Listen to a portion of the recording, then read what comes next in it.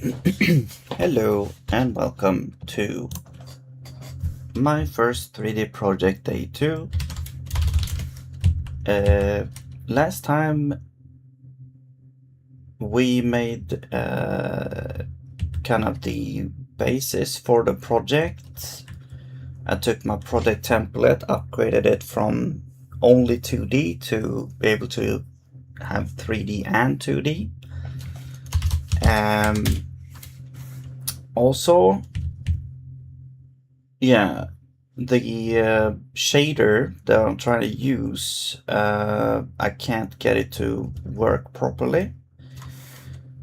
So I'm gonna double check everything here. It really feels like it's not like applied or something. So let me go to draw. Because what's happening here, we begin the shader mode here. And we set a thing. We draw. Well, okay. Actually, I'm pretty sure the shader is applied because when we change the ambient value, it actually changed how the thing is rendered. So, oh, right. I also did, okay, so, oh yeah. So I did like between streams here, I did like a little upgrade or a little change in how I kind of create components. So, although I'm pretty sure this light is not actually a component, it is actually like one of these special case things. So I need to add that over here. So basically, how I do it now is that the list of, so I have this kind of config thing which has like all components, and the way you would now, like, let's say, okay, I need to add light here as well. So light is gonna be, well, okay, we don't have this type. I'm just gonna have to import it.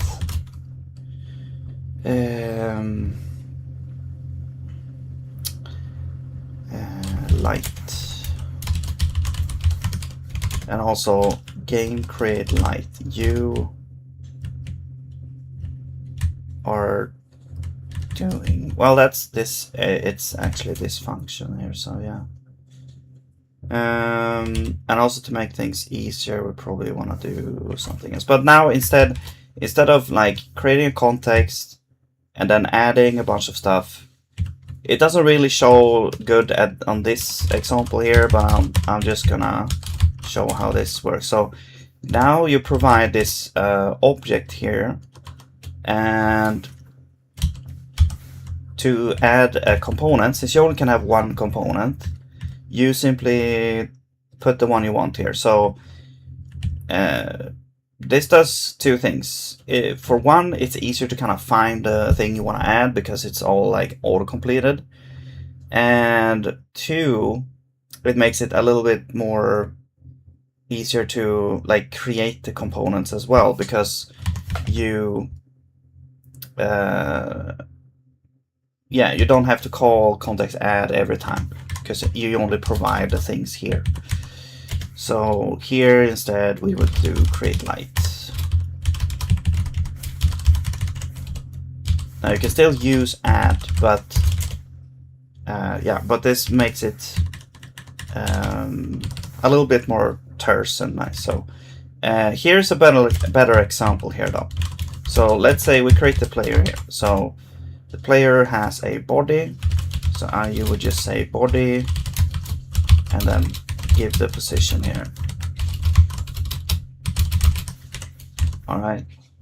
And then now the thing is here though, we also set gravity factor.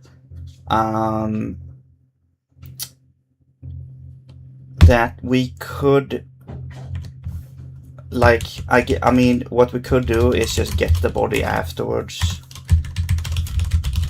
That is always an option. So you get the body and then you do that afterwards. Now we also want a controllable, so control. But the initial, if you don't need any special things like this, the initial kind of the most kind of basic stuff you could do pretty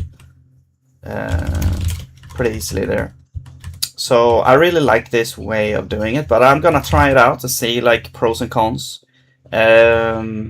Of course, in the ECS library that I'm using, you can add something. You can add whatever you want. It doesn't have to be these structs that I have in my component list. Like you can add a number, like a U size or a F32, as a component if you want. It's not going to be, I guess, super useful maybe, but you know. The way I'm like structuring it, I'm trying to make it easier to kind of. I'm trying to like. How I would describe is removing friction from creating new components and also creating entities, just to make it less involved to do that.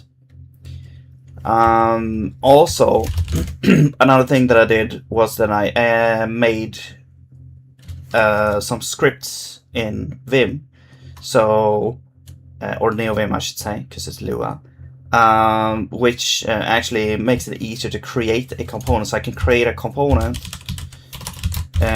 or a system, and then I'll provide the kebab case version of the name. So let's say I want to create a component called I don't know, light, point light, for example. Then it will create the component in my components directory. It will add it to the component list here, so that we can access it from everywhere. And then it also, let's see, it also adds it to this list here. So we have this point light here now that we can like initialize as any other component here. So yeah. Although I'm not gonna use it, so I'll just remove it. And then I did the same for system. So just to make it a little bit easier, because one of the things. Hello, Penguin. Good day or morning or whatever it is. One of the things that I wanted to do is like reduce the amount of friction to create new components, because every time you want to do like a new project or think of a new like feature to add, it's always like the loop is kind of like, okay, what components do we need? What data do we need? What systems would we need? And could we somehow like, let's say you took like one concept and you wanted to generalize it. So you break out one of the things into its own component and system pair. Then it's gonna get, it's like it, but it's so much to do. Like you have to create a new file, you have to name it, you have to add it everywhere, you have to remember all these things, you have to do all these things. So this just makes it a lot easier to do there. So oh yeah, also I need to initialize this with a null. Okay. Oh, this one was actually not correct. Capture group incompatible types. Well, then you change it to an inline and it still works. There we go. Cool. But yeah, so if we run this, it's gonna be interesting also to see how this will work on the web actually. But yeah, as I said, the shader does like quote unquote work. I mean, it's being applied because the ambient light is changed.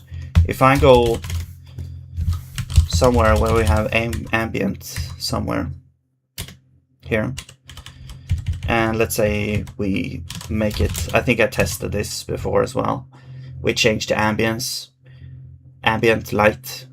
lighting, it's gonna change color. So it is applied, but the point light seems to not be working properly, and I'm not sure why. So that was where we got stuck last time, making this light actually work. So the position should be correct,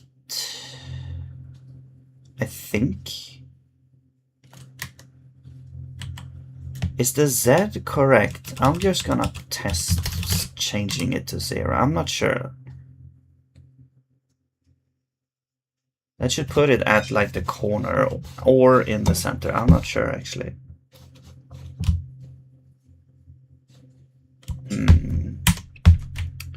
Let's put you there. Maybe that will be better. Because now you should be right in the center, right above this surface here. But no, that's not happening. Okay. And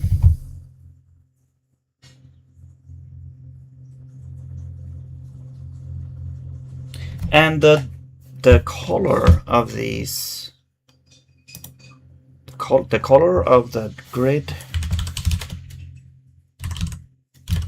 is white or gray, I guess.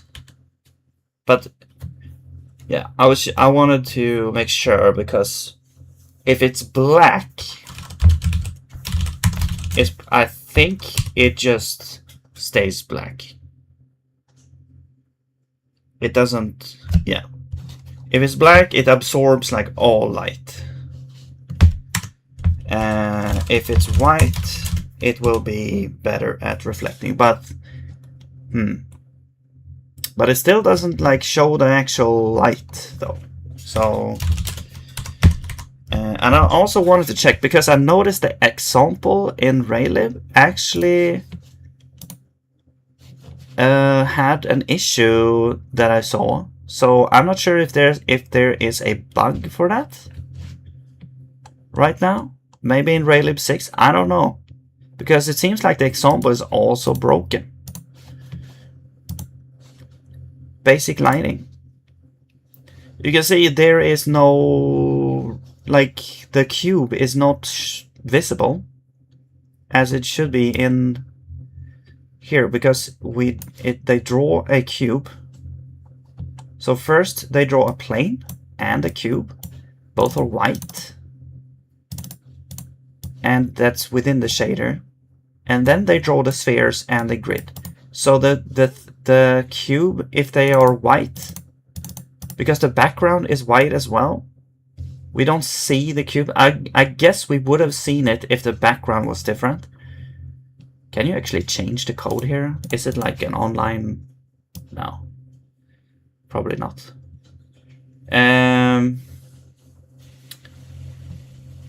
So yeah,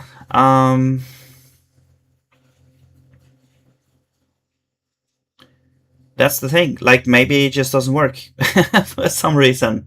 Something changed and it doesn't work. I'm gonna check if there are some issues here or something.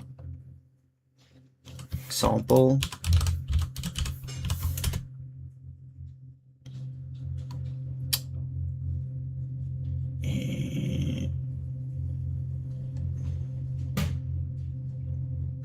I mean, we could also try to look at the shader and see what could be the issue as well. We could try to figure it out if we... The problem is there's a lot of like built-in stuff that I'm not like familiar with, so I mean, there could be an issue here.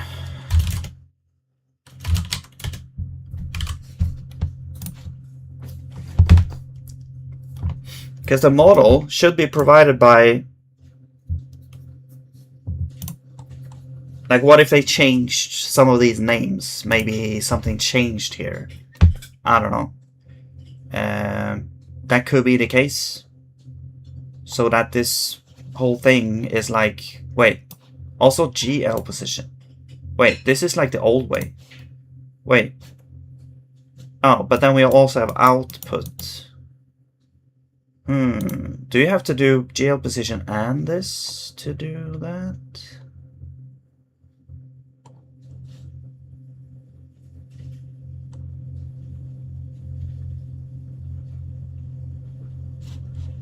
Now I'm curious. How many vector things? Here's another one. Yeah, you also set GL position, okay.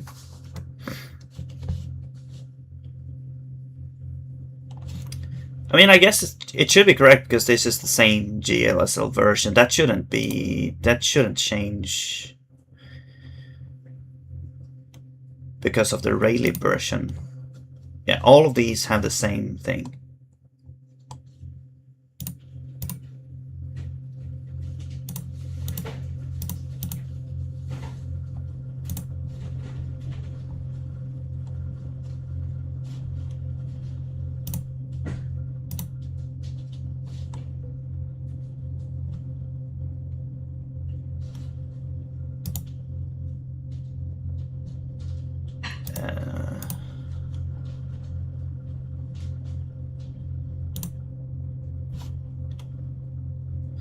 Math model.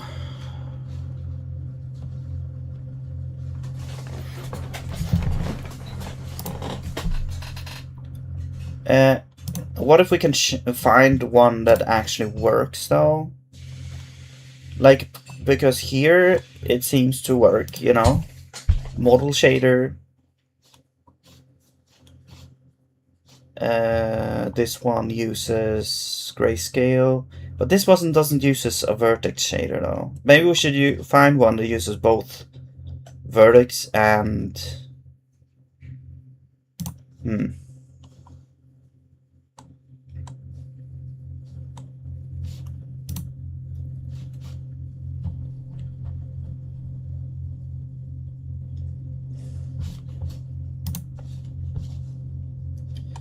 What are these stars? Complexity, okay. This one probably doesn't use vertex, right? Maybe, I don't know. It's just a bunch of fragment shaders.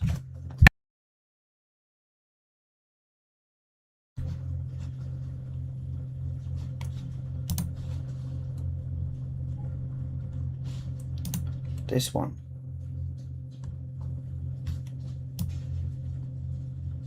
No? It's just the ones that had lighting, but this one almost looks like it has lighting. Yeah, it even...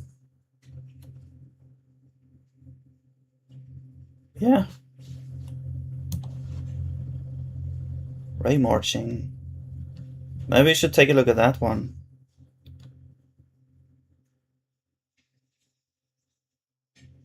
Wait. Defining 0 for vertex shader forces use of internal default vertex shader.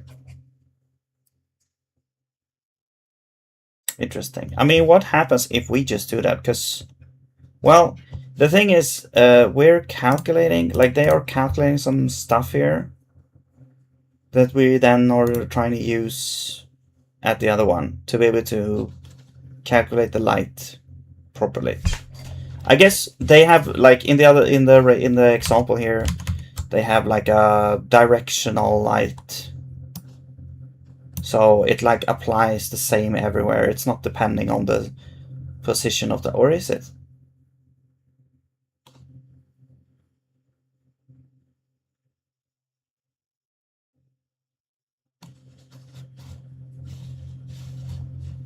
Okay, I'm not sure if yeah, okay. I think that I had like an optical illusion where I thought I saw a sun, but I didn't. It was just a, yeah, the reflection on the plane. But it seems to be positional. Maybe it is directional. It just looks positional because of the reflection on the plane or something. I don't know. Okay. Do we have any other lighting things? Fog rendering.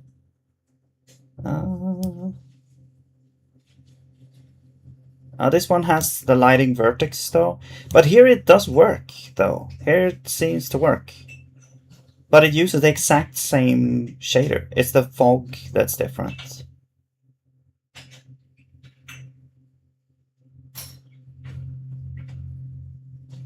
But here it's also setting the matrix model. Should we also do that? Because, yeah, okay, let's try that. Maybe that will... I don't know if that is how you are supposed to do it. Like you have these built-in things that you have to set. So where would that be? Somewhere we set the view position. Yeah.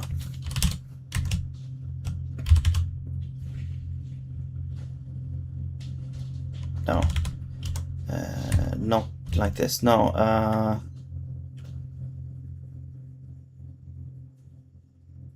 What was it?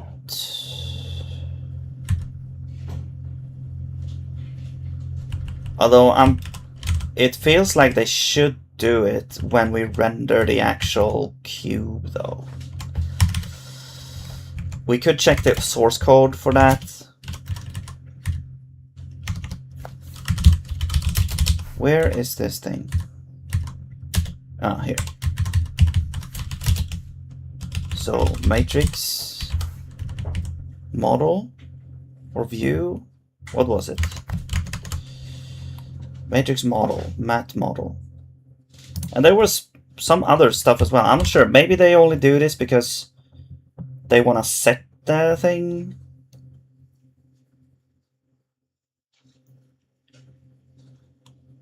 Matrix model. Yeah, so here they actually set that.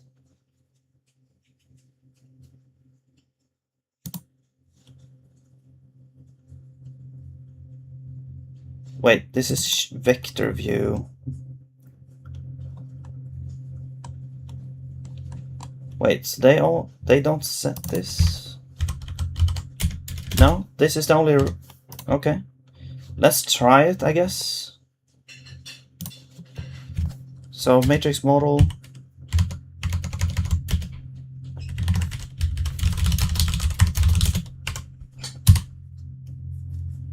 If this changes anything. No.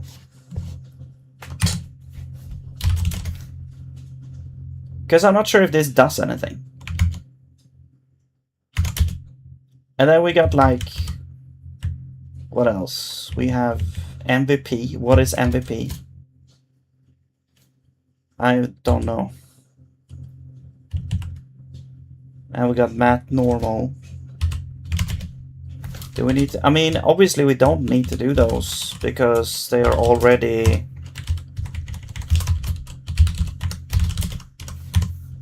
I'm gonna guess they are already set by raylib.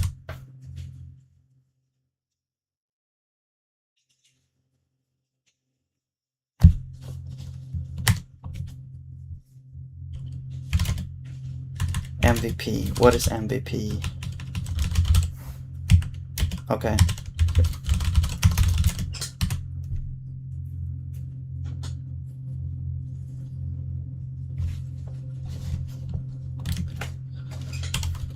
No. Okay. So what did I want to do? Let's check out... We want to find like draw cube.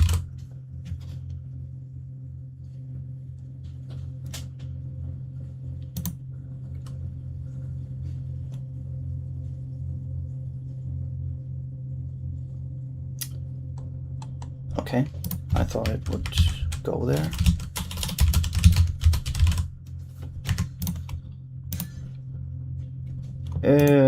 Push matrix. That is going to do a bunch of stuff to GL push matrix.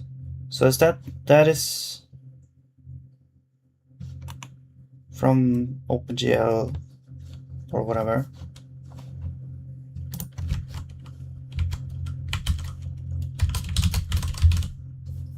Now, do you have matrix model in here somewhere? No? Oops, I spelled it wrong. You do have that.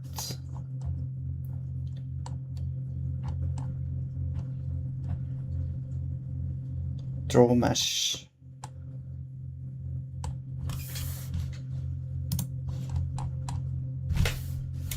Okay, draw cube.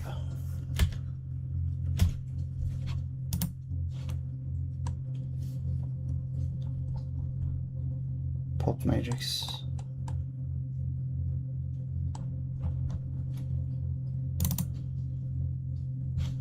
That just does that. You do that. Okay, so wait, so is draw cube, is that even affected by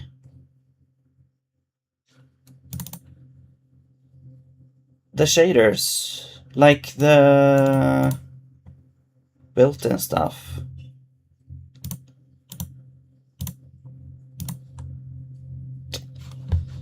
Or is it like matte color, matte whatever? Is that part of like a shader convention? Like a OpenGL convention or something?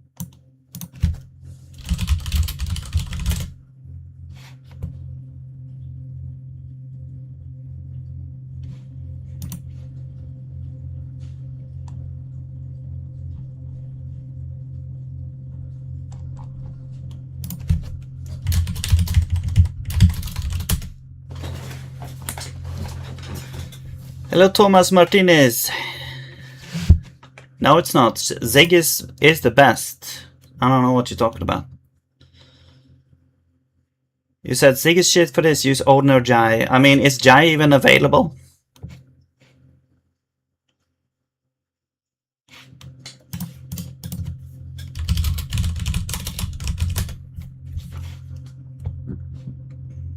No.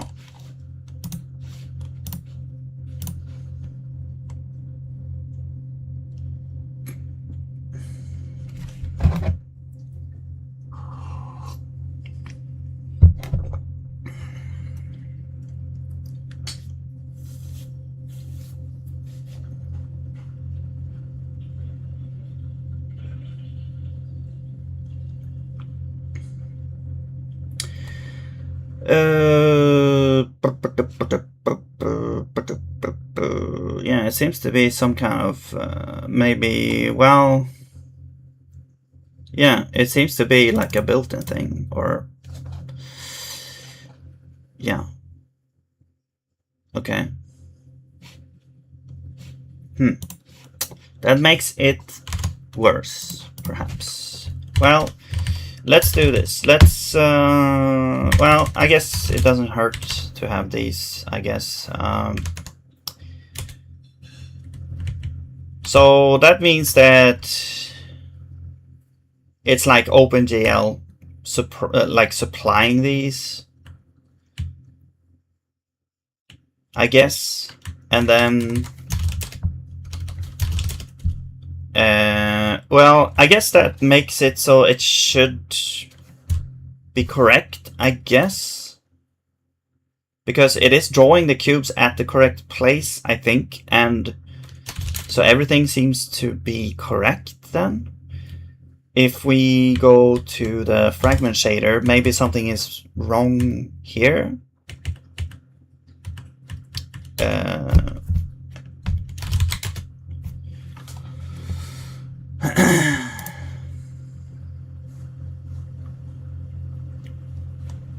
Because this is just copied directly from the Raylib examples, and the Raylib example does not work.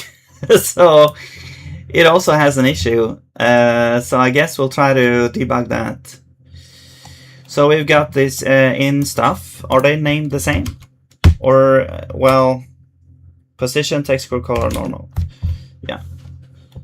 And then we got these things, texture, diffuse. I'm pretty sure those work. And then we have the output final color, which is correct because we can't change it. We have a bunch of defines. Now I guess these work because we don't get a compiler error. I think, actually, yeah. And then we have this struct thing. And we've got a bunch of these lights that we set from outside. We also have ambient and view pose position. Those we also set from outside. We have... and also, like, if you try to set something that doesn't exist, it should be like some kind of log error, right? So I don't think that's the issue. Let's just check everything happening in here. Hello, Suncoast. Good morning. What's up? What's up? What version of Zig are you on? I'm on version 0.16. Latest non-master version.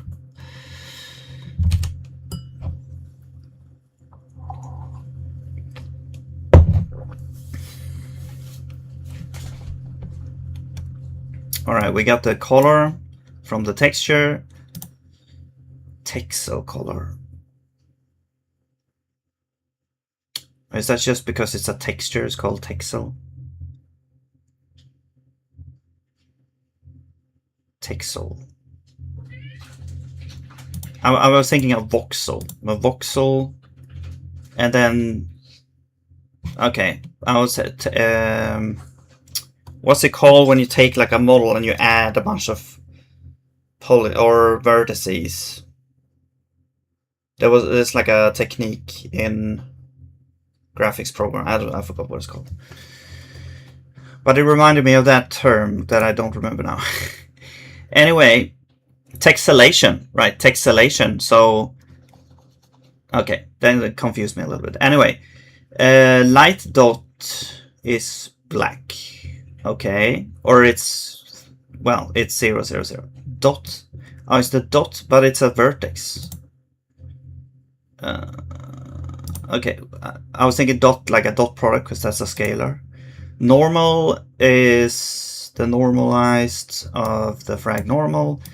View D is delta of frag position to view position. Okay.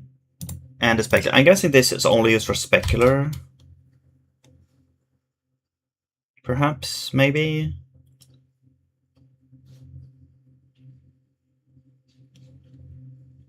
What if we just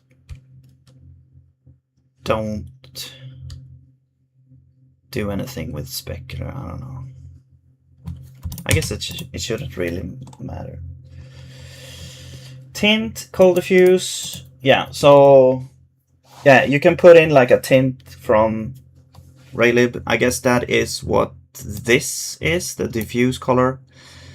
And then we have the frag color, which is from, I guess that comes from the vertex shader. I think, yeah, I don't know.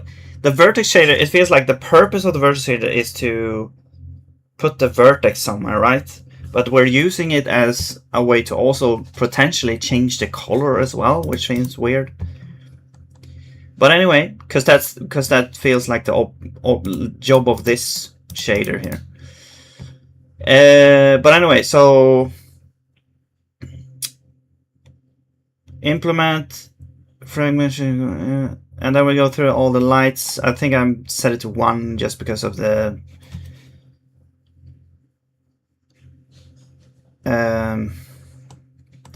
test here. So enable is 1, then we have a light 0, 0, 0. We check the thing. It should be a point light. We will set it to frag to the position, normalize it.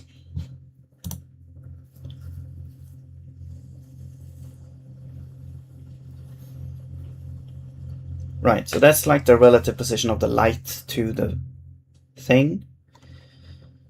And n.l normal.light, okay, and max 0. All right, makes sense. So if the normal, but normal on the light, does it matter which way this is? If we change it from this to the other way, because that makes like more intuitive sense to me personally, like having light here and then normal. I don't know. Then we have light dot plus equals light color RGB times this, right? Yes. And that should be red that we put in there.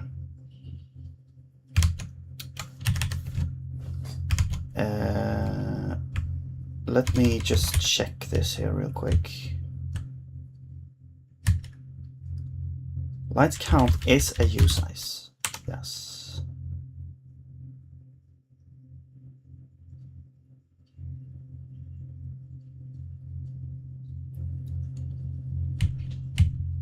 Color. And then the color is a vec4. Yeah. And I think I also double checked that this actually became a correct color as well. I mean, unless the... No, I'm pretty sure alpha is at the end.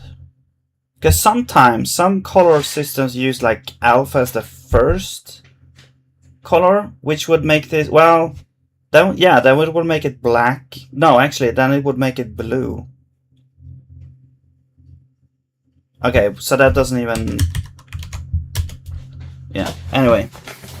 Because then the first would be alpha, because that's red otherwise, so it would be 255 there, and then 00, 255, which will make that the blue part. And otherwise it will be red. So it will either be red or blue. If it was working at all. So, so the dot is added here. Okay. Question is this even happening at all? And then we have the specular thing. I'm gonna ignore that for now. So we have final color, texture color, times some kind of thing here. The specular is actually times by the light dot. Interesting, because in the other example they add it. Because now if it's not specular, it's gonna be black. Huh.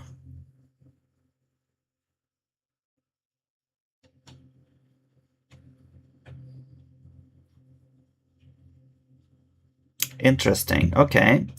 And then texture color times ambient.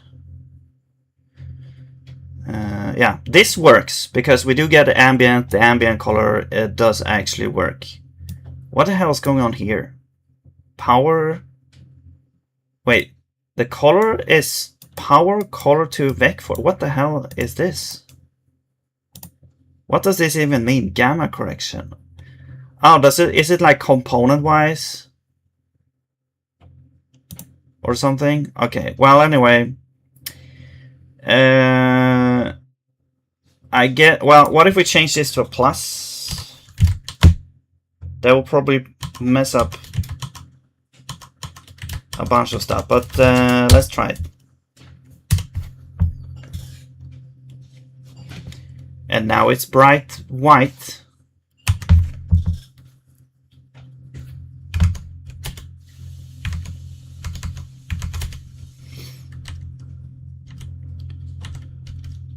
Where is the thing?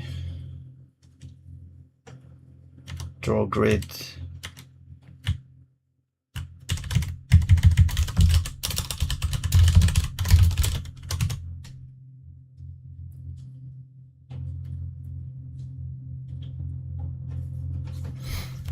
Okay, that clearly did not do it.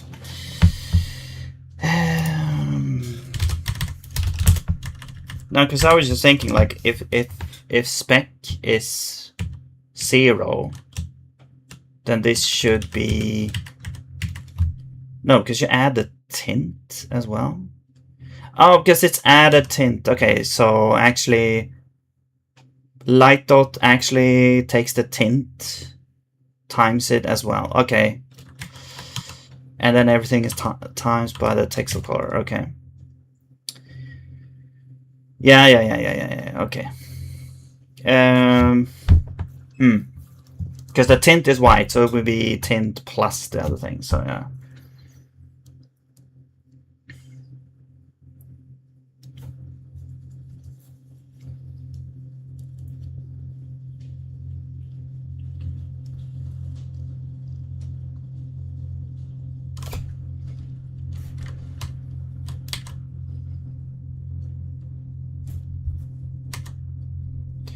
Light color times the dot.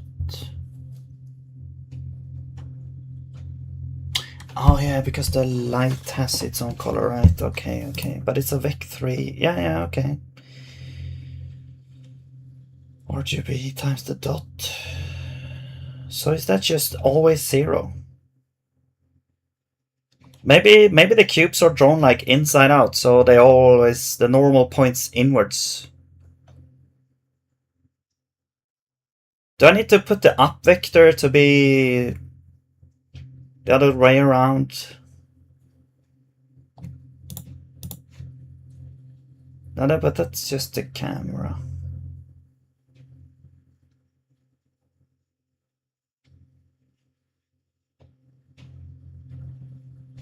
I mean, what if we do...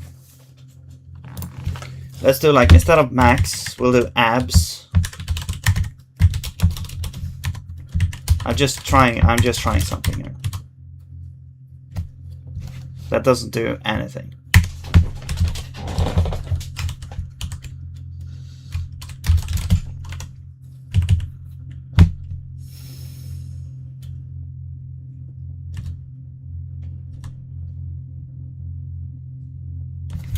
And if we just set this to be 1,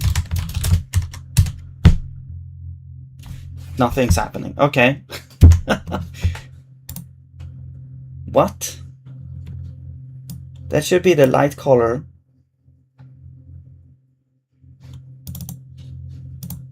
Plus equal, but it stopped at 0, yeah.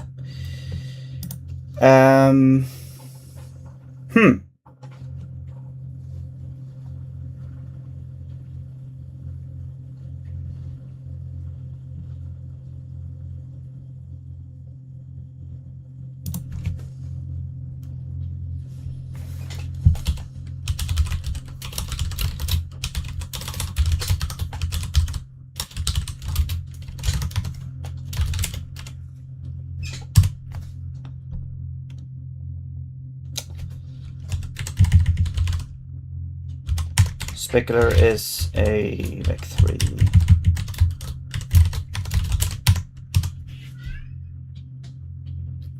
No? What?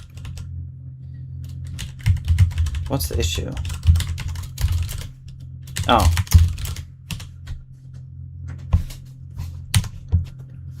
I'm just checking if specular is negative, that could, like, do stuff here.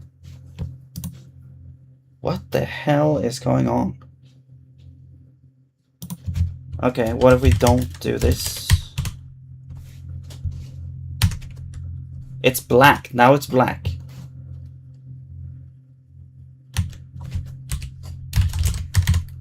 What?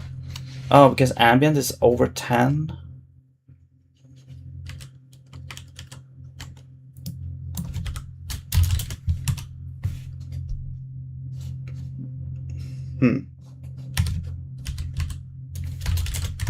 Okay, well, I just wanted to remove any other issues. So obviously this is still 0.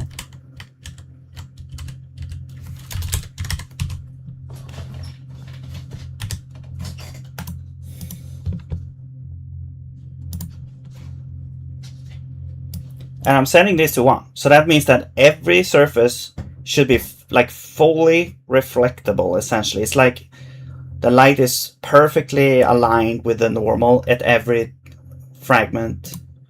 So something seems wrong somewhere here.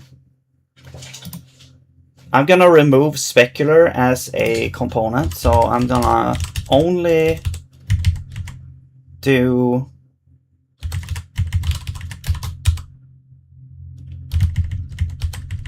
the dots. Also, why is there a thing there? No. Okay.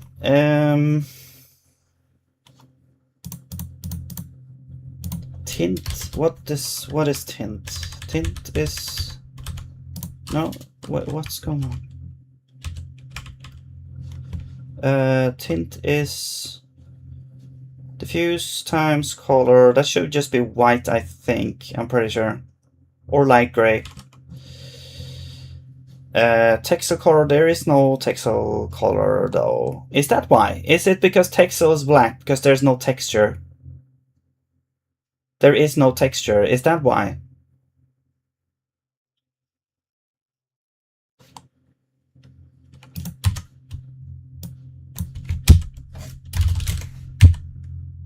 No, because this is positive. Or maybe this makes it... No, because they have... Yeah, what the hell? Okay, I'm getting more confused the more I like strip away. What the hell?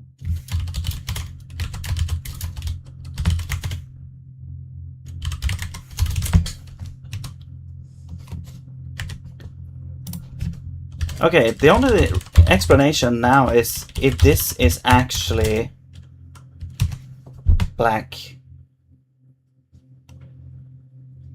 Light, let's take 0 then, because I know that one is initialized.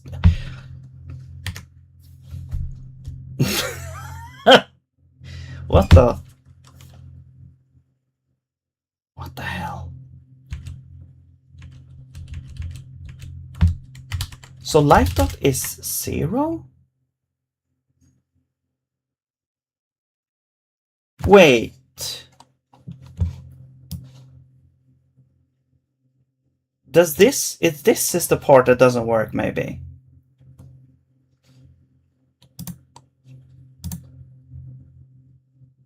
Oh yes, plus equals because we loop, right? I just realized that. Yeah.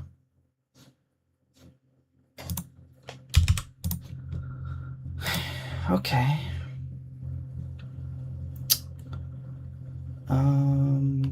Also, this, instead of this being a define, it could just be a uniform that we supplied. It could be a dynamic, actually.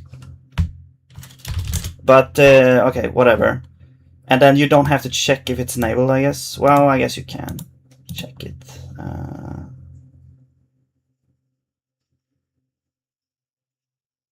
Can you step through the code as it runs? I'm not sure if you can. It's a shader, so I actually don't know if you can debug a shader.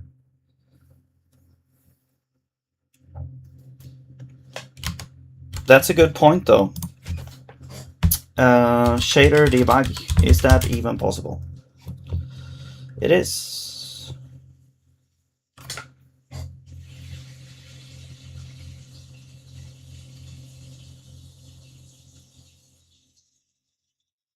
Well, I think we're... I think this might be the cause. I'm gonna do this and see.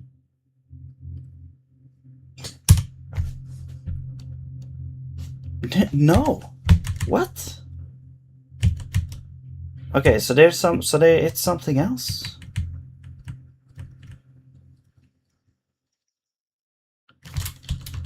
Or wait, no, if we set this to 1,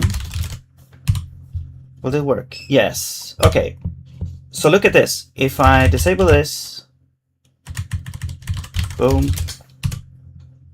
Yeah, so obviously this is not 1 for some reason. I'm gonna double check the code here.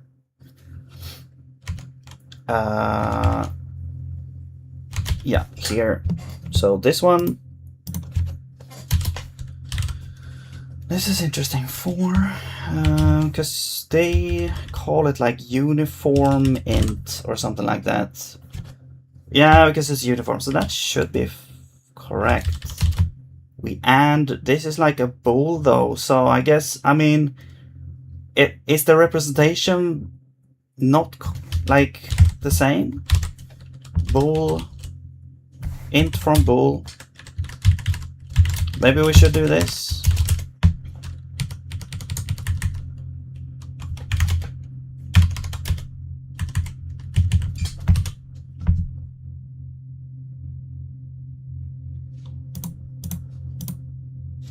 No? Okay.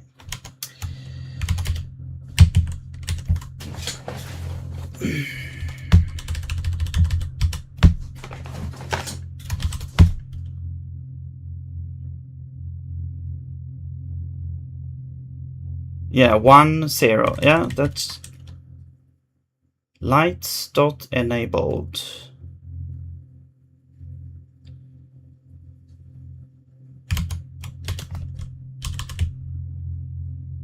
Int.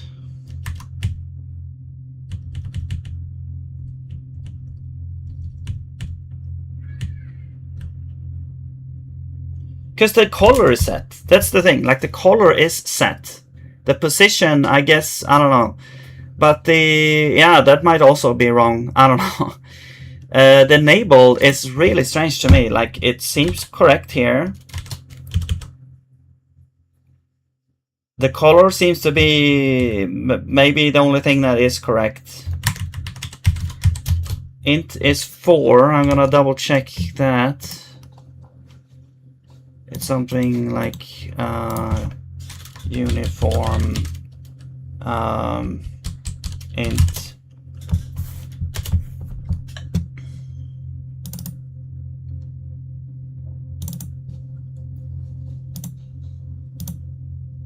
Now search.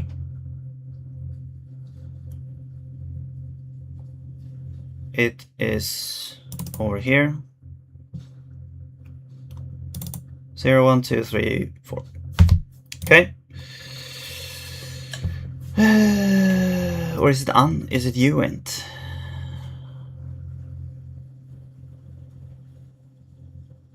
No, it's just int.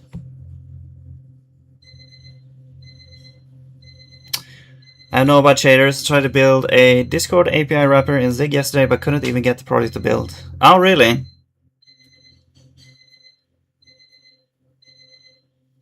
I can help you out if you want.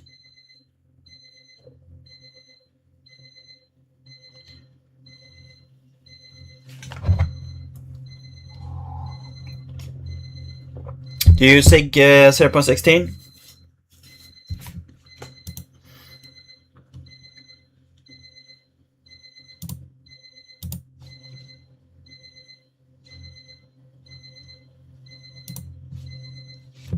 Okay, well then let's try this. Let's see if it actually is. Well, self-enabled is true, and when we create the light, the enable is true, and we do the update here, and then we never call update again. So it should be true.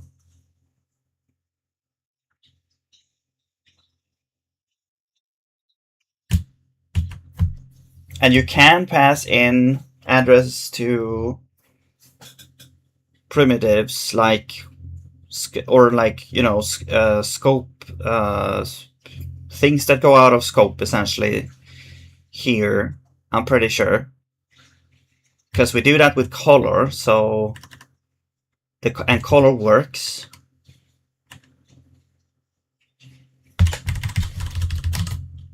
And these are that should work.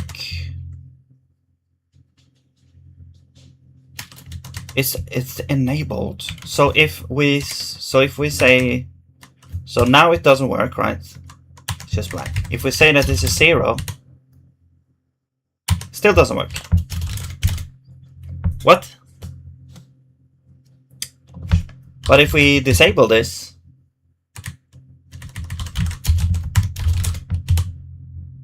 it works.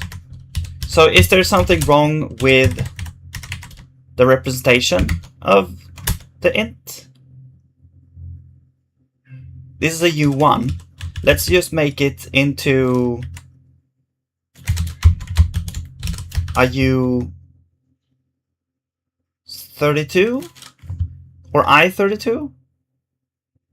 I mean, I think it should be the same thing though. Sort of. Well, let's just see if we cast it as an I32. Does that do anything? Hello, Rupert. You're 34. Okay. Okay, and now it works. So we had to cast it to I32, and then it works.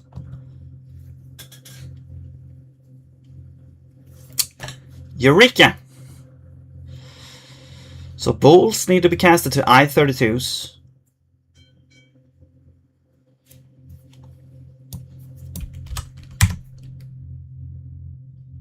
I wonder if you could skip the bool part. Anyway, okay, we're past that. Great. Now let's remove this and hope that it works. No. Okay.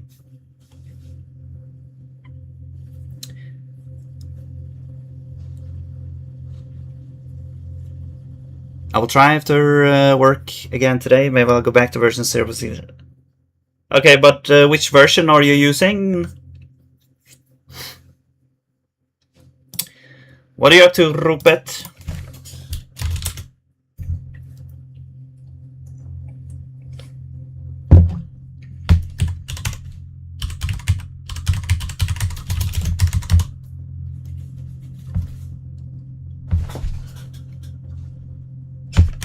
Oh. No, doesn't work. Okay. Still need to figure this out here. I'm just gonna remove this as well. Wait, what? Wait, now it doesn't work? What the hell? Oh yeah, because we changed this.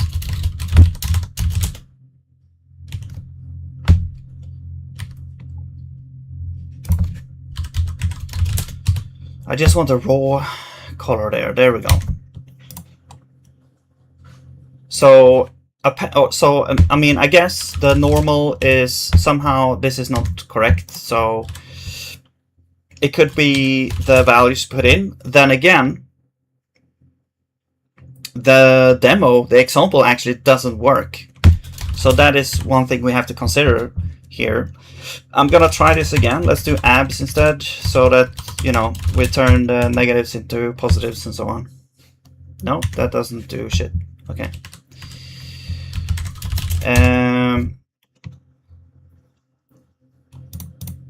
I mean, it could be... What is the normal, actually? Is normalized frag normal?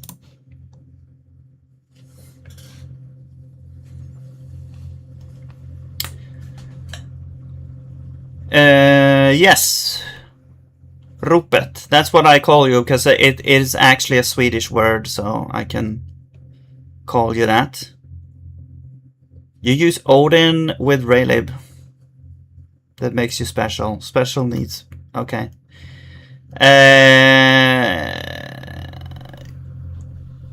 Right.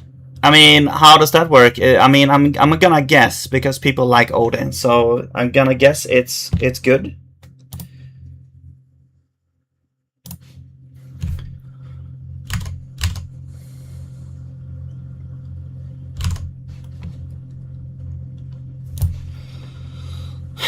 What the hell is going on? So I'm texel color.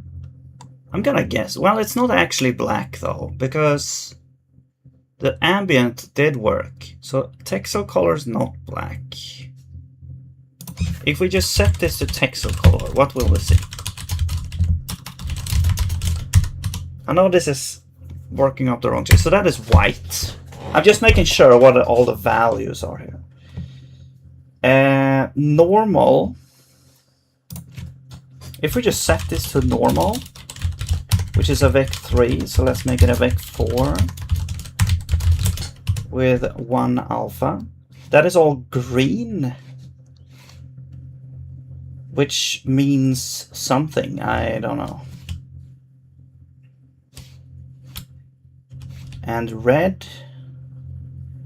Also, isn't this like a 3D normal? And here's the billboard. Maybe I should disable that, actually. I don't know. And on this side, it's black. What?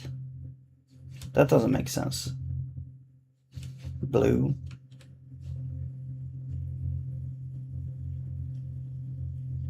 What? How is the normal black? Or maybe, or wait, the normal is, hang on, it's not like a encoded normal. I think it's just a, no, what the hell, why is it black? It's the vertex normal times the material normal.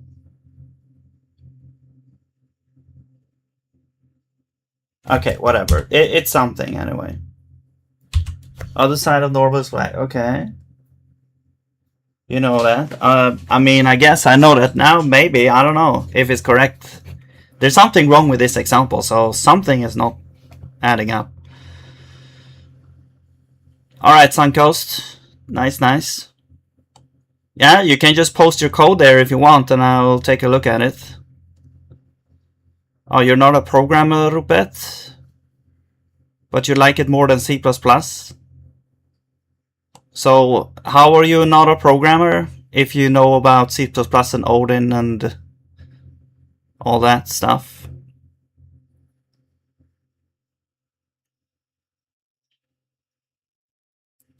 A hobbyist? I mean, you can still be a programmer. You don't have to be a professional. I started out being self-taught.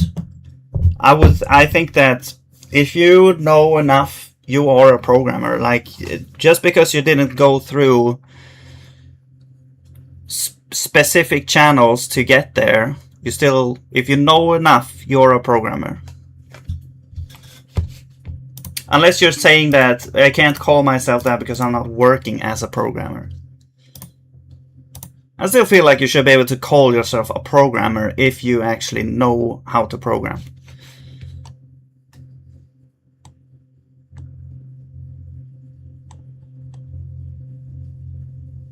Hello, Subadara. What's up? What's up? I'm doing fine. How are you? What's the issue? So the issue is I took... Okay, let me show here. There's a Raylib examples. I'm trying to get shaders in my 3D Raylib project. And I was looking at this example here, which looked exactly what I wanted to have. Like the lights around the thing. But if you go into the example, do you notice something weird here? We see a bunch of balls, but we don't see the things that they are supposed to light up. So there's something wrong with this example. Right? And WebGL? Well, maybe. I mean, I can actually, maybe we can look at the thing. What the hell is this? Butte? Okay, there's actually a compilation error, but I don't get those errors though, so that's... Okay. Okay, so maybe there is nothing wrong with the actual code. It's just maybe the data that I send in. And that's what I'm trying to figure out. So yeah, so maybe there is something wrong with the thing. So I'm trying to look at all these data points and see if there is something there. I'm gonna look at view position, maybe view, but this is only used for specular, so it's not actually an issue. We know that the light color is correct. This normal, I guess, is correct, perhaps. The texel color is white. So all the inputs seem correct, I guess. I guess we could look at view D as well, I don't know. It should depend on the view position. Oh, this is all black. Yeah. Or, well, not here. What the hell?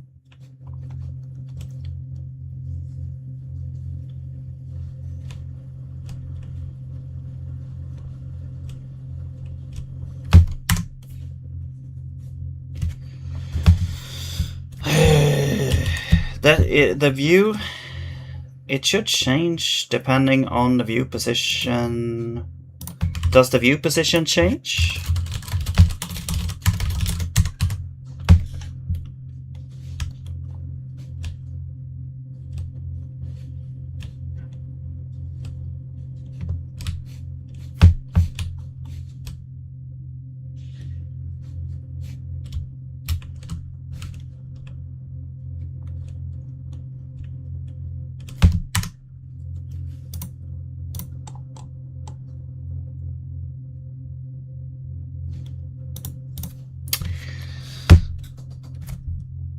Well, again, this is only for the specular, so I don't really care about that. But that's interesting. That tells me that the normals might be wrong, but they seem to be sort of correct. I don't know. I don't know if they are correct, actually. This is green. Green means X. That seems wrong, right? It should be Y, right? Isn't that the case? Or am I crazy? Because the normal is pointing up, right?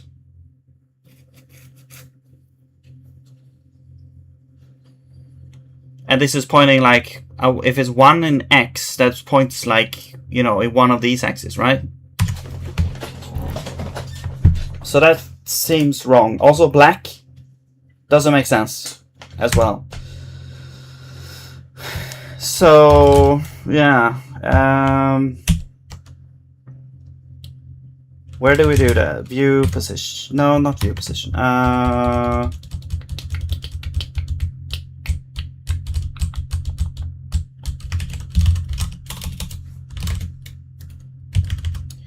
So this takes matte, normal, vertex, normal. These are like inputs that come from zig+raylib or something.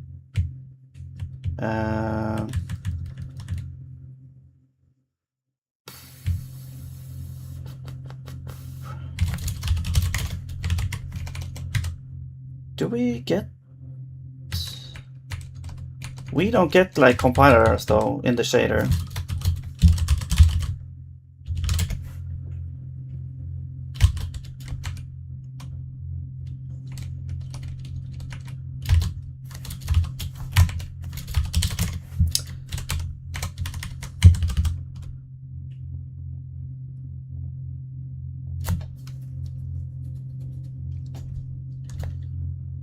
Vertex position normal.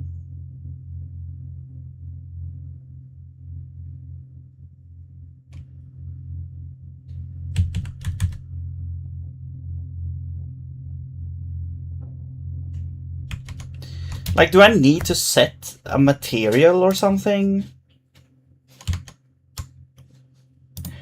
Because obviously they don't do it here, but here is also Or do they? There's an actual compiler error here. Ambient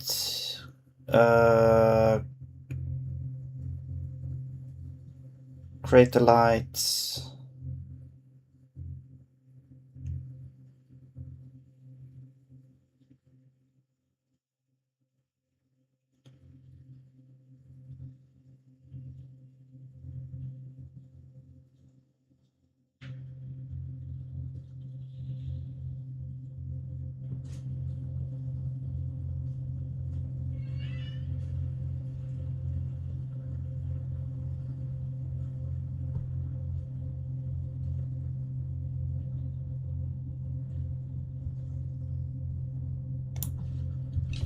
It's black because it's below 0. Oh, thank you for that insight. Yes. Okay, so what if we abs it? I mean, I know that's. I should probably do like. The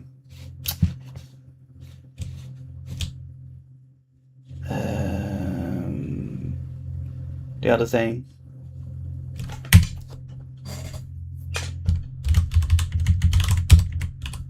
Because normal is normalized, yes. So if we do like plus or times 2, no wait, it's negative, but it's normal. Yeah, it's normal.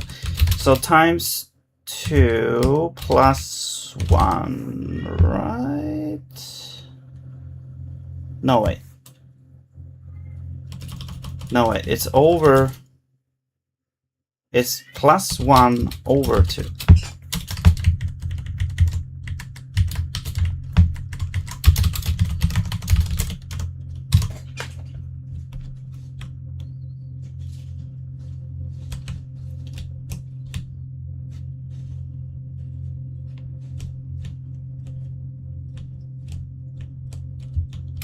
So now it's like if it's dark green, it means it's in the negative. It's light. Or if it's very green, it means it's. But wait. No, if it's green, it means it's. Whereas if it's lacking green, it's in the other thing. Direction.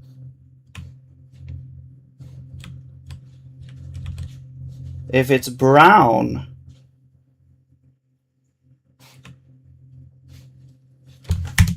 something is wrong. I don't know. All right, so I don't know. They have different normals, but it seems that it's kind of weird because it's green, so it's pointing in the wrong direction. I don't know why.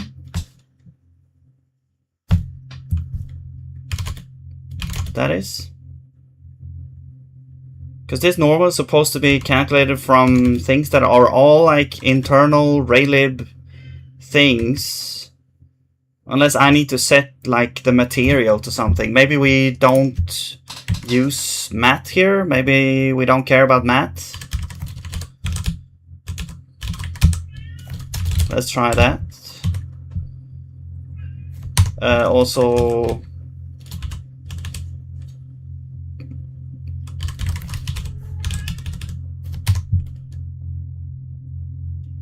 I have no idea.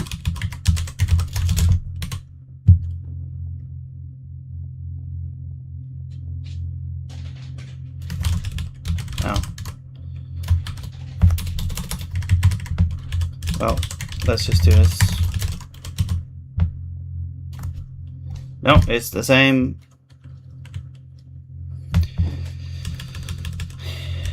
Also, this is probably the same thing. There we go. Vertex normal, normalized. I don't know, man. It's weird.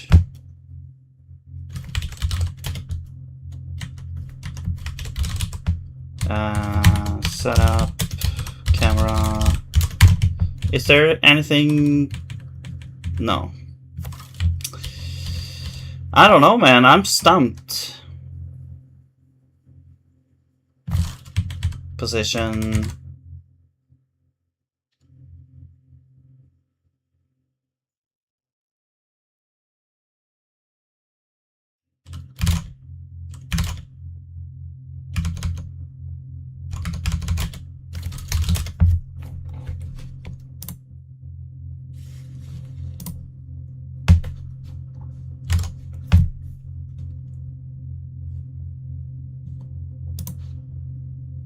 But that does mean that if we go to other sides, we should see a color. Like if we do this, we should see a color on one of the other sides. Because then the normal is different. Not this one, I guess. Okay, you know what? I'm gonna remove this draw background thing. I don't need this. I don't need this in my life.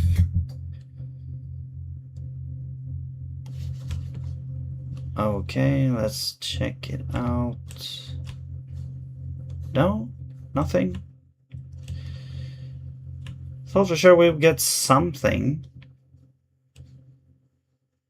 Because the normal is set to something, so I don't know. Well, I guess it checks the position. Is it if the light position is actually not correct? Let's do lights position.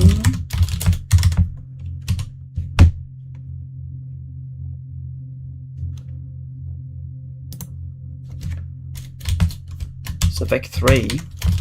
What's the issue? Oh, the eye.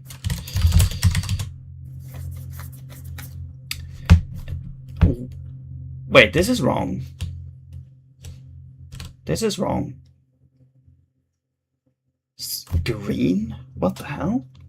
Doesn't that mean X? It should be Y. It should be like up Y. It's 0.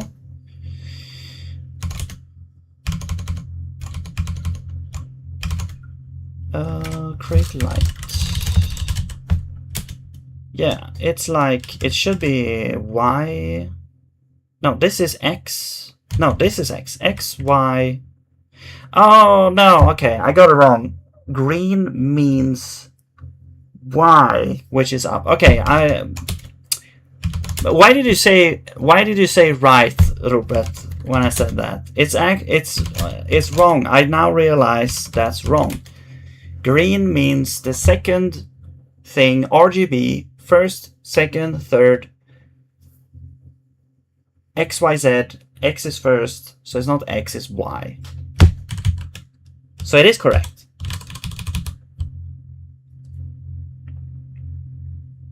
You never said that. You said, okay. Yeah, you never said, you said yeah, and I thought you said yeah to my statement. But okay, it is correct. But why is it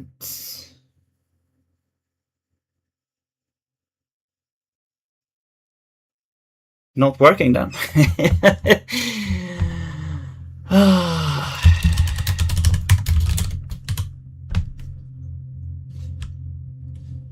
You know?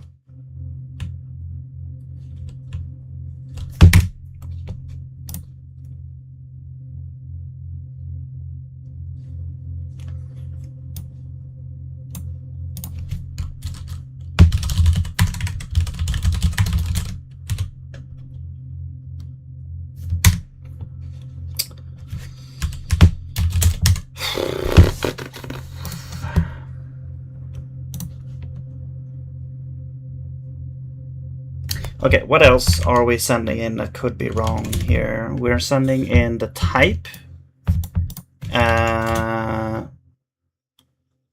That is, well, okay, the type is an int, so maybe we need to, and this int type is, I think it's a U32. Let's cast it to an I32 just in case.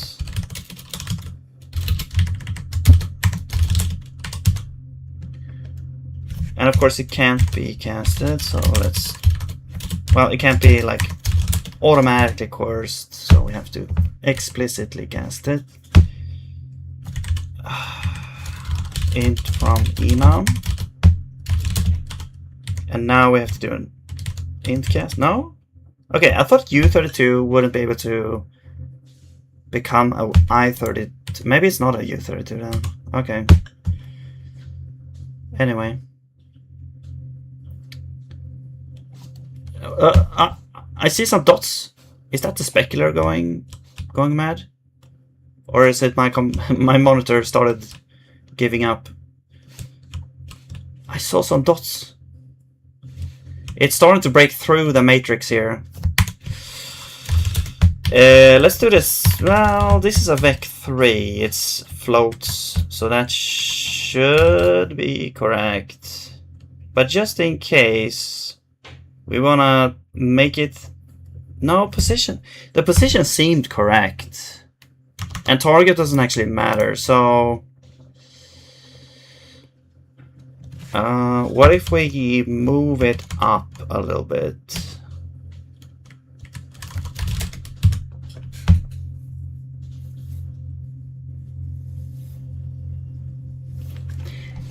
Okay! Now we're getting somewhere, okay. I didn't think it would be over here, though. Oh, okay, I see. The grid is actually like... You know, it's not centered. It's like... But yeah, oh my god, finally. We have light. What do you say? Yeah, then there was light. Nice. Alright. Let's go up a little bit more, I guess. With the light.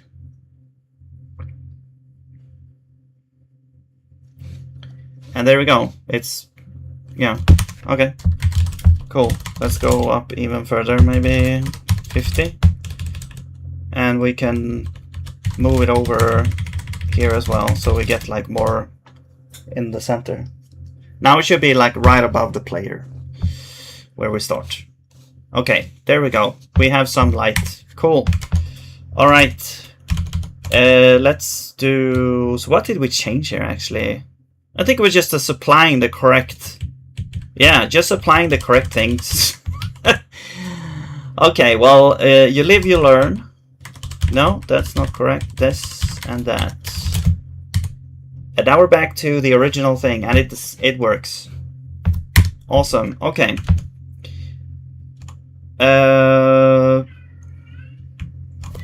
Okay. So let's enable gravity.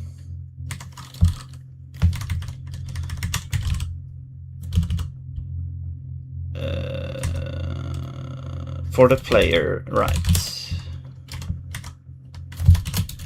Player. Oh.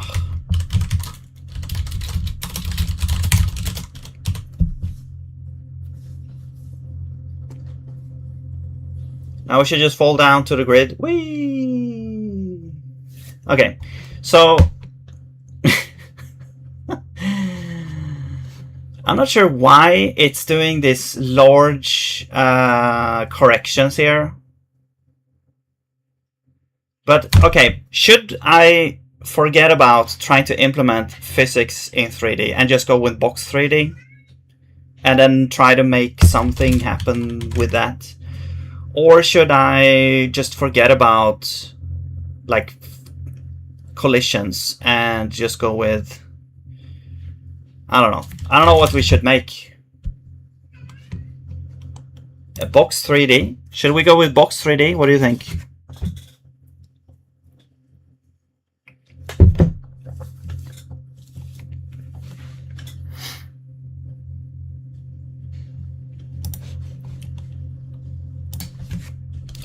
The thing is, it's in C, I think, at least. Or C++, maybe. C. Okay. So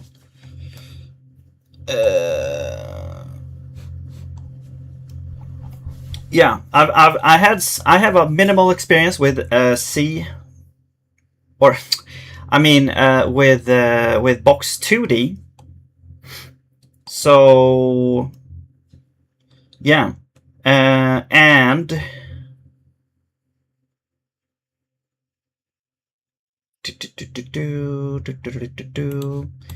let's see. So the thing is, we kind of have to like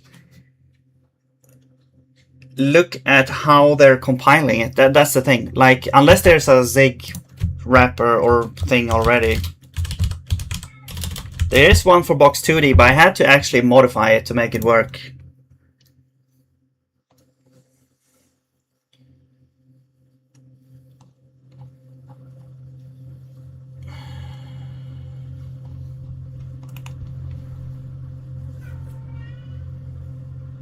Hang on a second.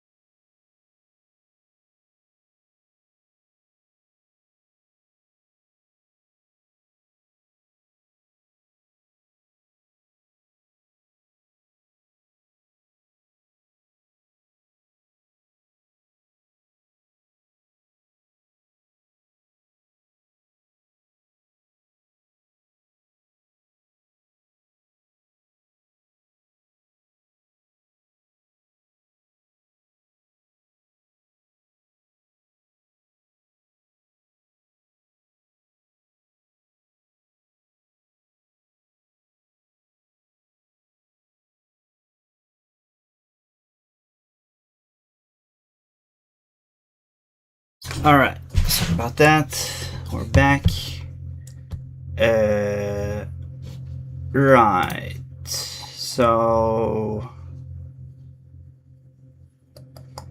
yeah, so here's the wrapper for Box 2D, and as you can see, it's really only...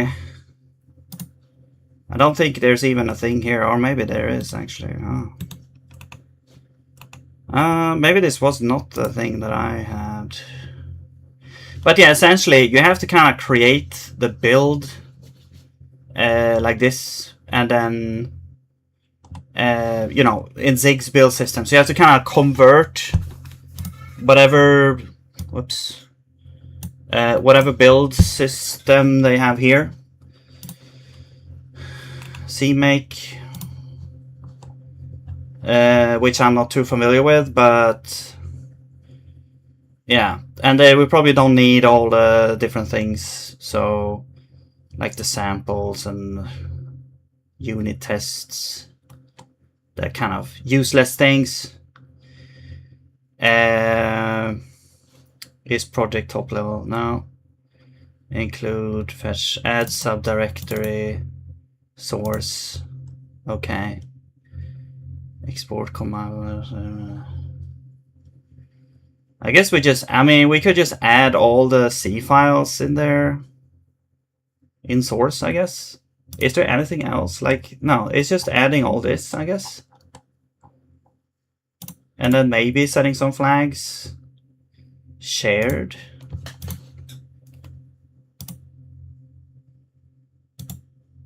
And then this is like how you would import it. I guess you include this and you get it. You get everything. Also, we can see that we need, I guess this is the standard libc, which is very common. So I guess we need like source and share, right? Maybe. I'm not sure if we need shared. Human.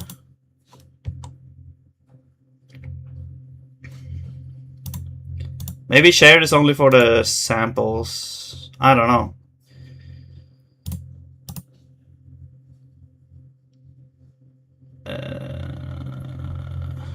Build presets.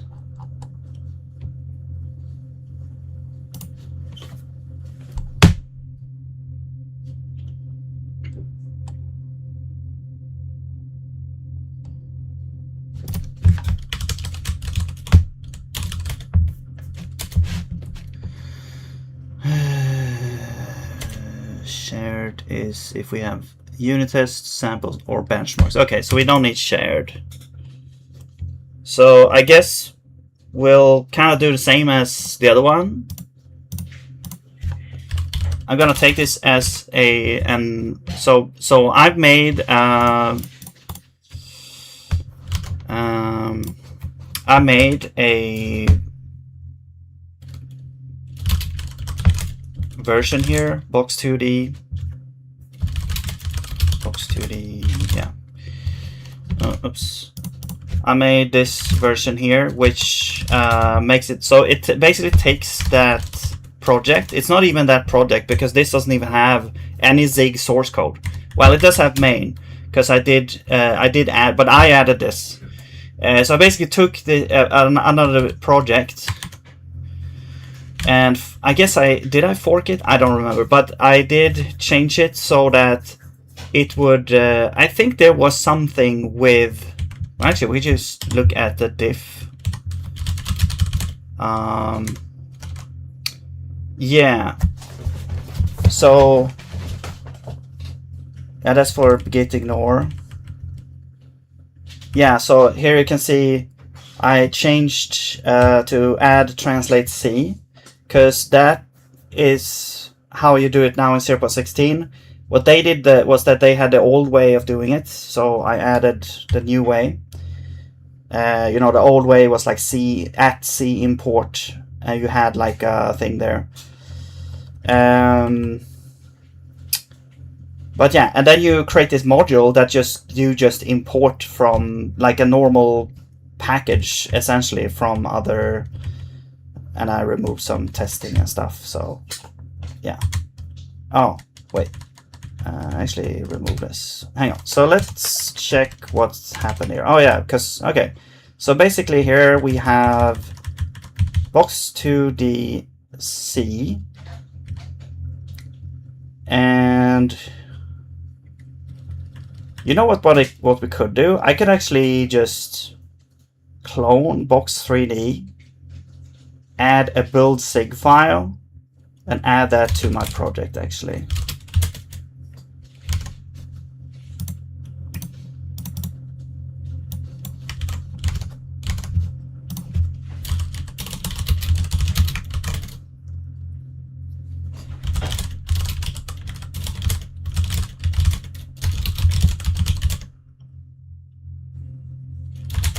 Actually, zig init. You know what? Zig init.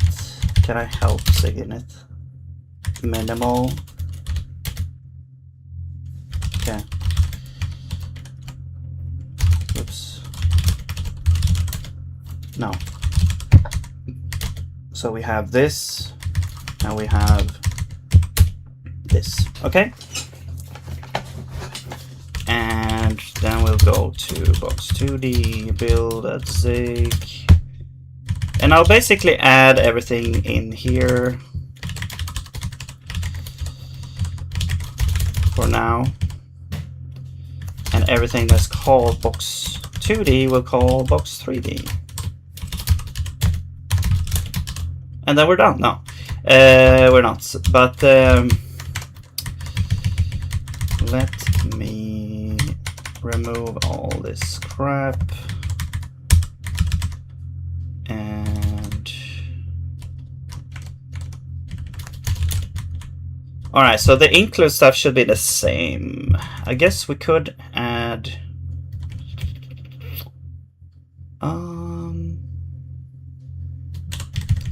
this could just be include slash box3d, I guess, maybe.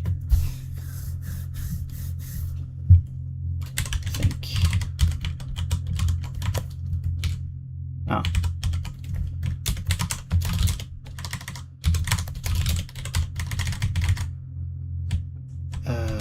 Wait, so, but... Right, okay. But these includes should work, because now it's relative to this one, right? Or do we have to add... I guess we'll find out. Okay. So, the source files are different then. I'm not sure about this one also. The SGNU 17. I don't know.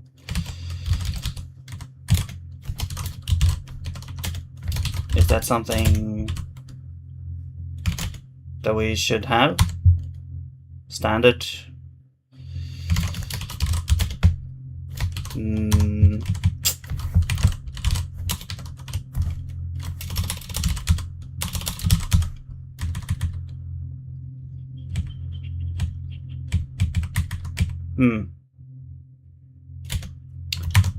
I don't know. I guess we could disable it maybe for now, perhaps. I'm not sure. Then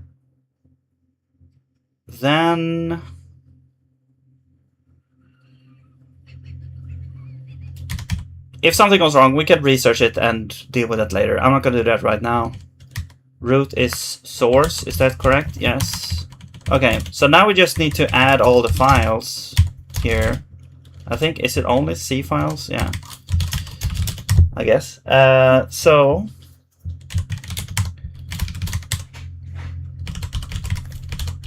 let's go into source and copy all this crap, put it here, and we'll add a little thing, and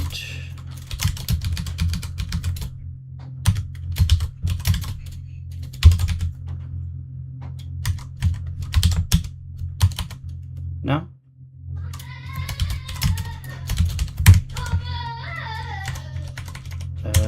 Let's see. Boom, boom, boom, boom. Why can't I do the macro? I'm confused. Macro, append, exit macro, select, execute macro. There we go. Okay. Not sure what happened there. Well, we need more things. These need to be strings.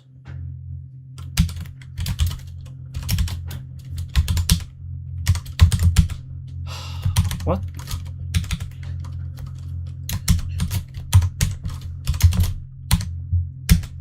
Why is that doing that?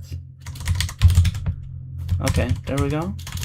And then basically anything that is not a C file, I guess we remove. So we'll do this. We'll do G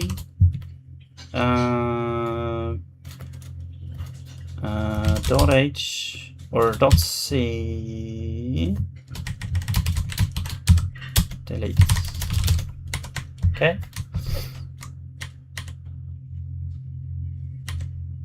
And I guess we'll just find out if this works or not.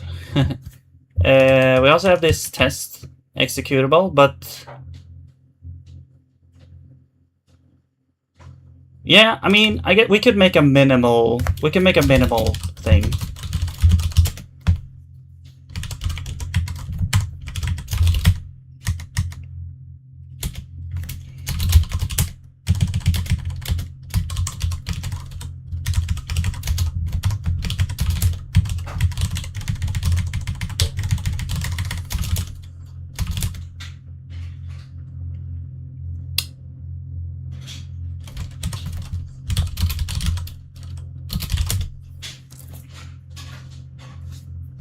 Okay.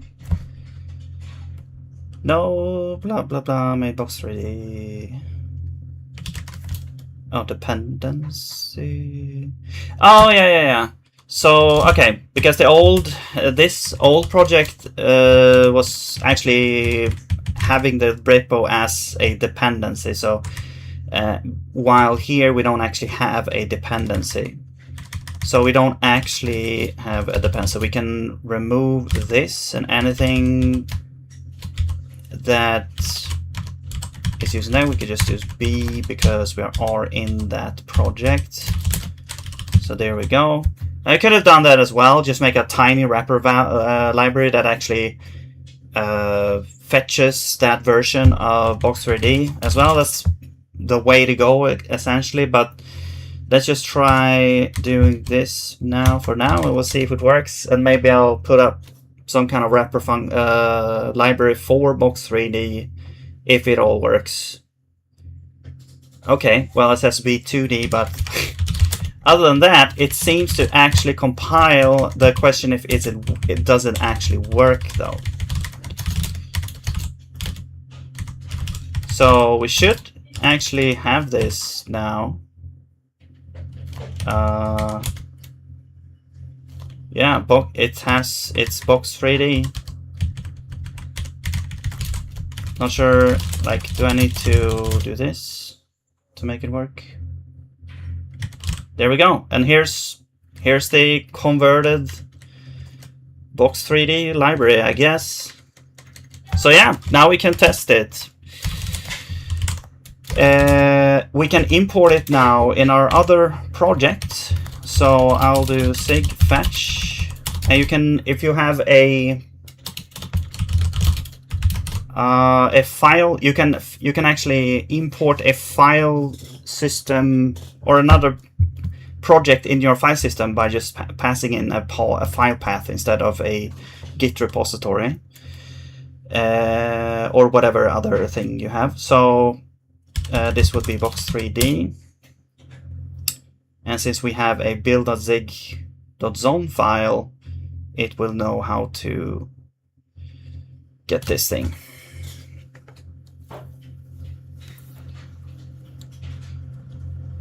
I wonder if it like gets the whole Git.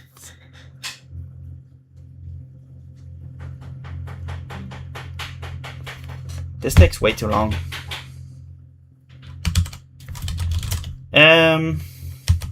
You know what? I'm gonna change this to not actually be from the yeah. I'm gonna change it to not be.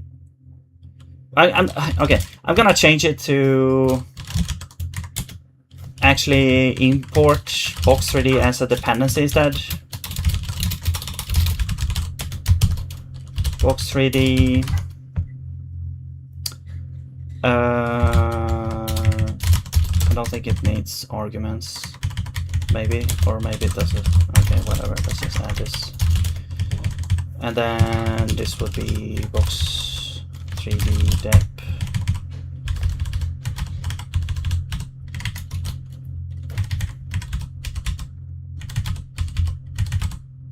No, that's not boxing data. Okay.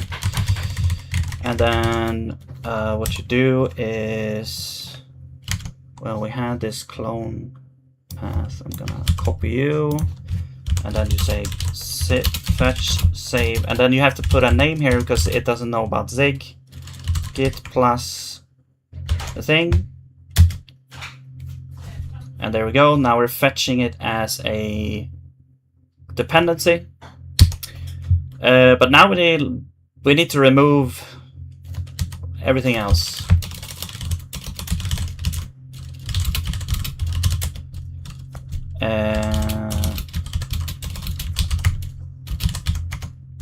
Well, not source. Well, whatever. We can add that back. I guess we can add.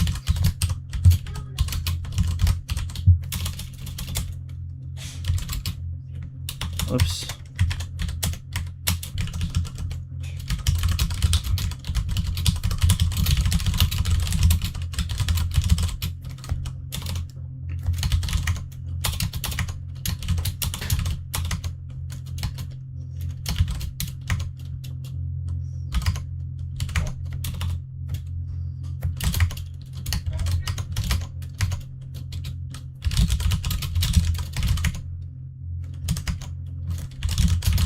There's probably a way better way to do this.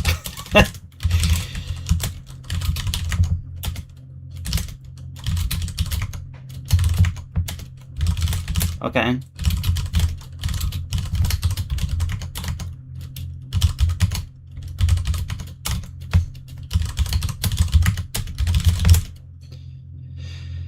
Okay. And then is there anything else?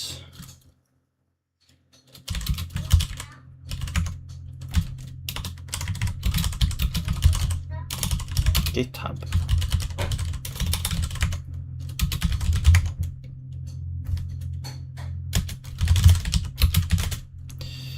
All right. And there's no Git. So, okay, there we go. Now, let's try build run again.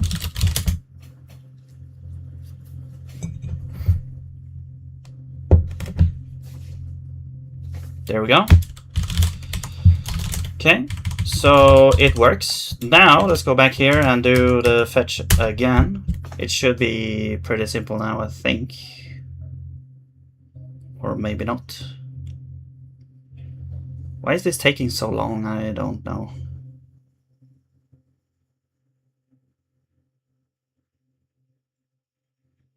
You know what? I'm just gonna remove zig cache, zig pkg, zig out.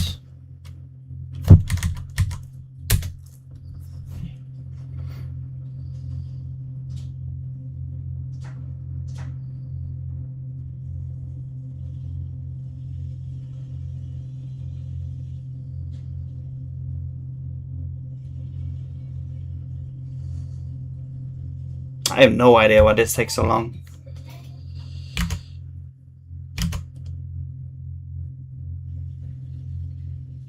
Okay, but in the meantime, I guess we could check out how to use Box3D. So,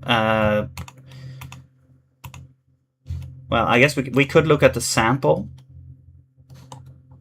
There's probably some kind of tutorial somewhere, maybe. Maybe not. The core library's no dependencies on C runtime and libm on Unix, giving linking it gives you this. I recommend using fetch content.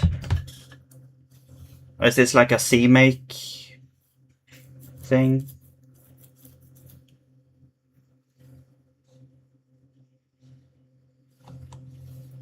I recommend using zig. For vendor copy of git submodule prompt add subdirectory to it. Install CMake install final pay. Okay. Hello for a minimal first program. All right, let's. Okay, here we go. Hello world. I guess we'll do this one.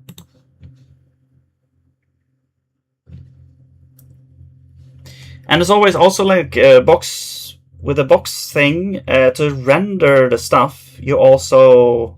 Like if you just want to make a cube that So because the box 3D objects are like the hitboxes, you know. So if you want to render those, we have to kind of make our own render function for that with raylib. Okay, there we go. It's done. Cool. So let's go to setup. And now we should be able to use box 2D. I'm just gonna make it enable or available here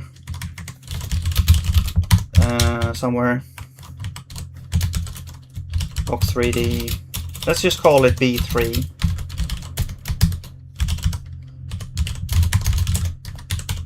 Oh, yeah, I need to also import it here.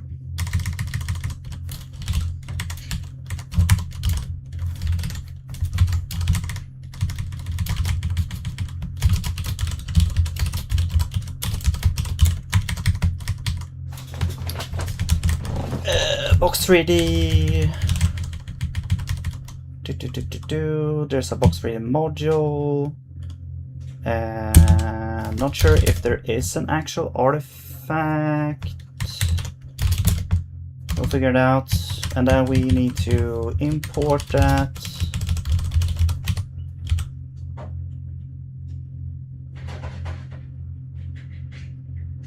Oh, sorry.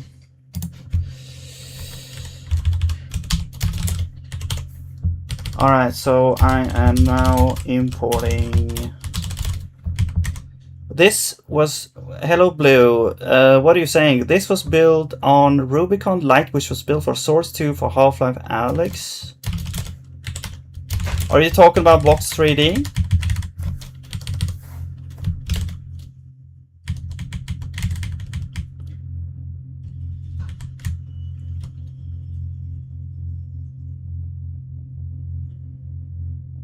Box 3D, so box is already 3D.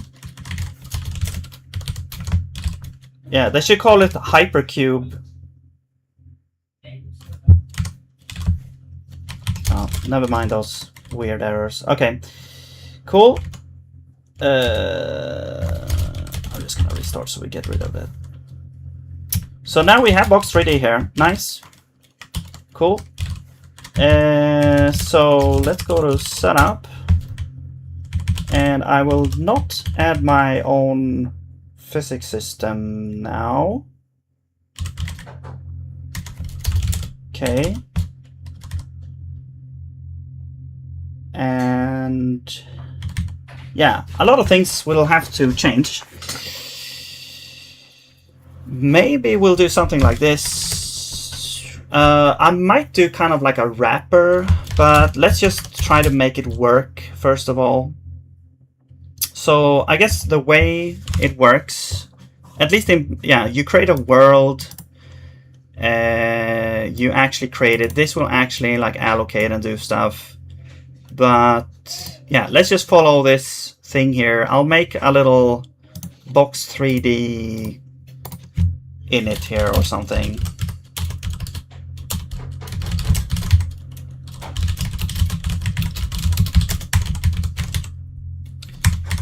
So we have the world definition, which could be, I guess it's mutable.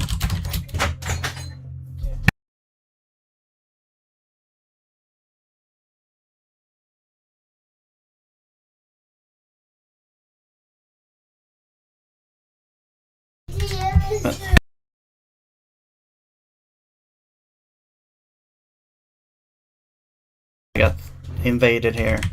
Okay, so this is 3D world something default. There we go. And then we can set the gravity. It's kind of what I already had. We set the gravity to, we don't need these F's and dots and stuff. It's a B3 vec, which is X, Y, Z. Oh, It's an X. Oh no, not this again.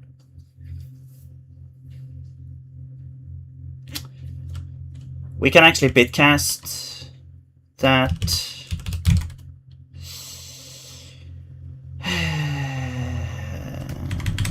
Okay, let's just do this for now. I'll figure out a way to make this better later. So that's the issue with these libraries, the C libraries. They are not like Zig certified. Okay, so that's the gravity, and then yeah, and then the world is created, and we get this ID, which is then used throughout to refer to the world. So that is what we could add as a singleton. So we get the world ID equals to, and I believe we should have like create or something. No, what was it called? Yeah, create world. Oh, so it's not actually on the def. Create world. World def.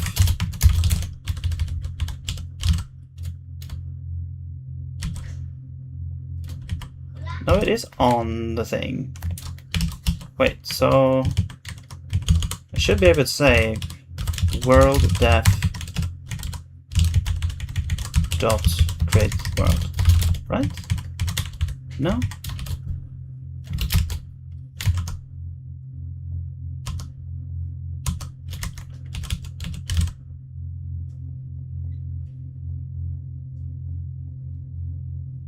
I'm confused. Why does that not work? That should work.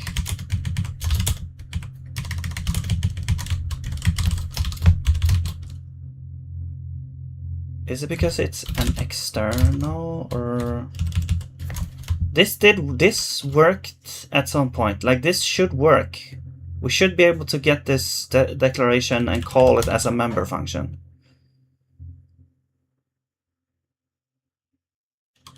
Huh.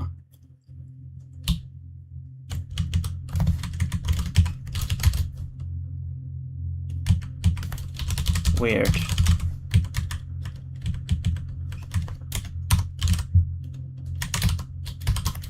Okay, well, anyway, it doesn't matter that much. But yeah, I guess we'll do it like this.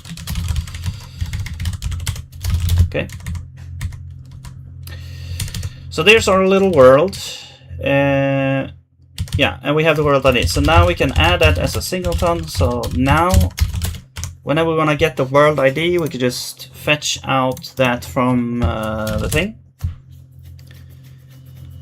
Okay. Now let's create a ground box. Bodies are built using the following steps. Define a body with position, type, etc. Use the world ID to create the body. Build a hull shape with the desired extents. Create the shape on the body. Right. Yeah, so there's a bunch of steps here. Basically, it's like 3 steps to do with creating the body itself, and then one thing to kind of attach it to the world, sort of, is how I see it. I'm not sure, like, you know, a hull shape or create a shape, like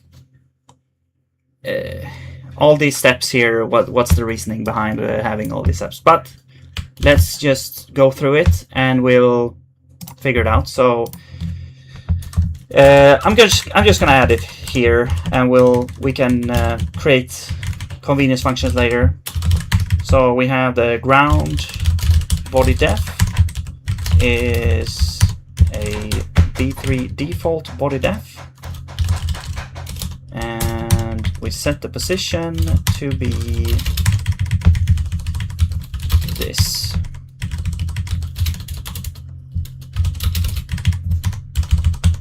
All right, -10.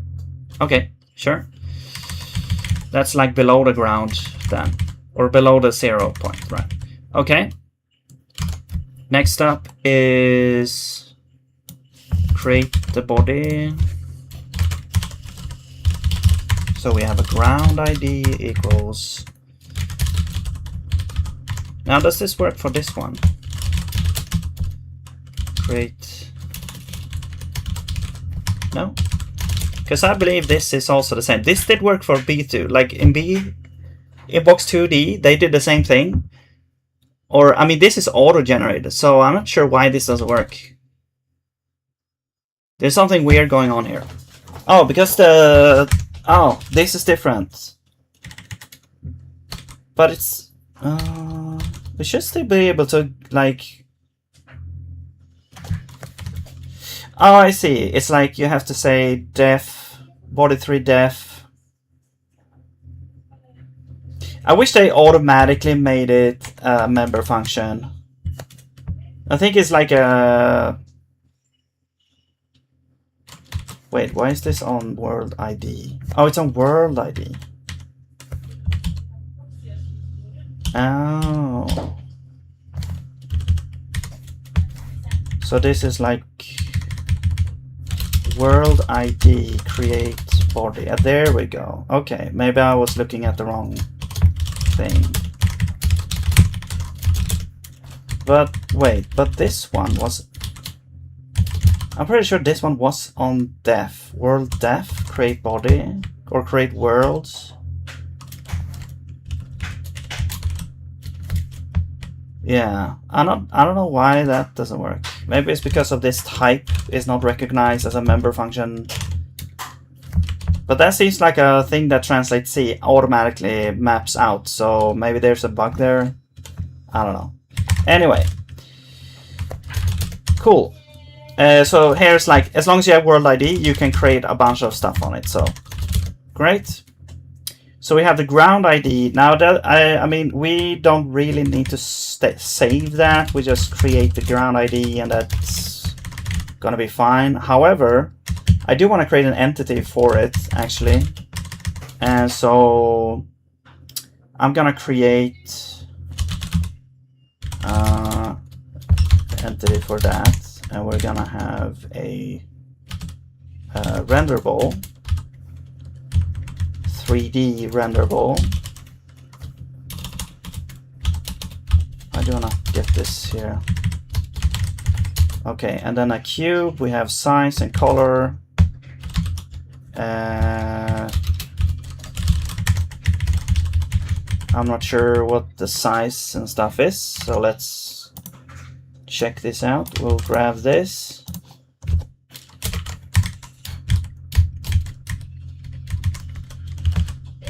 So we have a box. Oops. B3 make hull. Box hull. And we have shape definition.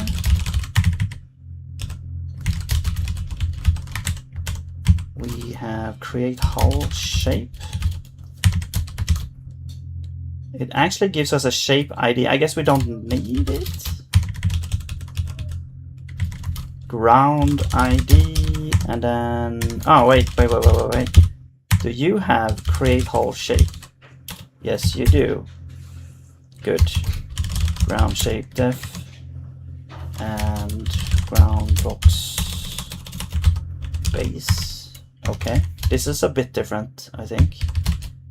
Then I think that's different, and that gives us a shape ID.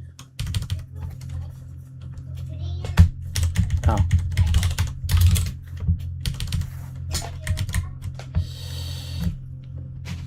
Okay, so there we go.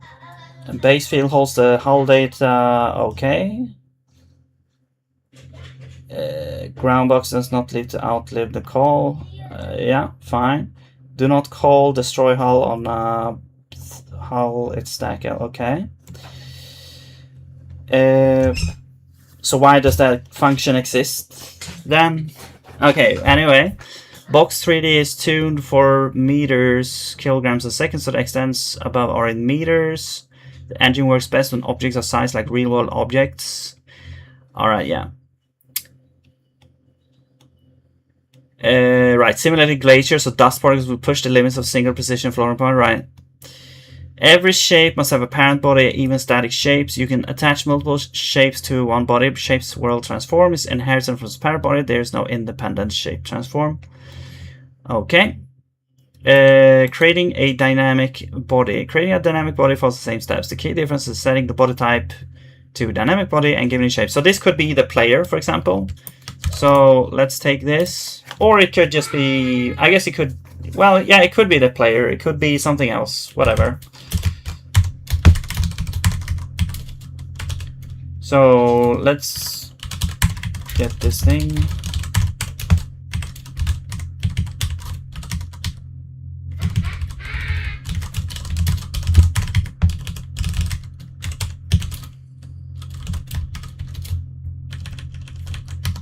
Actually, we need this as well.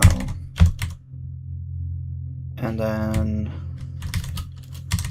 then here actually, like ground, we could add the ground ID here if we want, but it's not super necessary, I guess. Also, the extents. So are these extents? I think it's half. I think H stands for half. So that means that this should be like 100, 20, and 100. And the thing now is like we need to also make a body kind of replacement thing, but I'll figure it out. I guess we'll add a body for now. Position is same as this, and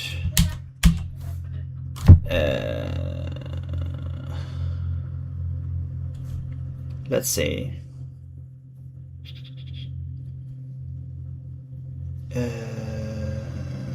No, wait. Yeah, and then size doesn't actually matter, I think. But I guess we'll add it as well.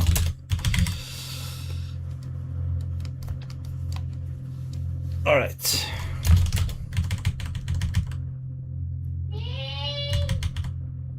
And let's see, body depth, this is game v3. Dynamic body. Are you an enum or not? You're not an enum.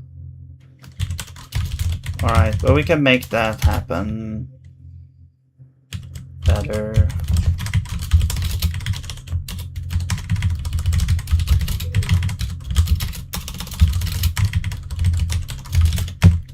Okay, there we go. Now we have that. This would be, I mean,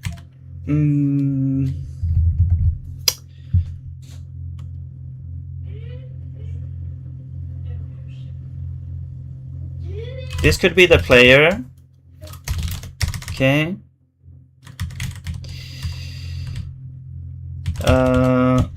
I guess we'll do this after, let's see, init box. Where is this function? Oh, of course I named it the other way around.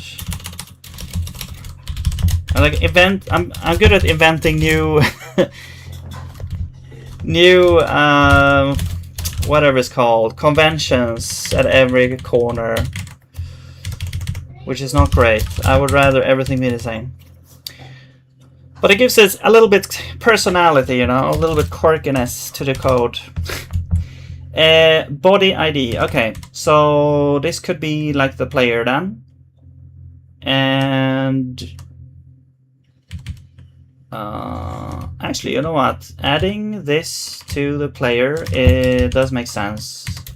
So let's grab the player. Should be like game get one by tag, controllable, and player add body ID.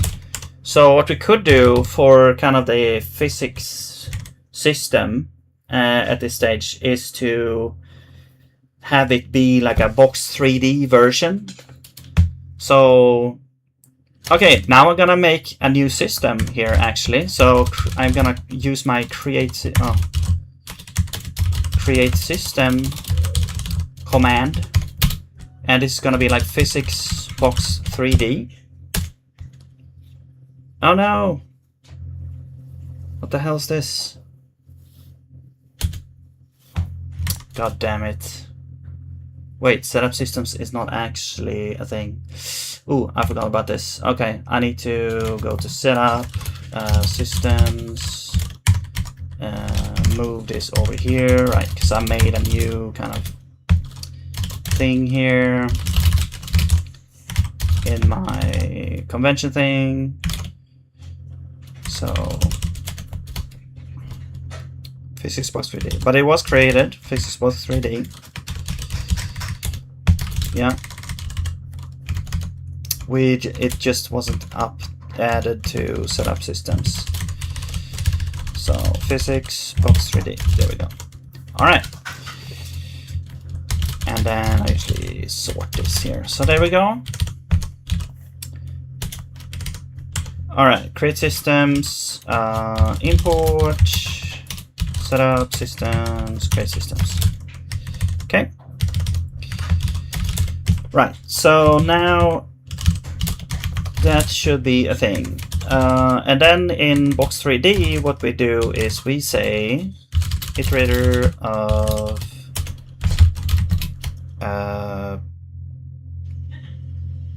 well, we need like body, and then we also need, no, I think that's all we need. Well, actually no, we need like B3 body ID, I think. Wait, there should be like a body ID. Isn't that a thing? Yes, that's a thing. Okay. Okay. And then let's see. And then we do like while next. And we do body, we do apply, we want to set position, XYZ, we want to set it to the thing. So we need the B3 body. It's gonna get game B3 body ID, and then you have a position, so we can get the position from here, and then we're gonna have to convert it. F32 is not correct here, so this is going to be position X, position Y. I believe we could just bitcast here actually, but I'm gonna do this. Okay. However, so this would actually update the position of all the bodies. Also, we need to get the rotation, which is a B3 quat. So, right. So in box 2D, the rotation part was a lot simpler because the rotation was simply a scalar. But now it's a quaternion. So yeah, that is different. And so we have to kind of, I guess we can make a matrix multiply, perhaps, or rotate. I don't know, maybe like when you draw a cube, let's see, it depends, like when we draw it, actually it doesn't, well, or draw a cube, or draw anything really. This draw cube, it doesn't really allow you to put something in here, but maybe there is like push, no, there, rotate. I don't know actually how you would do the transform. What is this? Translation, rotation, scale. How would you use this? Model and impose. Rotate by quaternion. Vector 3. Transform quaternion matrix. Model and impose. I mean, maybe we need to have a model and do it. Is there no way to rotate like a draw cube?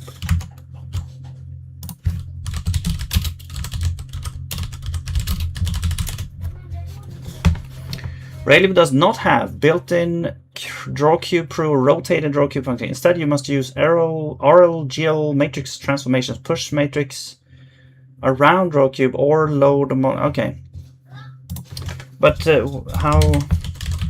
There is no. Was that not exported?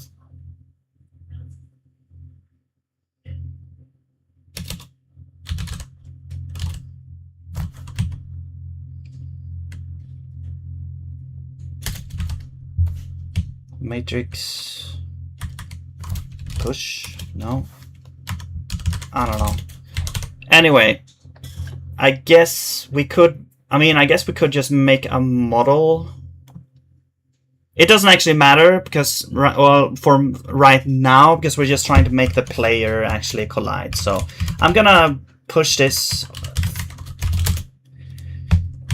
later. So let's not worry about rotation actually, and let's instead worry about.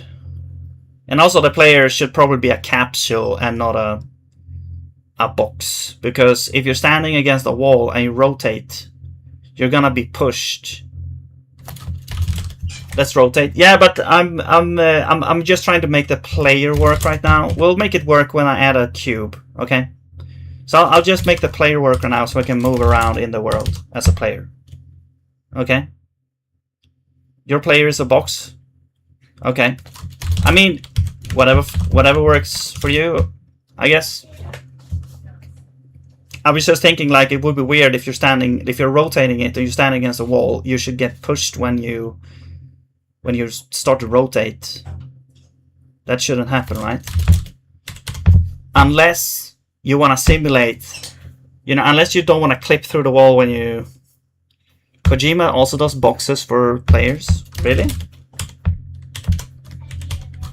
Well, if you rotate it such that if you're always holding out a gun and you don't want the gun to clip through the wall, maybe you can rotate so that the longest part goes out to the gun or something. I don't know. Is that really true? Okay, now I'm not gonna be like Kojima. Okay, anyway. Blasphemy. Yeah. Anyway, so we set the position. We need to make a new type of body. So I'm gonna actually create a component called body box 3D, which just has position right here. Actually, you know what? This one has the context, and we have return context equal context. Then we will say we need the same kind of API. So position is gonna return a world vector. Whoopsie daisy. All right, on self, and we're gonna get the B3 position is context. Well, I'm gonna make a private function called like get body or B3 maybe.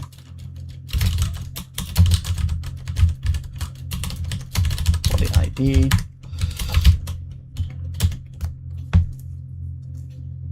Wait a minute, Zig is OP.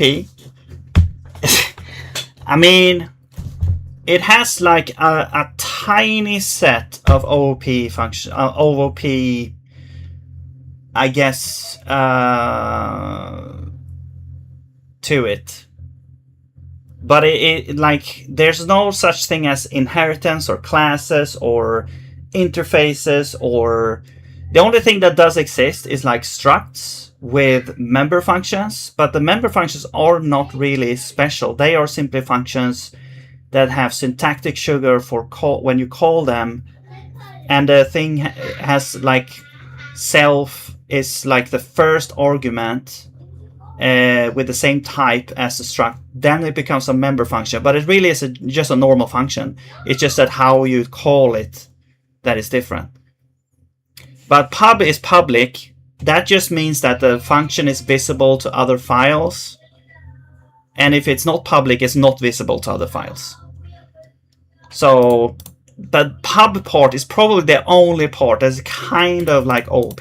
But the fields you can't actually make private. So the fields are always, like the data of every struct is always available. So, yeah.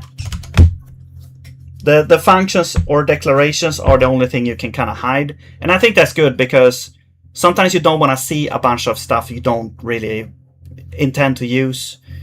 I mean, another way to do it is just to put it over here and not make it public as well. But it's just a convenient way to make like private functions. I like how it's short pub and short fn. Yeah, it's nice. I think it's better personally. I really hate going back to JavaScript sometimes, and you have to type out the full function. And usually I want to use like the function instead of like the arrow notation, because, well, it depends. It depends, but I don't know. It kind of, why even have both ways of doing it? You could just have a one way, but I guess, yeah, it's for backwards compatibility. But anyway.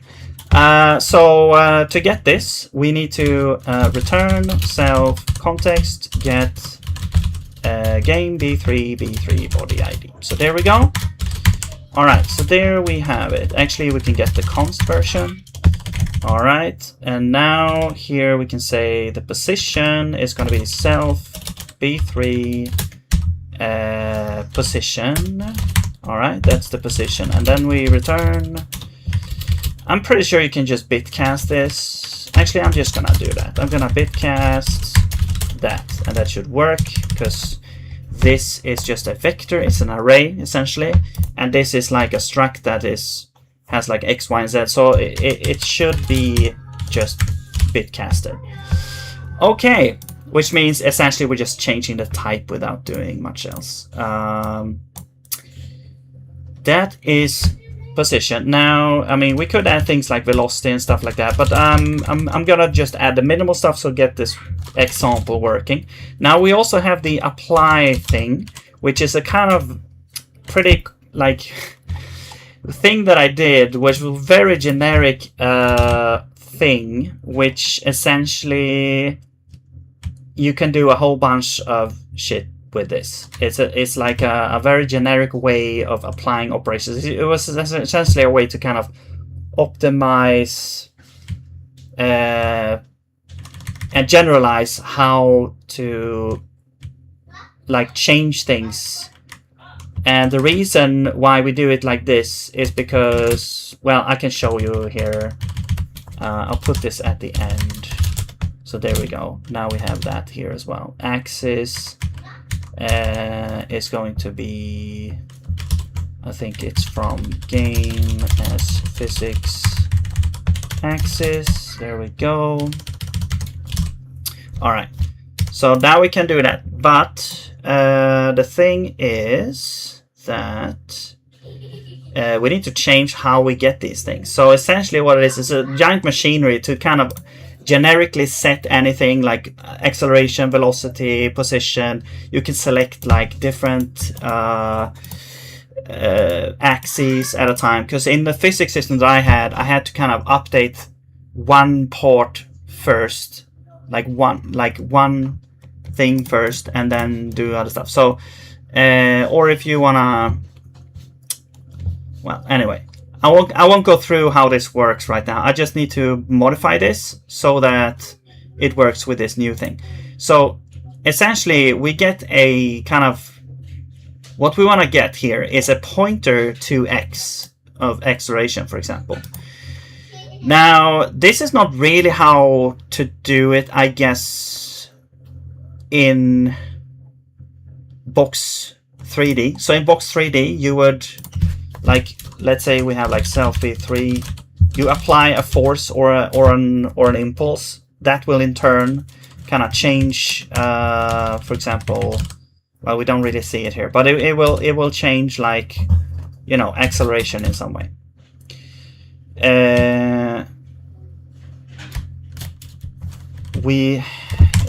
So it's a little bit different actually. Maybe we should actually not have this applying. I was thinking maybe if we could make it super generic. I'm gonna figure this out later. Actually, I'm gonna figure it out later. I'm just gonna, 1 second.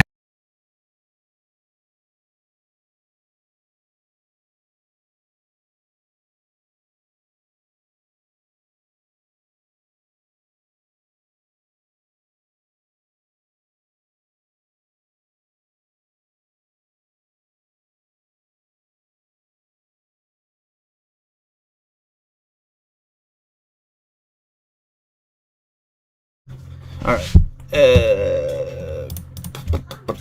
Okay, so what are we doing here? Actually, I'm just gonna refill my coffee. I'll be right back.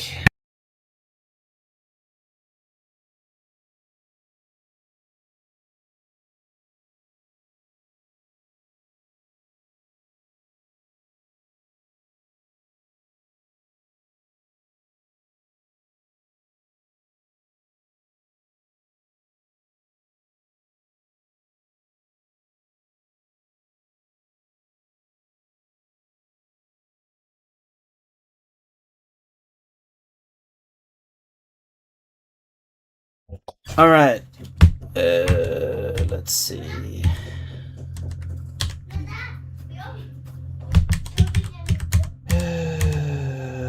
Sorry, I got lost now.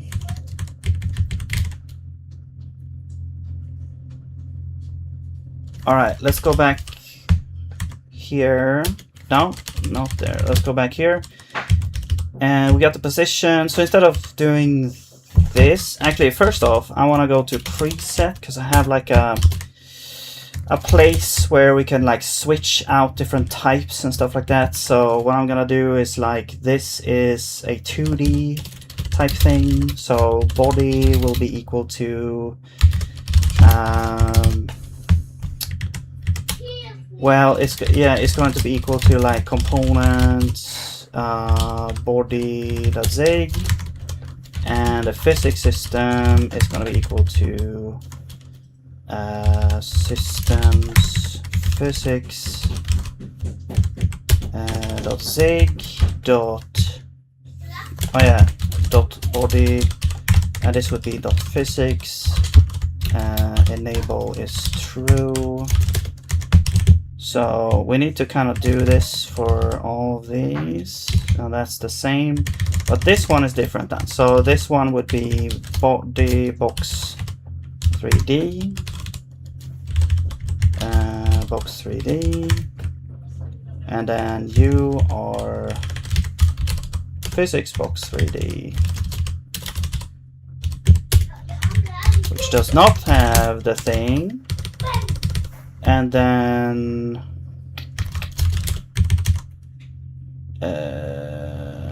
then we go to systems, and you will be now, instead of this, we will do like import game preset physics. All right. And yeah, I guess we don't actually have that there. So now, like, depending on the thing, this will actually be the correct type here. All right, penguin.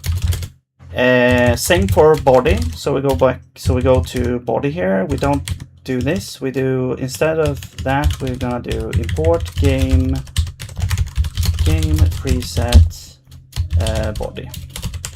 So now we should, like, depending on our preset, we're gonna get kind of the correct type there, as we do with the platformer and top down as well. So there we go. Very good. Now let's see. What else? Yeah, so now instead of doing apply, which doesn't actually exist, we're going to do body dot position. Well, get position. Actually, you know what? Since we have this, we could just do update position.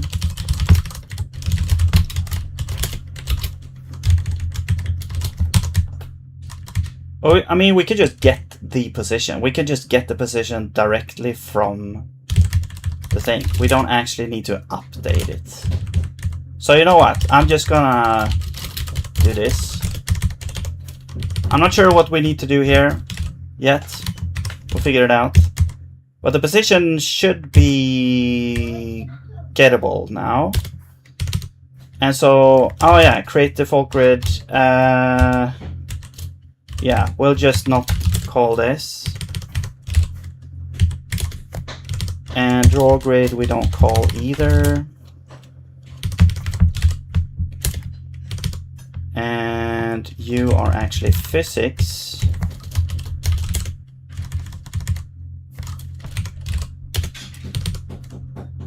Invalid instruction. Oh my god.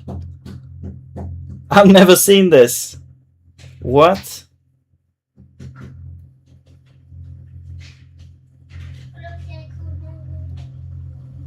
Okay, this is the first time I've seen this. Interesting. Zig compiler bug. Do I have a obligation to report this now?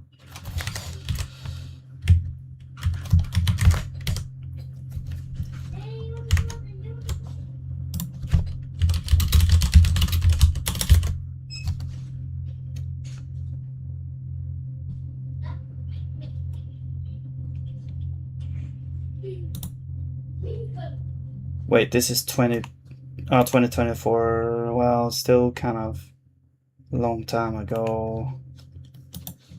Emit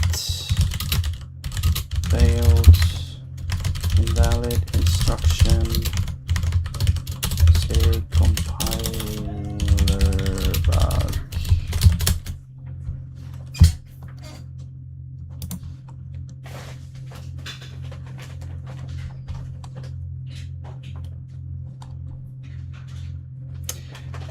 Okay, I guess. I mean, I don't know. I'm just gonna say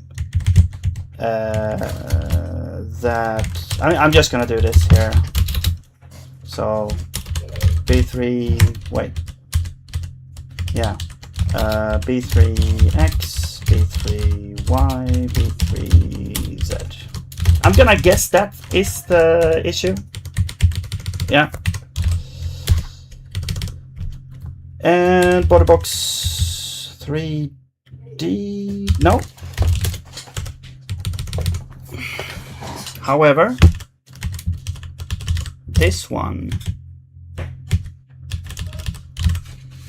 is now actually not correct. So this one, position and size.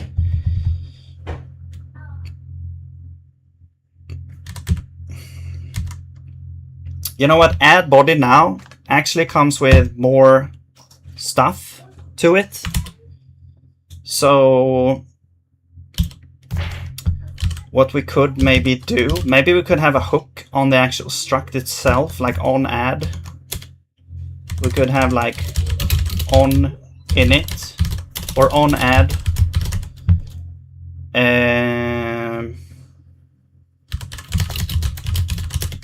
Which would like actually create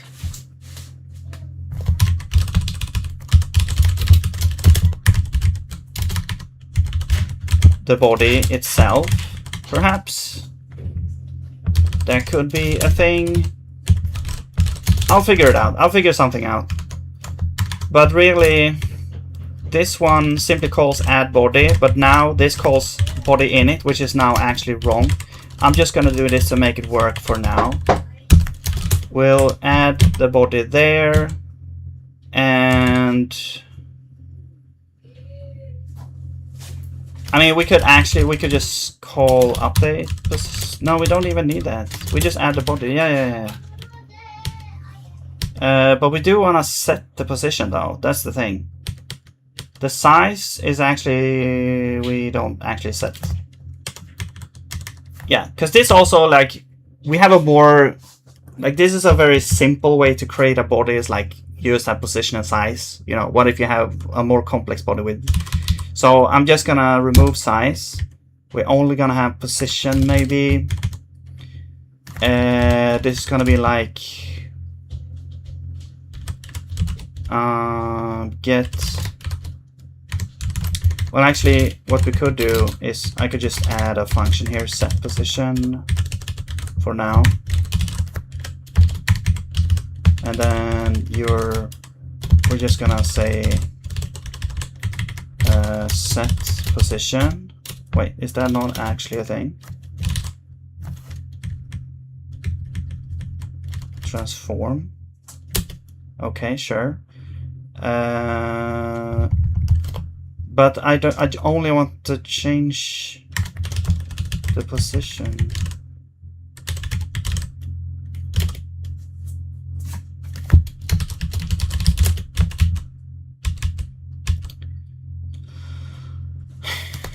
Okay, I guess we'll do this. We'll get rotation.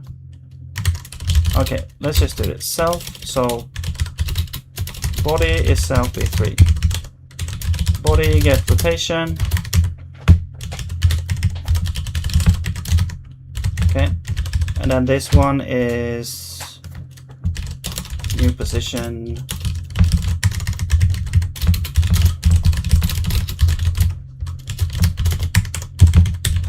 And it's, I guess we can't bitcast it, so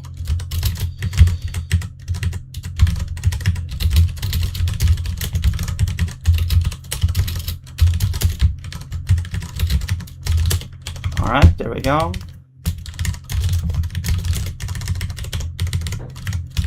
I'm gonna guess that's the way to do it. There might be, I mean, that's what I saw. I didn't see anything else. Alright, so now we're gonna say body set position. Alright. And we'll remove size. Doesn't matter. I'll just remove it from everything. Oops.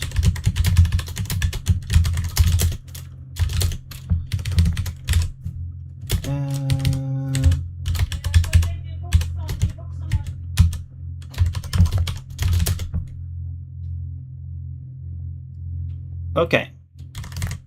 The problem though is that we need to create the body first. So we need to do, I think we could just remove these, I think. Yeah. I'm pretty sure. So we actually need to call create demo like after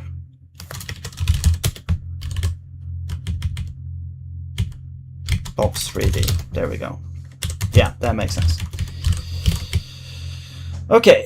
However, actually, that also doesn't make sense because we don't have the player.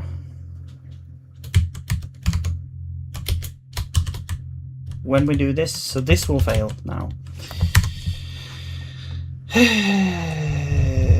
I guess I'll just move this here.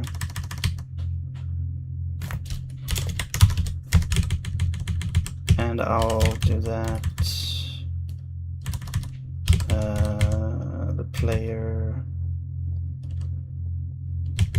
So first, so actually, like first we add.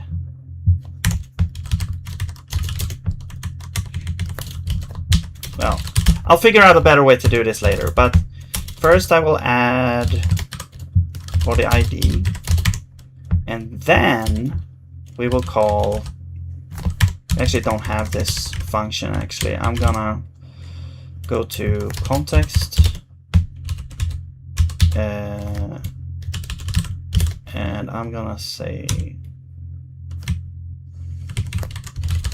I have a new kind of way of adding components, which I call add CE. And then this was import component enum CE. And then this is called component enum add CE self C. Alright. So now we can say add CE body equals init. All right, there we go. Because now we add this first, and then we add this, so we actually have the body ID to fetch and do stuff. So there we go. Okay.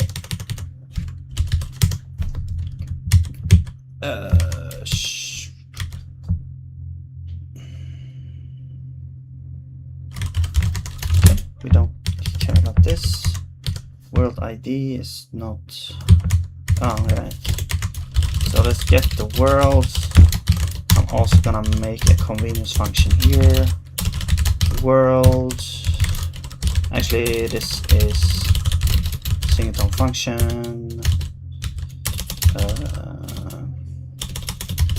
B3 world ID. Yes. There we go. Now we have the world there. All right.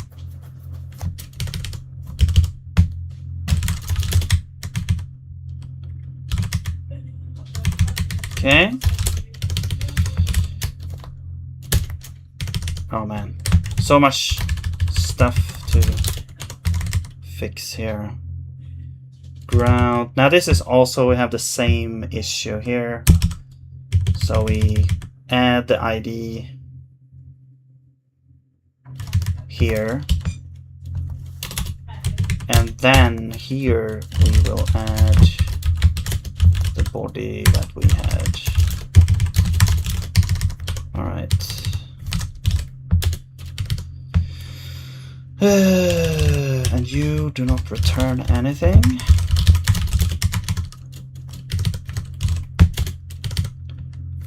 And relative position apply. Right, so now this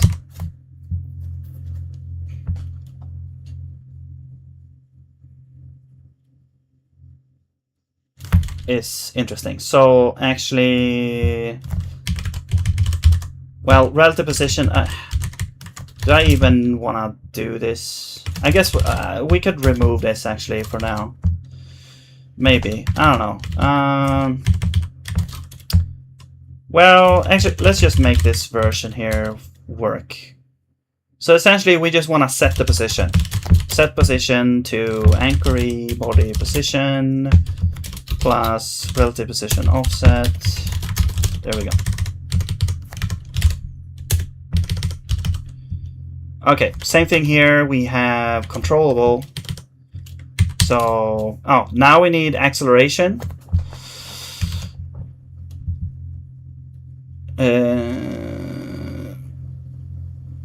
So we need to go here, and I need to actually do acceleration, set acceleration, get acceleration. Wait, oh, it's linear. No, we can't get the acceleration. Can we? No, this would be like apply. This would be add force or apply force. Yeah. I guess we can't get the acceleration momentum, or what can we get for that? I don't know. Anyway, I guess we can't. Maybe, I don't know. New acceleration. No, it's not new acceleration. This is apply force. Force.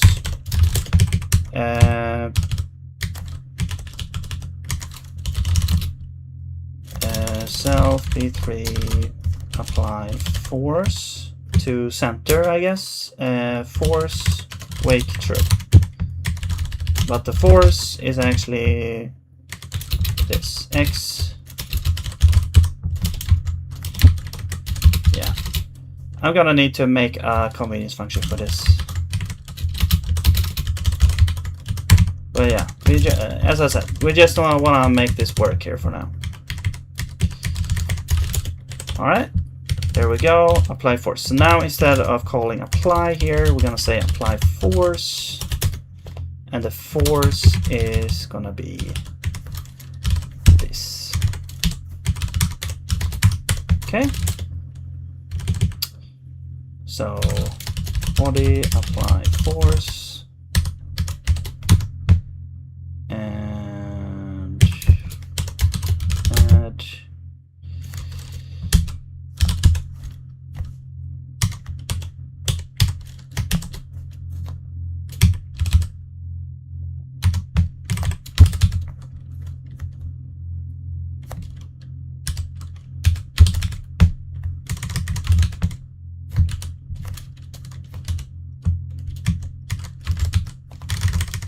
okay, I guess that works, maybe.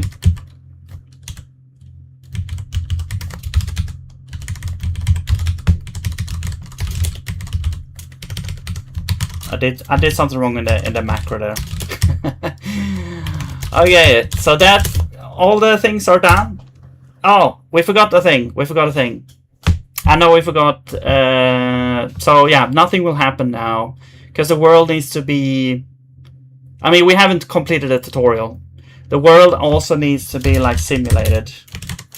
Also, did I actually do anything? Yes, I did.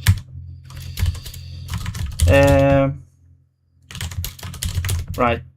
Also, are we drawing the thing? I'm not sure.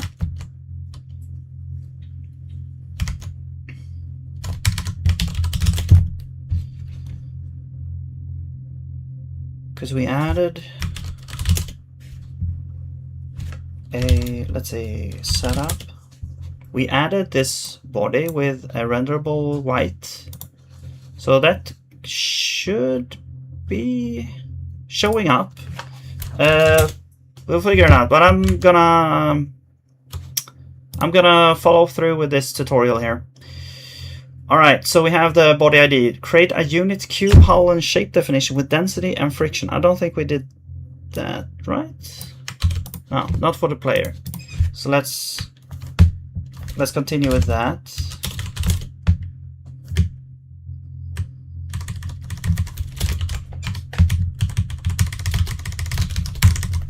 We have a dynamic box.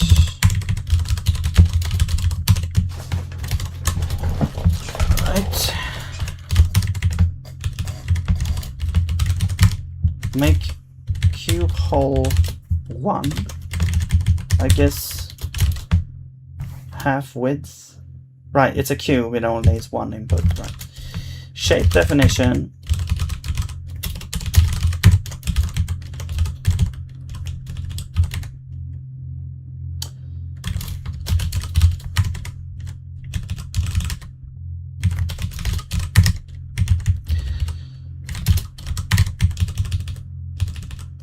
Dynamic box space. We don't need these things. Density. Right, this one is B3. Alright, there we go. Value ignored. Right. Okay, now we have that for the player. I'm gonna compile, see if it still compiles here. Runs. Yes. Alright, so now let's go back to here. Right, so now we're ready to simulate. So we have a time step. I already have that. We have a sub step count. And I'm just gonna do that. Why are we going through 90 times? What's happening here? At 60 Hz with 4 subsets runs 240 Hz internally, more subsets improve accuracy. At the cost of performance, simulation loop, once per game tick. Why do you loop 90 times? I'm confused. Oh, it's just because you wanna test it here. Okay. Get position returns a vec3 with body origin world space. Get rotation returns a quaternion, a unique quaternion stored as a vector part, and a scalar part. There's no single angle to extract as there was in 2D. Orientation in 3D requires full quaternion. To convert an axis angle representation, use get axis angle. Angle is in radians and axis is the unit rotation axis. Use B3 matrix from quaternion when you need a 3x3 rotation matrix, for example, to feed a renderer. Nice. The output should show the box falling from y equals 4 and coming to rest on ground approximately y is 1. Okay. And we destroy the world in the end. Okay. Cool. Right. So we need to do the step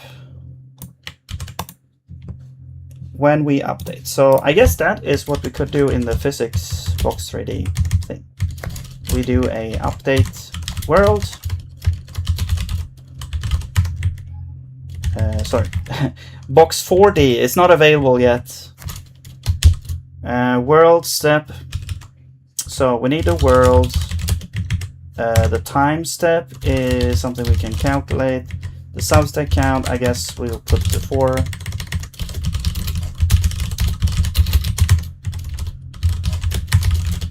And the time step is that. Okay. All right, sure. Actually, you know what? Let's just, well, god damn it. Did I have a const version of this? No, I don't. Let's make one.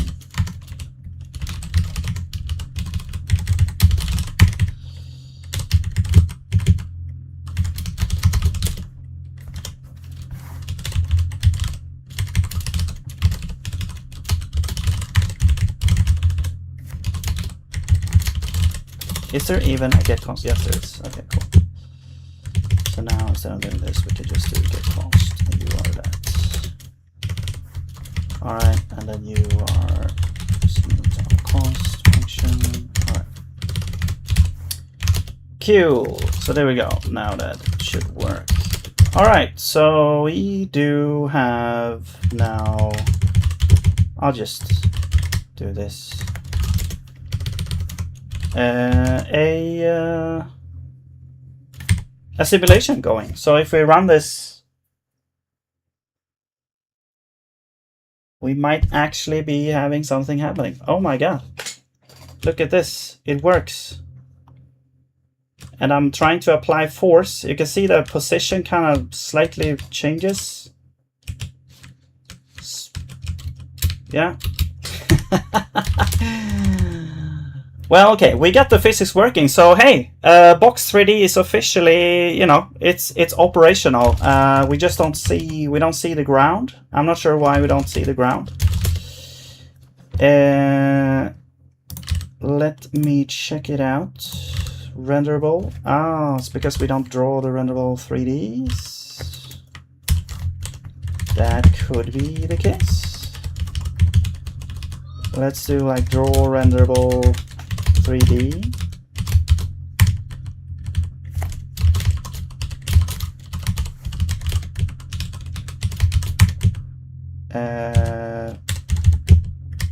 Wait. Oh, that was already changed. It was changed there, but not up there. Okay. Yeah. Expected 2, found 1. Oh, this wants rotation. I'm just gonna set 0. Expected vector found 3. Okay, yeah.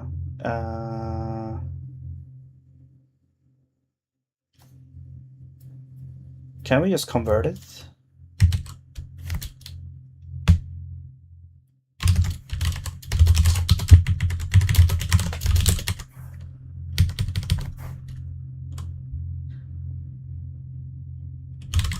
I mean, can you just like pass it as a vector 2 instead of vector 3? That should work, right?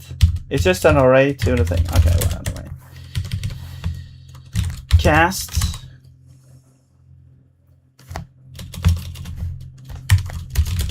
It doesn't even matter because we don't actually call these, like we don't actually have renderables right now. I'm just gonna do this for now. Okay. So now we should draw the 3Ds.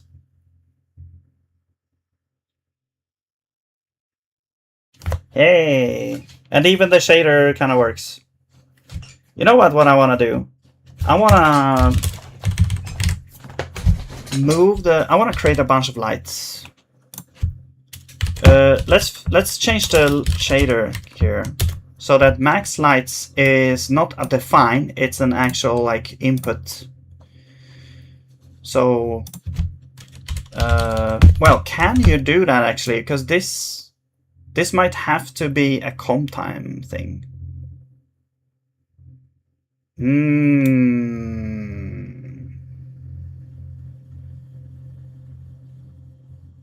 Maybe you can't.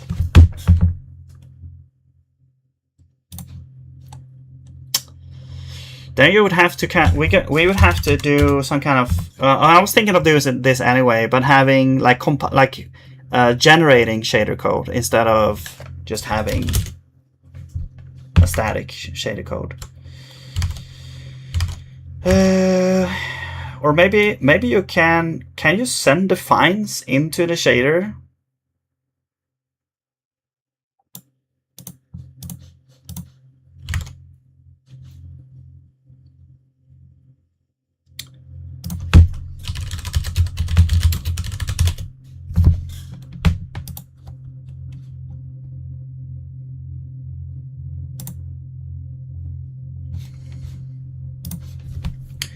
Well, okay, what we could do is this. We could say, well, the max light is like, I don't know, let's say it's a lot.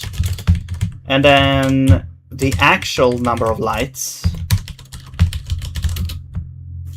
is a uint. Is that a thing? Or whatever, let's just say it's an int. Is n lights. I'm gonna mix conventions here just to.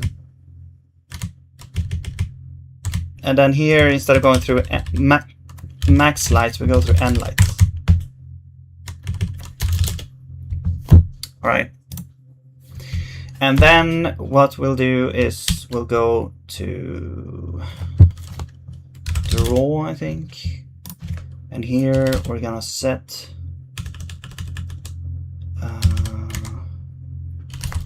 no, actually, let's go to light. When we create the lights here, the light count was 0, now it's 1. So we actually need to set n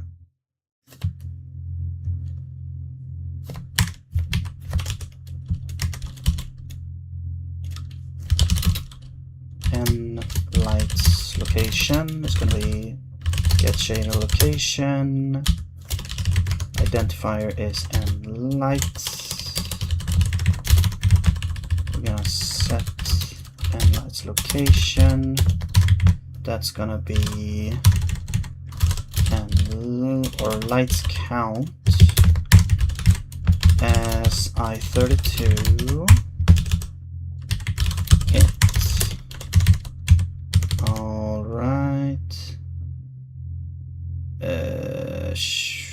Right, there we go.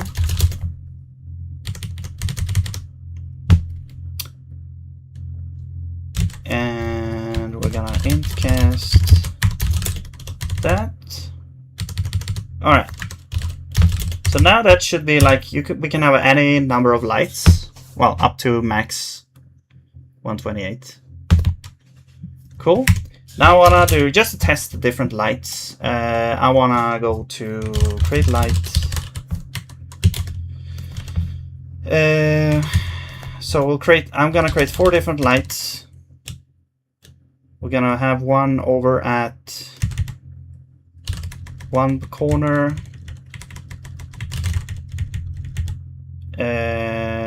Let's have one at the other corner. I guess negative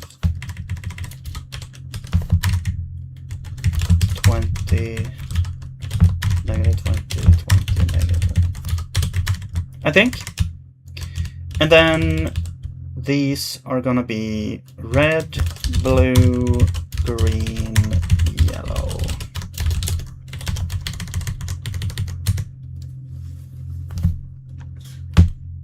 Let's see if this works. Oh.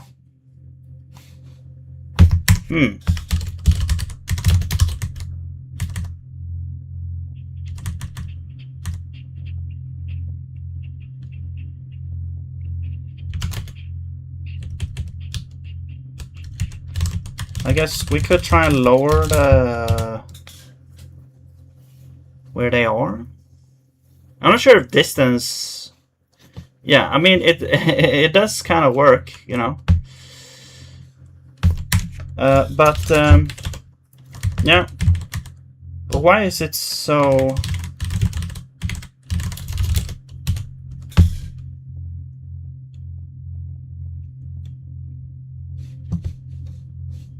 Okay.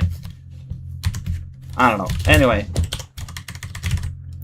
We can't really, yeah, there was a thing called attenuation, which they didn't actually implement. Well, I could look at how to implement that, because I think that has to do with the intensity of the light, like how intense the light is. But for now, I'm gonna be happy with that, and I'm gonna do, let's go back to like 20, and I'm gonna do, try to make the player actually move with the thing here.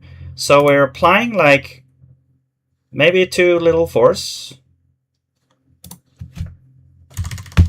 Not sure exactly. Maybe we need like a lot more force here. Welcome back, Penguin. Whoa, okay. So we can move. Great.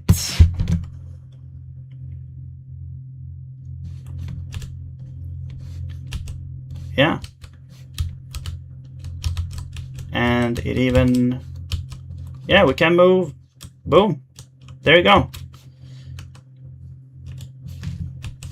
And there is gravity, I believe. Yeah.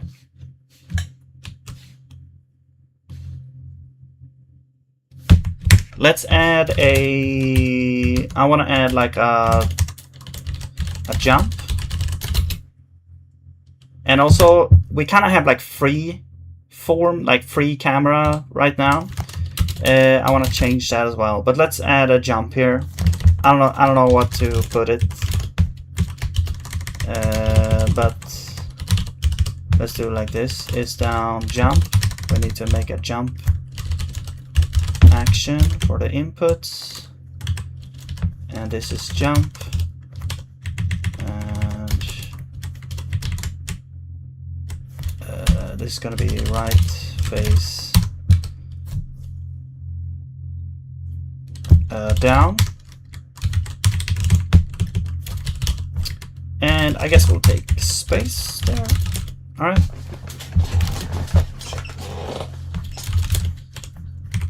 Cool. So jump should be like apply. Jump is like a, it's like an instant force upwards. So for this one, it's like apply impulse, like linear impulse. And is there like on center? Yeah. So to center, linear impulse. That makes it so we don't like start to rotate or something like that. The player shouldn't ever actually rotate. There's probably a way to lock that, but like through the definition or something. But let's not worry about that for now. So we have the impulse, and then we have the wake up. So I guess, yeah, that's the same thing. And let's rename you to impulse. There we go. And then, of course, you... Oh, oops. Wait.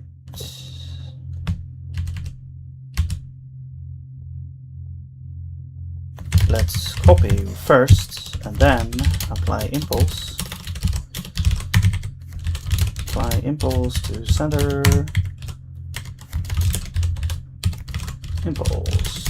Alright, there we go. Now we have that. And now we can apply impulse. And the impulse will be straight up. But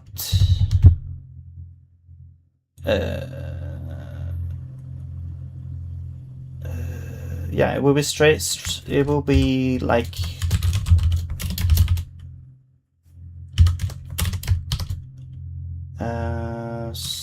zero, and then controllable jump strength. I think it's positive. Yeah. All right. Let's see if that works.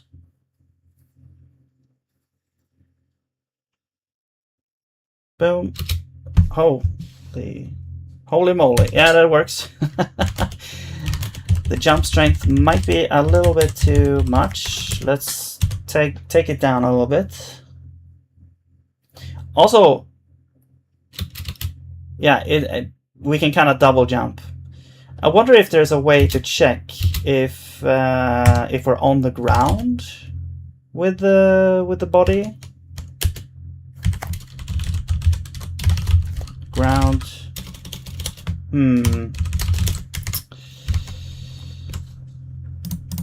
Box 3D. Check if on ground. Maybe you do like a raycast or something.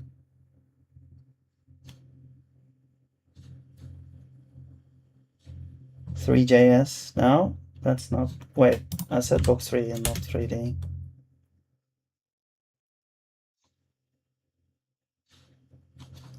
It's not Unity 3D, it's box 3D.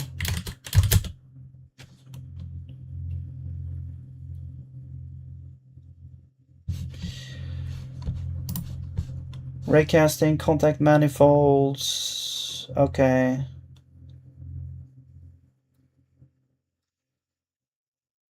Maybe there is a thing for this. So this was the end of the hello.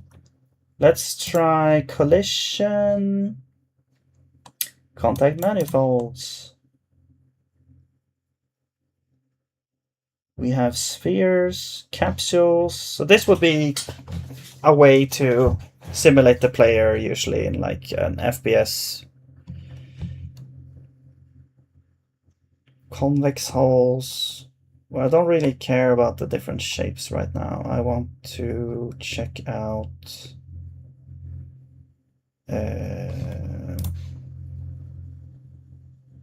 height fields. Oh, terrain. Oh, you can do terrain as well. Nice.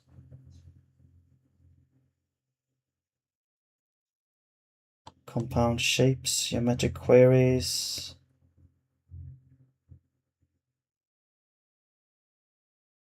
Overlap hull hit. All right. Raycast.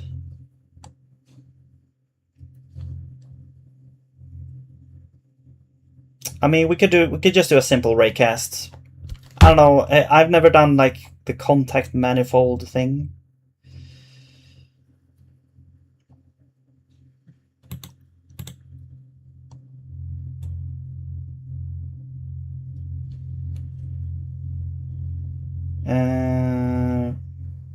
You get like contact points or something.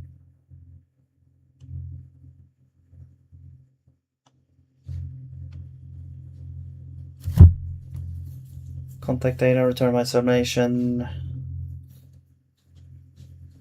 Okay, how do you get those though? How do you get those?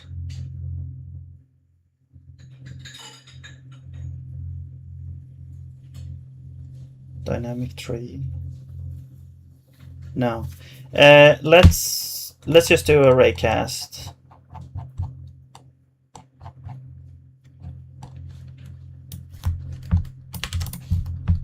Okay. So I'll make a function here like is on ground.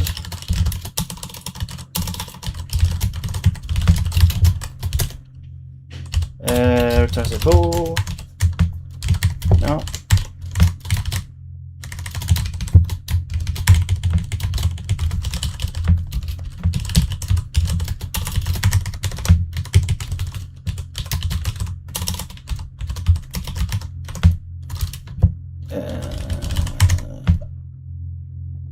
All right. Let's do like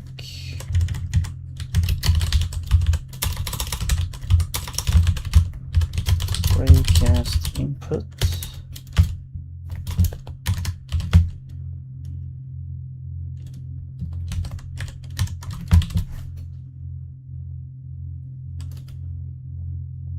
Yeah, it's all zeros, so that's fine.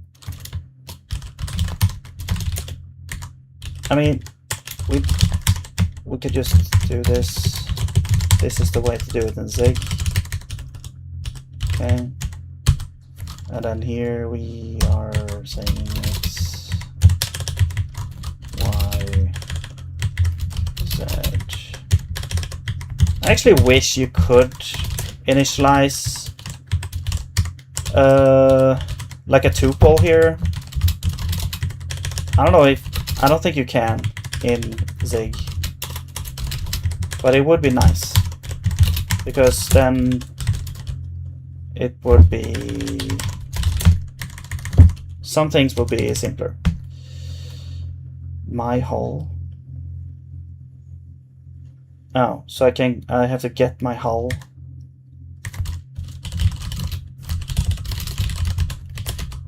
Get hull. Can I get the hull? Can I get the shape? We just have one shape count, so shape array. This would just be the ID. I guess we need to store that then. Okay, so let's grab the player. Yeah, we need to store the shape ID.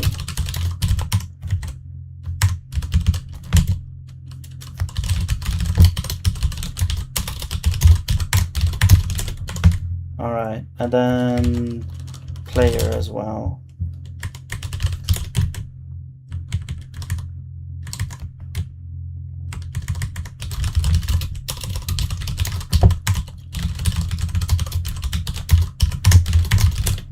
Okay.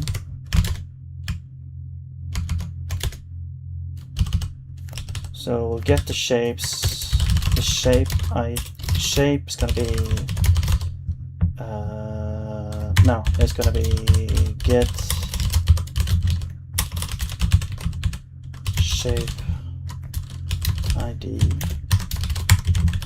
and then that's gonna be this. Actually, we could just pass in this because it's already a pointer. All right, and then capacity is 1.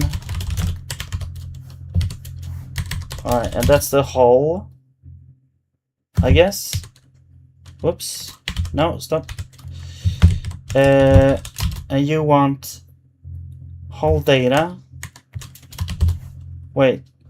Oh, this gives me a shape ID. Right, this is a shape. Wait, we already have the shape ID.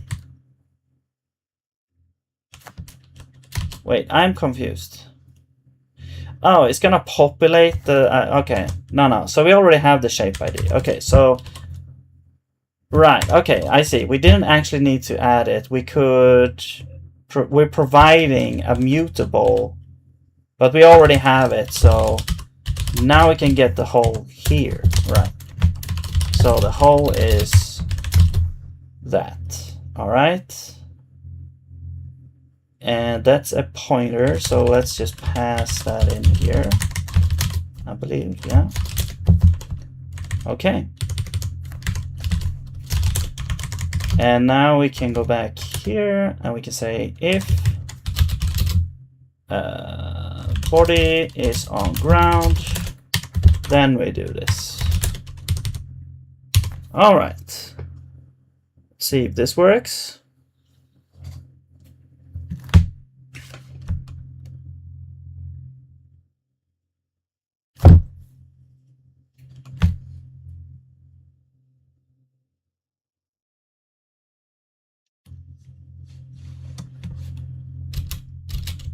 No?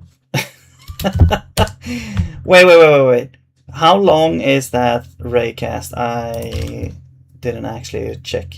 So it's pretty long, I think. Also, the origin is always at the same place, I think. Wait, or is this supposed to be relative?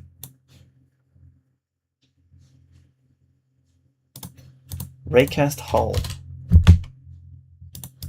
Hang on. Raycast at a shape to get the point of first intersection and the surface normal. Of course, no hit will raise if the ray starts inside a convex shape of the zero hull. So does this only check against this shape, or does it like is this shape? I don't understand. Per shape, raycasting functions. Raycast sphere, capsule hull, blah blah blah. All operate in the shape's local space.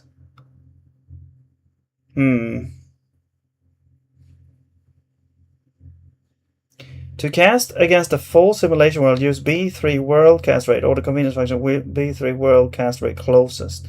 Oh. But then we might find things that are like, I only want to check against the ground essentially.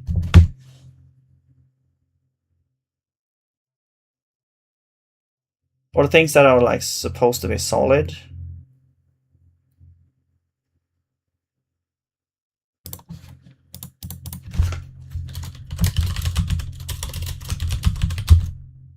Cast ray.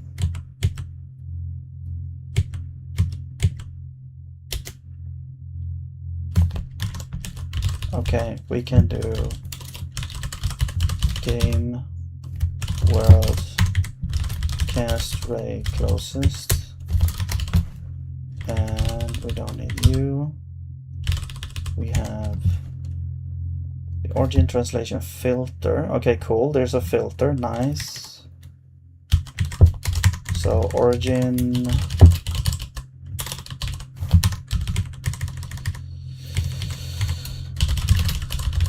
is a vec3.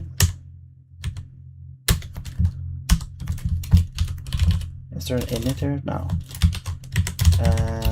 X0, Y10, Z0. Wait. Origin. That should be like the player that should be the position, right?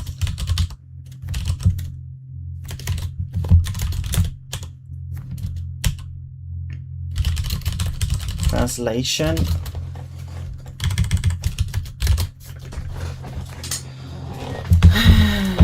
That is how far it's gonna go. So that is relative to the origin, I guess, maybe.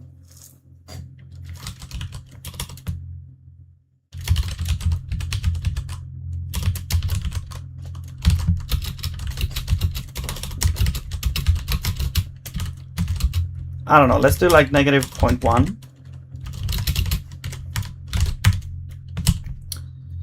Max fraction. Okay, that's not part of this.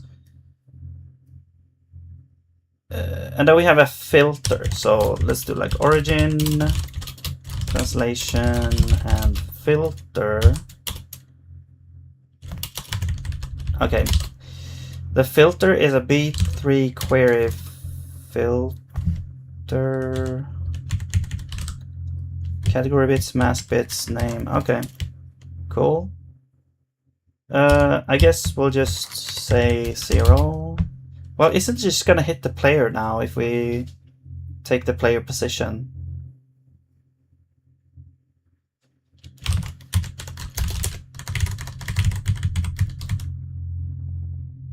and always be on the ground. Yeah, so we probably have to figure out the filter thing.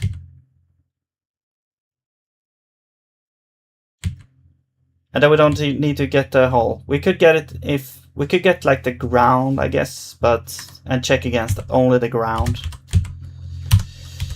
But no, let's do that. Whoops. And this one is also, whoops. Alright, so let's check. This should always be on the ground, so we will never be able to jump, I think, right now. What's your issue? 45.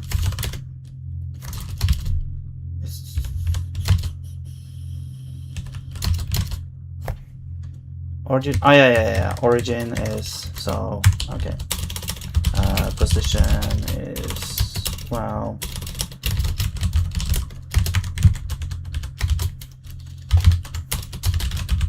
to make it into B3 vec3 first. Position 0, Y position 1, position 2.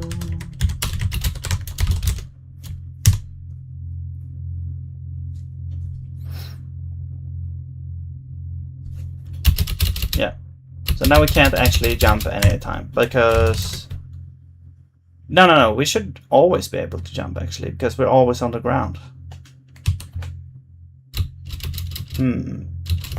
But now we can't jump at all.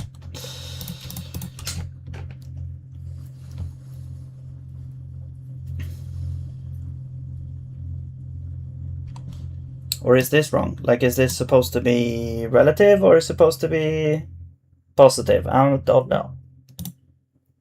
Translation implies it's relative. Right?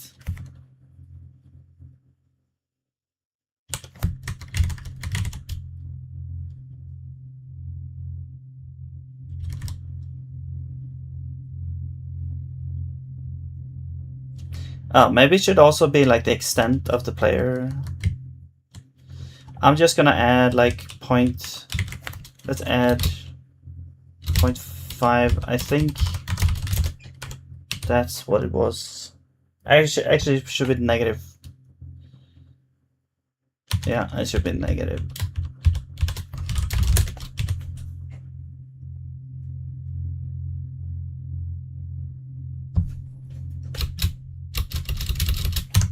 Nope. I mean, maybe the filter is doing something weird. The filter might definitely be doing something weird. It's all zeros. That would make me think that everything is off. Maybe they need to be, actually, maybe they need to be on. Category mask.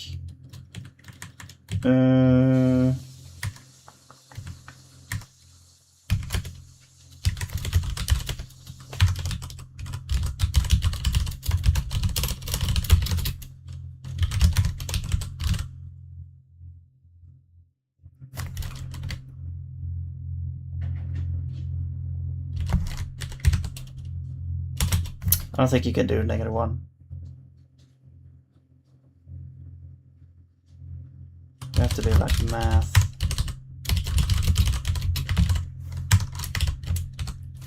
Max int.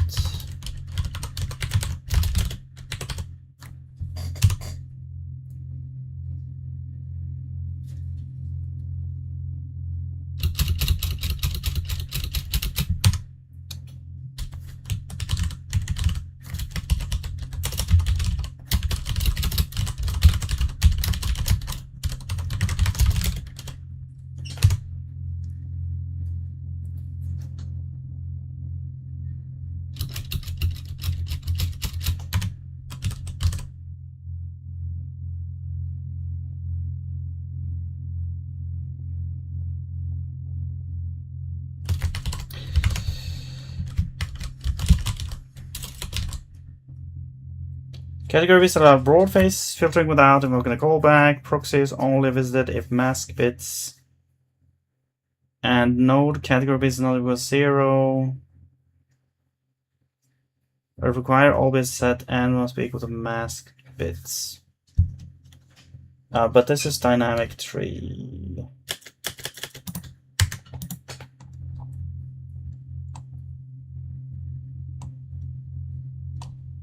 Okay, I see. So you can make a dynamic tree, which makes it also even easier, I guess, to do things. Okay.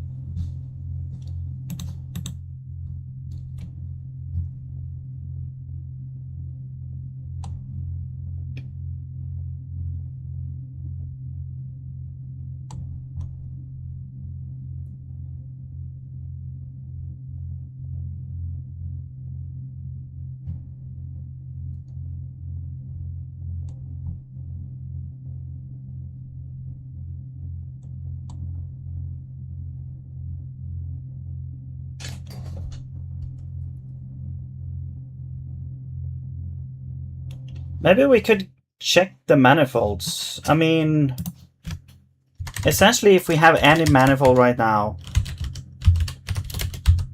manifolds, collision, collide mover. Where do I get manifolds?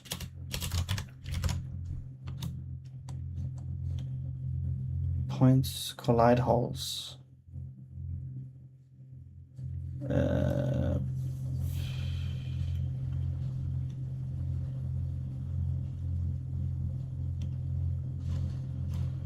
But how do I get it?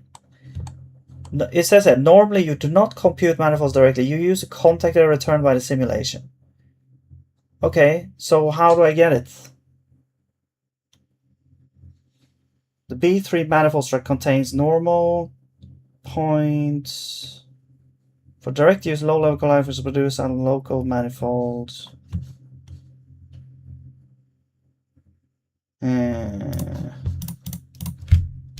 Contact points. Contact data. Maybe this is the thing we want?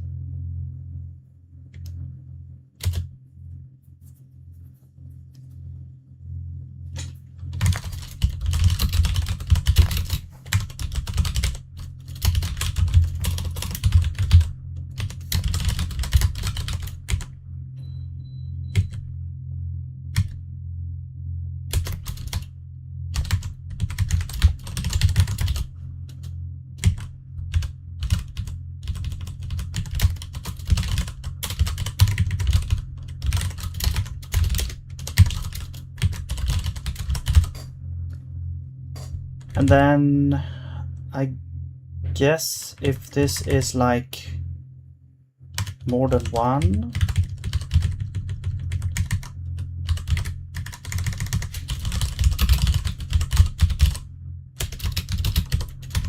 or I mean more than 0.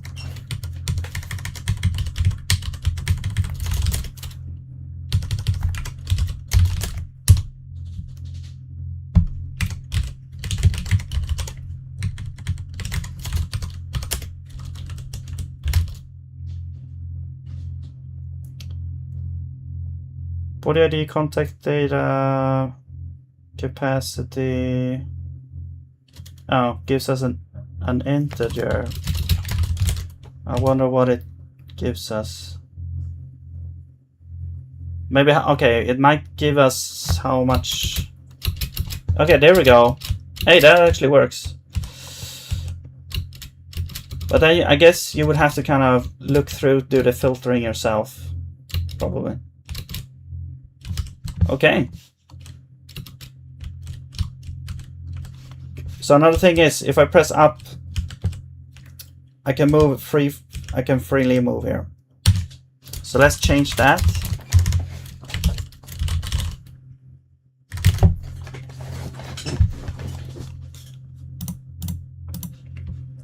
So how this works right now is essentially we have like a camera direction, and that's the direction we're moving in. But we kind of want to lock the movement on the XZ plane.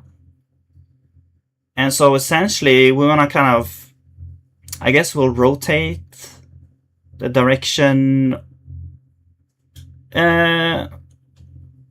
We could just set, I guess we could do this. We could just set Y to 0.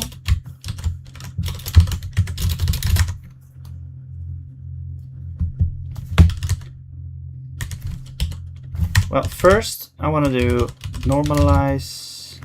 We don't need to, well, no, let's do first camera dir, and then dir equals normalize dir. However, before that, I want to set Y to 0. There we go.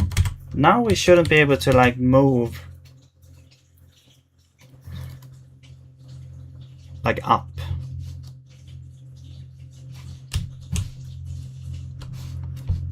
Whoa. Okay.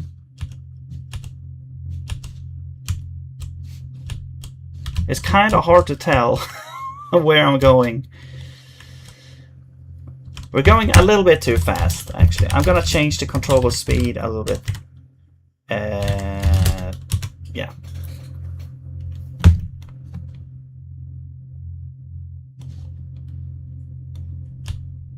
Okay. If I face up, you know, we're going straight ahead and not upwards. If I press down, we're going like straight ahead. Cool. And strafing is also working here. Great. Cool. So we got like basic, you know, basic FPS kind of controls here. It's a little bit floaty. It's a, yeah, but we got the kind of the basics, I guess. Also, the jumping is a little bit strange. I'm not gonna lie here. Why are we like moving forward when we jump a little bit, actually? It's like we're moving in a random direction. What the hell?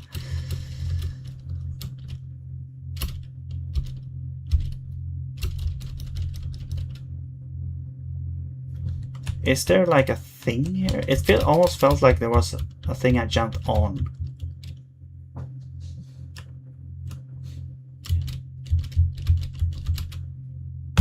I don't know. Yeah. Maybe that on ground thing doesn't really work as it's supposed to. Also, it's kind of weird that we like end up in some kind of direction because we only should go straight up. Oh, maybe you know what it is. It might be because we are a cube that is maybe rolling around. Maybe that's it. Okay. Let's change the player to be a capsule, and also in the same at the same time we'll try to change the make. Is there no capsule? Box cube. What? Capsule. There is a capsule, but okay.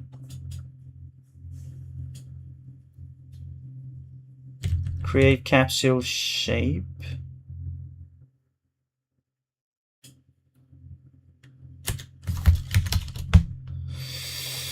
Now I am confused again.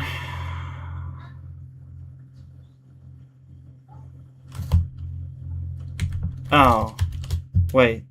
So you don't need like a dynamic, you don't need a hull for that. Okay, sure, let's do that. No, you need a capsule. Okay, so this would be like capsule. Create a capsule. No. Capsule. Is there like a capsule default? Compound capsule def. Default capsule? No.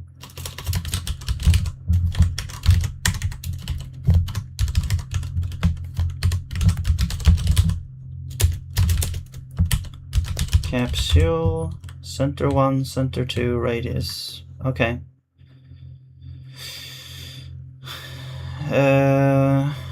So I guess these are the 2 points. I guess this would be like 0. I don't know, 1, 0. And then this is like -1. And then the radius is, I don't know, 0.4, 0.3, 4, I don't know. Okay.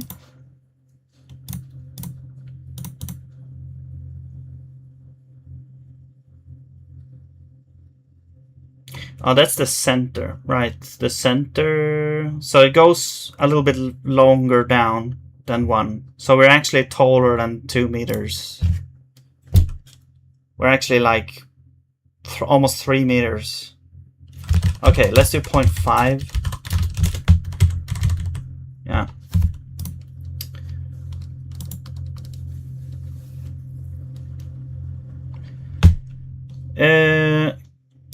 And then this would just be the capsule, I think. Yes. And then the shape definition. Okay. Now we should have a capsule then. Cannot assign to a constant.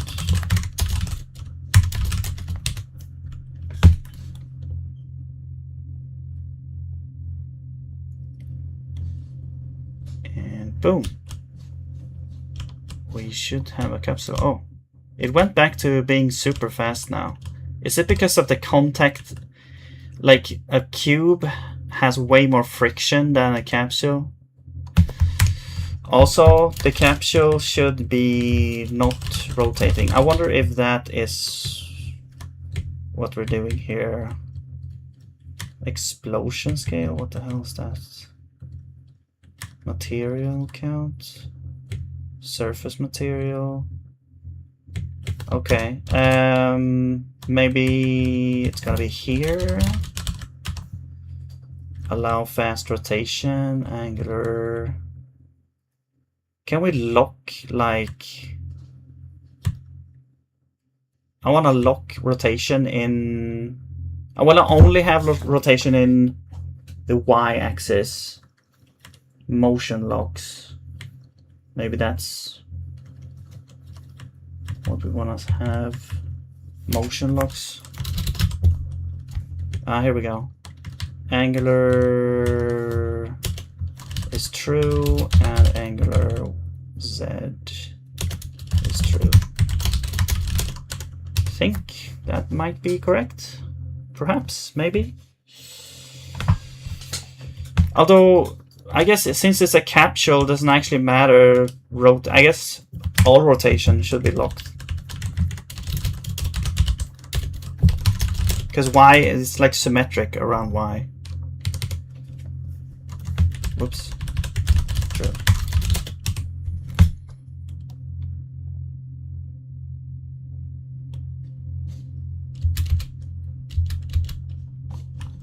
Oh. Oh, or wait, is it because the mass changed? Yeah, because I'm jumping way higher now as well. No. Oh, I kind of grabbed the ledge and jumped up. Okay. Yeah, so that... Yeah, okay. So it's on ground is not really good. It basically checks if you're colliding with anything. It could be a wall. as well. Also, it's like is down jump, which is good, but then we also need, I'm gonna change this to pressed.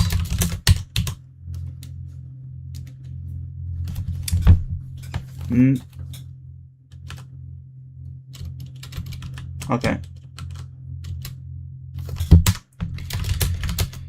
Cool.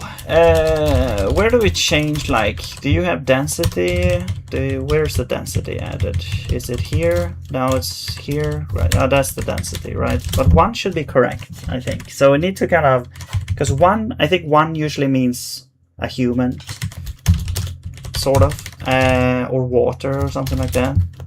And we are about the same density, so we need to kind of modify, I guess we need to modify like the gravity.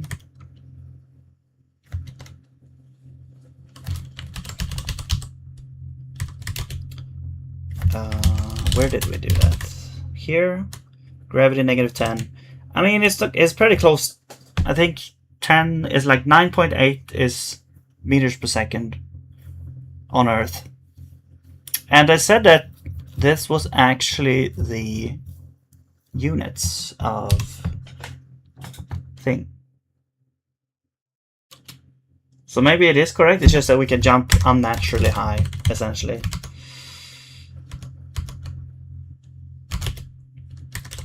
I'm gonna change you to 5 and I'm gonna change you to 10.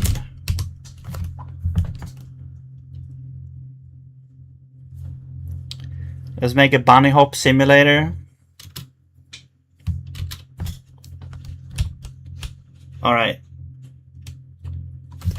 We should also add friction, I guess.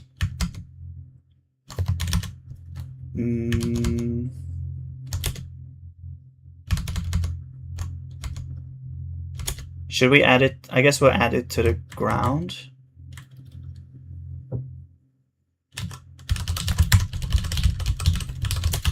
Friction. No, that's not okay. That's not where you had it. It might be here. Friction. No, I saw it somewhere.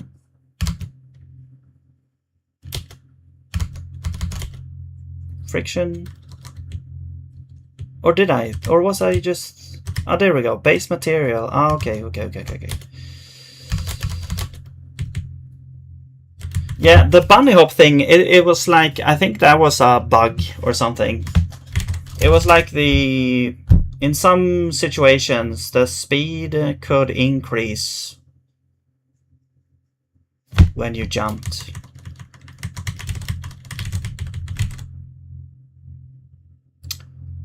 I actually mostly thinking about Half-Life, because that was I did grow up Quake as well, but I didn't know bunny hop was a thing then. But it existed in both games until they fixed it.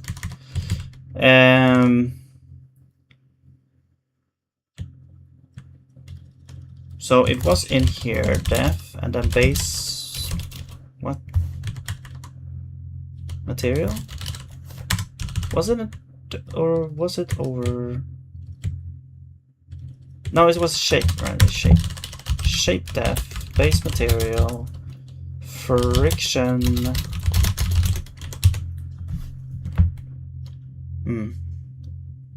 Not sure if that's gonna do anything, but we'll see. Ah. Okay, friction. Simulation.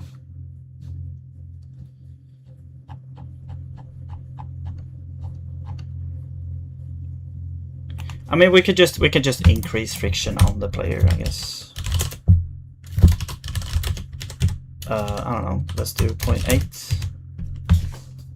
Not a bug, just limited, not limited feature. Yeah, it's not a bug, it's a feature.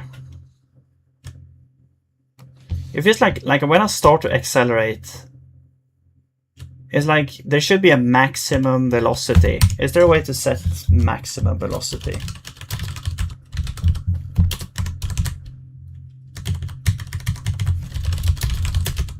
Max.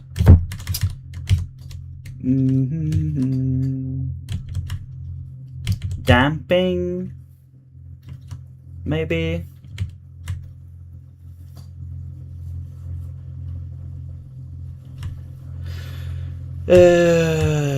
Gravity scale, right? Cool.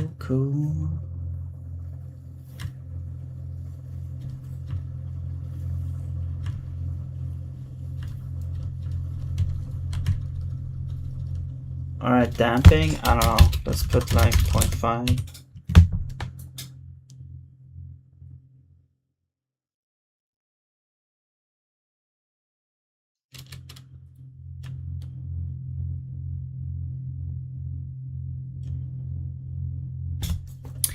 Well, that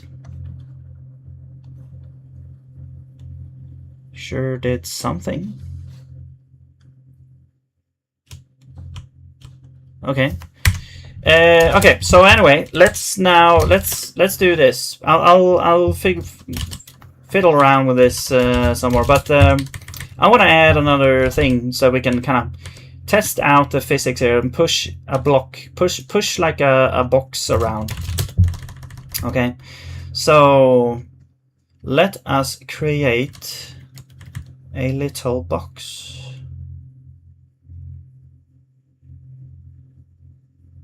Yeah,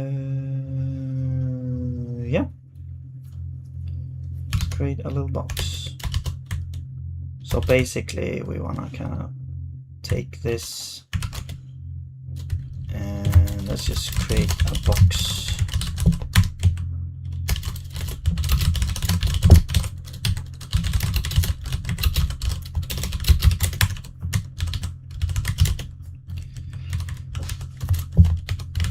Box. Actually, let's call this context. All right, we got a cube. A cube with different sizes. It's a cuboid. So this one is gonna be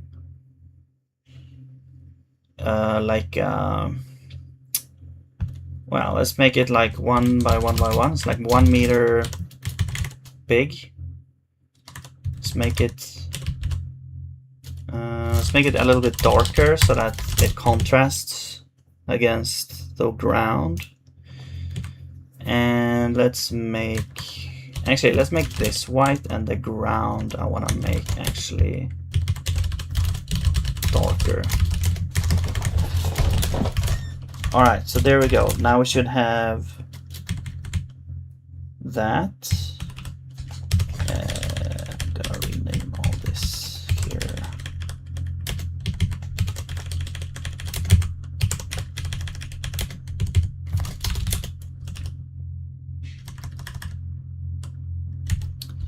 So this one is gonna be game.world body.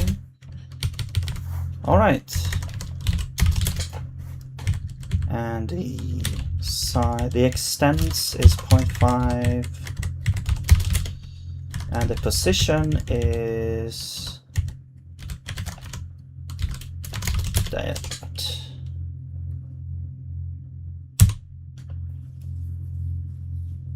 Whoops.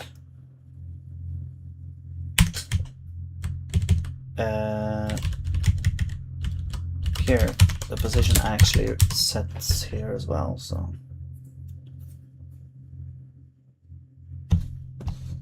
there we go. We got a little box here. Oh yeah, it's not dynamic, right?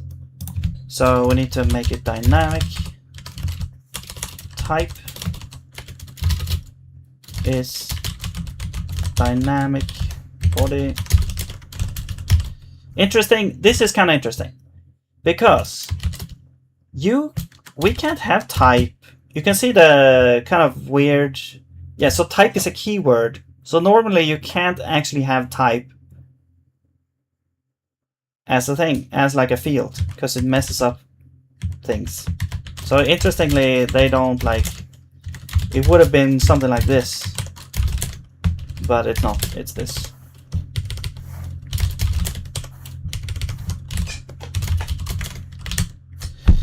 If it was like proper zig code, I guess. Okay, so now it's dynamic. Now it's like actually on the ground. And boom. No, not boom. Okay. Is it because it's too massive or something? I can't actually move it. Has it moved a little bit? I don't know. Why can't I push this?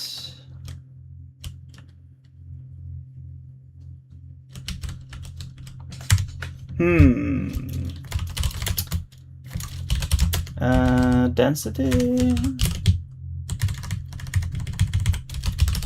Is it because density is like 0, so it's like infinite density?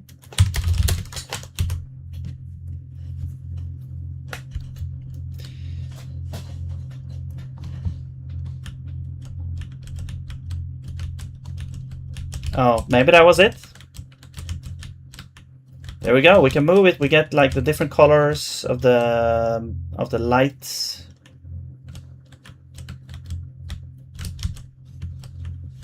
Can I knock it over? I can jump over it. Okay, so we can actually make a little parkour stage if we wanted to. Can I knock it over? I'm trying to like hit it with my capsule hitbox. I don't know, it doesn't feel like I can. Well, I should be able to, right?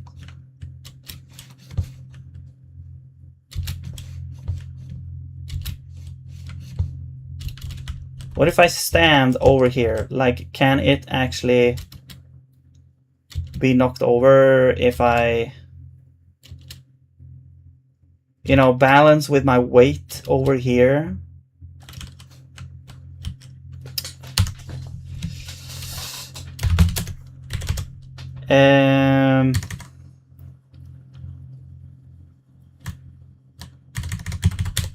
Let's do like position, size. So this is the size.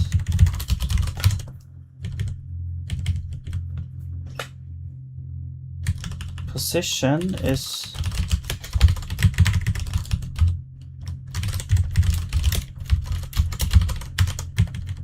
that. This is going to be like size 0 over 2, size 1 over 2, size 2 over 2, and then this is position.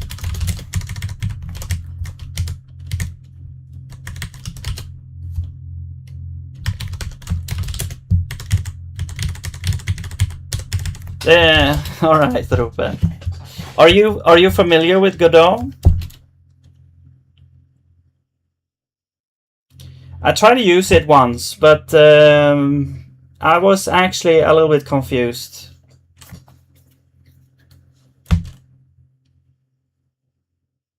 So for me, it's kind of the other way around.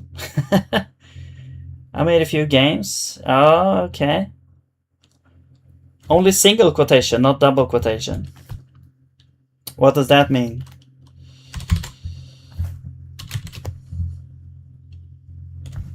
Create box at...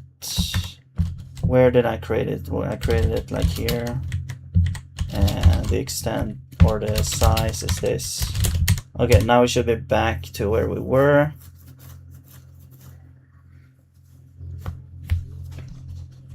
You know what? Let's create a player so we don't fall every time. Let's do like 1. That should put us closer to the ground. And of course, oh,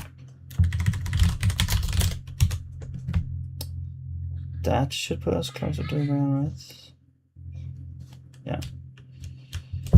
And let's put us closer to the thing.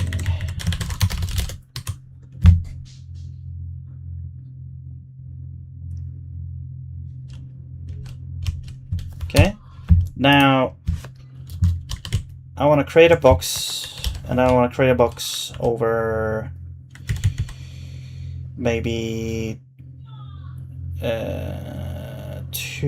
over. Where will that be? I can do games. Another one. All right, let's do like 5 over, and then we'll make 2.5, and you will be 5 long or 6 long or something.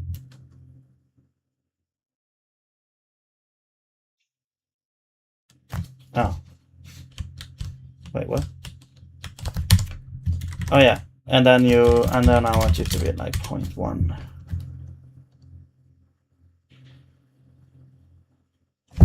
And also I want you to be above.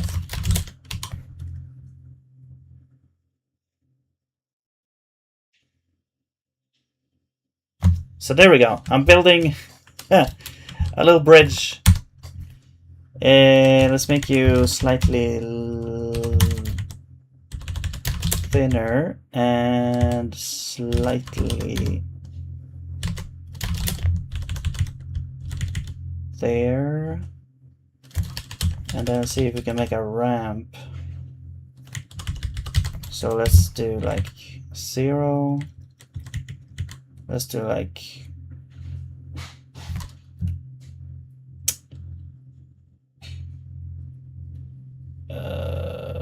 -0.5. Make you 1.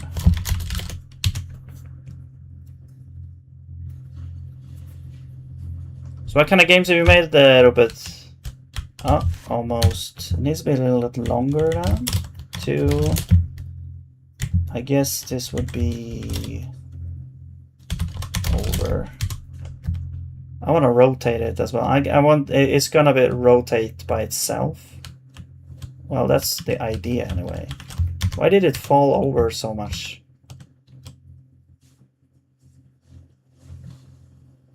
Why is it not rotating?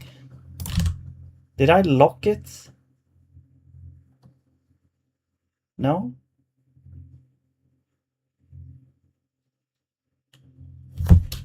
Last time I made some kind of adventure dialogue game basically. Okay, cool. Still at -7.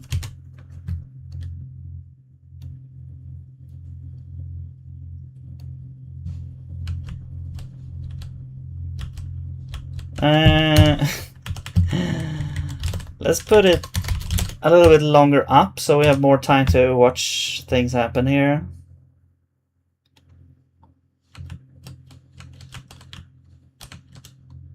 Huh. It kind of went through. This does not look great. Wait. Hang on.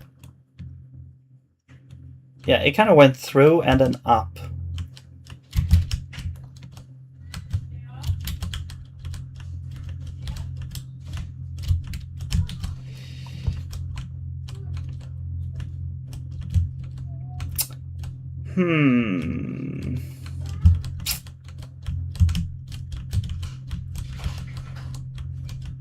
I don't know about this.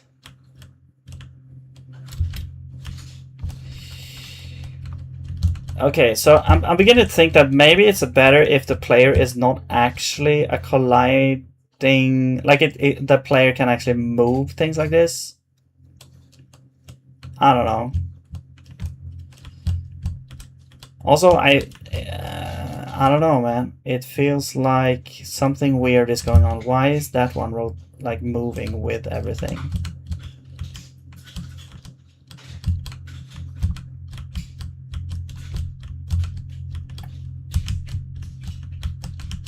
Oh, you know what? I just realized something. I'm not even I'm not even showing what's happening. That's why it's not rotating.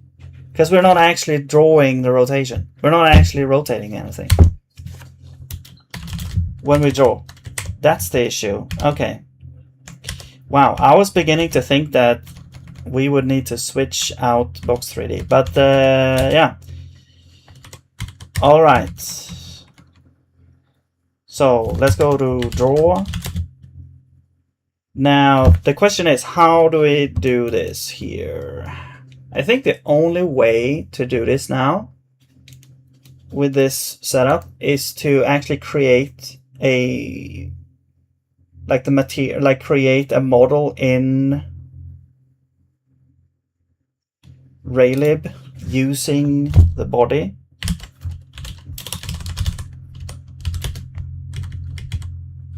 So let's say we go over here and we'll do like, I don't know, B3 cube.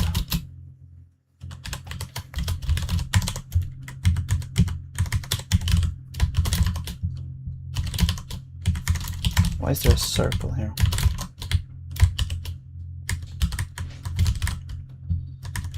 All right, B3 cube.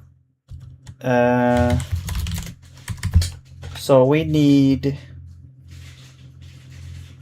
so basically I'm gonna do like from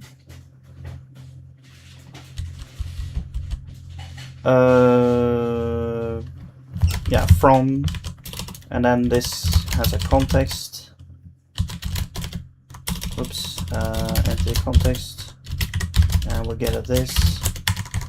And then we don't have, well, we can provide a color here, I guess. Instead of having size, I guess now we need to figure out how to do this in Raylib. So Raylib sheet. And there's something like draw model or something. Draw model.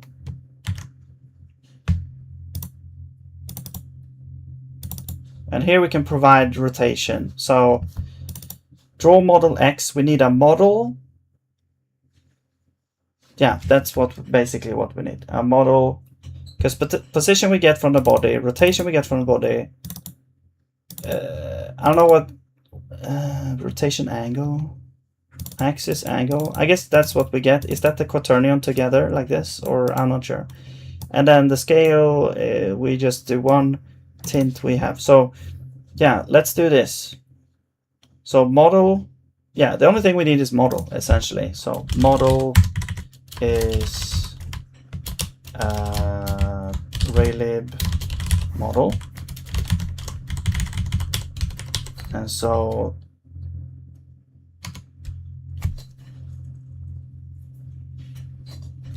here we get the body. Actually, we can get the shape. B3 shape ID. What?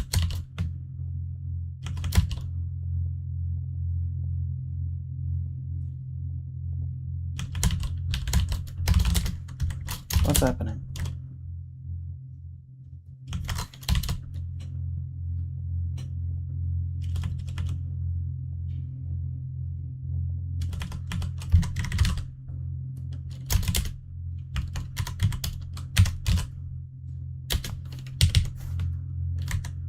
Okay, I don't know what's happening. There's some kind of compilation issue. Let's move on for now.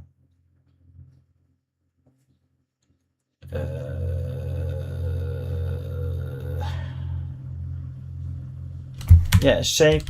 Okay, and then we get the hull, I guess. I think.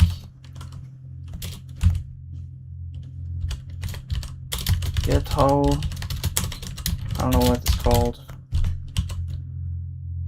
And then we essentially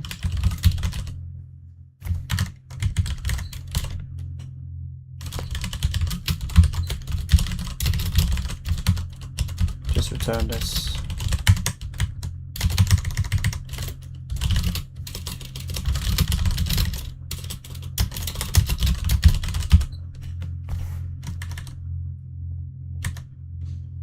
From mesh.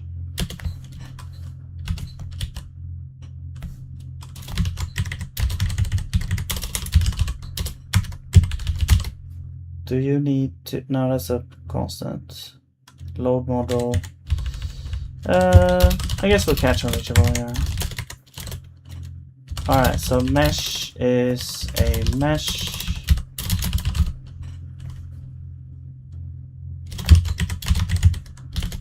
And you need a bunch of stuff. So here we can put a bunch of shit on here. Vertices, vertex count. Maybe it wasn't as easy as I thought. Can we just make, can we just generate a cube or something? Generate mesh cube. Or, wait, does it have to be a cube? It's a cube, but you can define it to be not a cube. Okay. So, okay, and then we have like hull. I think hull has like extents or something.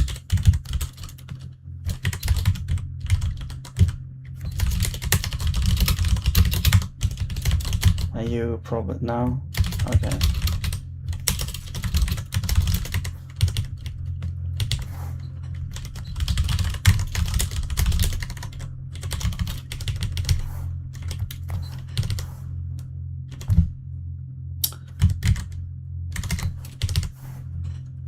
You know what?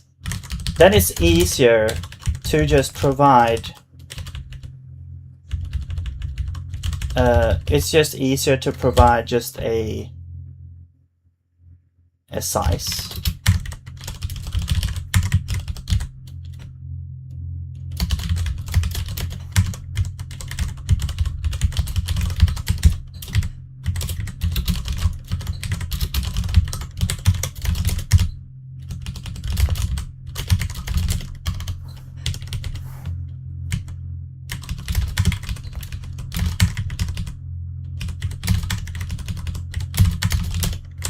A draw cube doesn't work.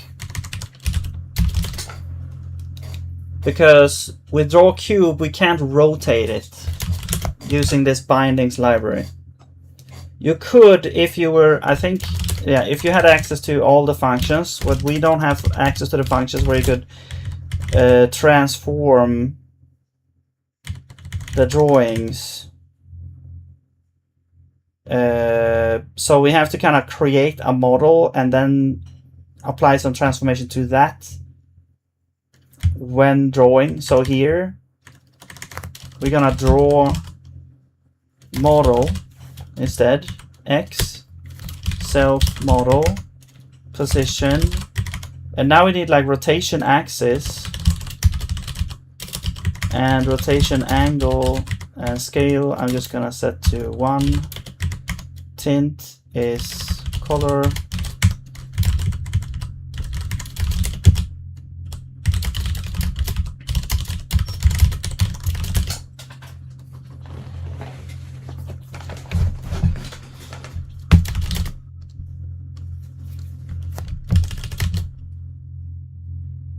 Alright. And rl.up. Now, what do you mean dot up? There's nothing. All right. So, by the way, how is like Odin's interfacing with C? Do you know? Like, does it have similar things that Zig has? Like it translates to Zig? Or do you have to kind of make a bindings library?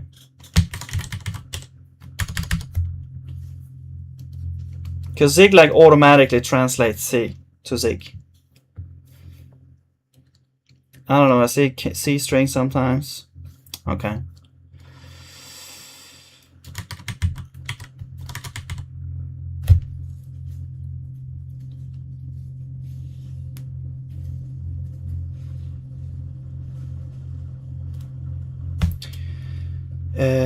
Draw model thing.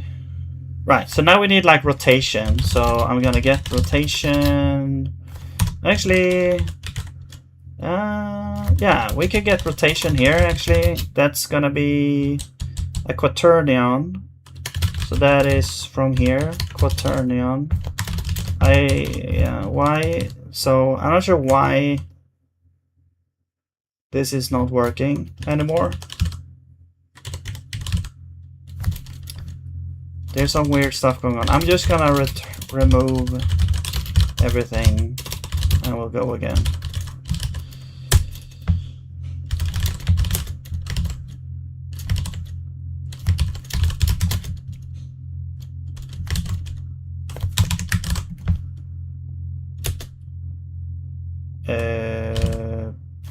Okay, now you exist. Good. And I want to go to renderable 3D. Okay, so you are a thing. Good. And then V is gonna be this part. So rotation axis is gonna be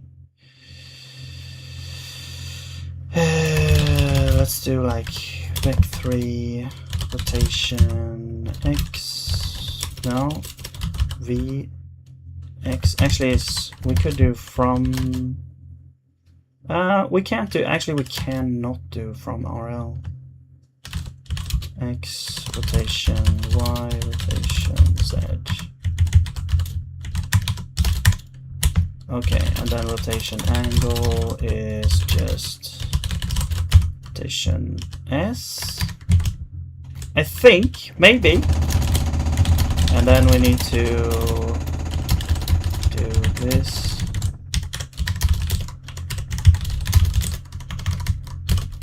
Alright. Right, and now you need rotation, and you need quaternion.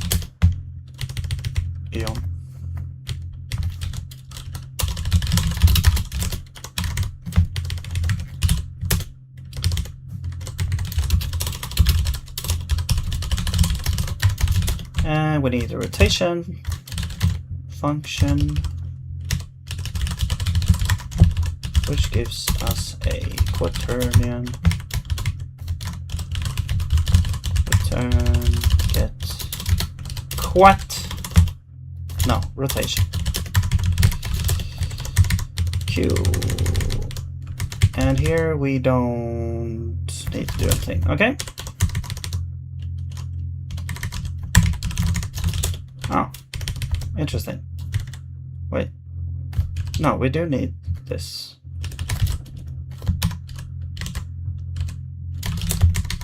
Wait, what's happening here? Oh, it's a shadow. Okay.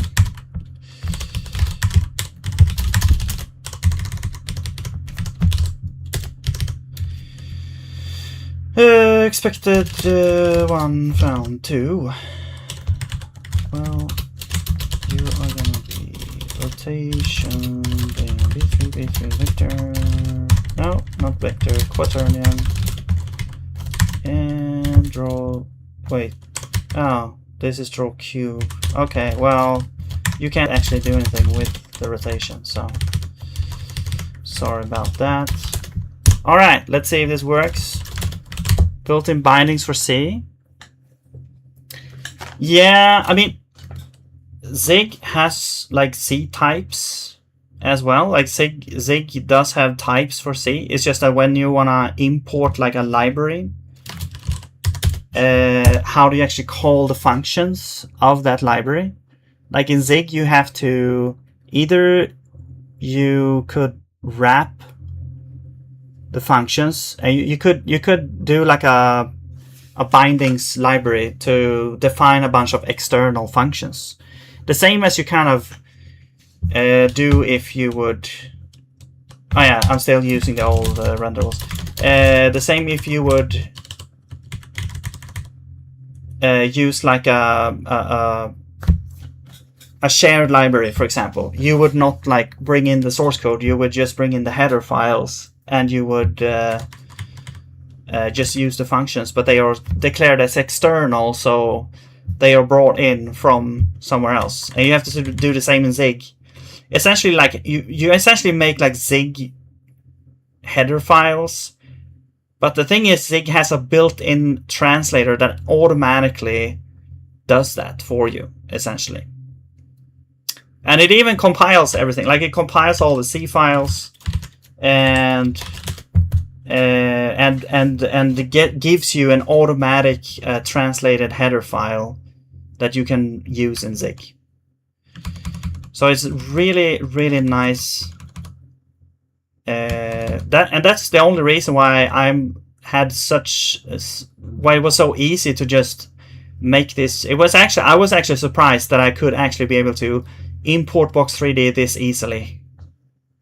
It's a new C library, and I just very quickly made like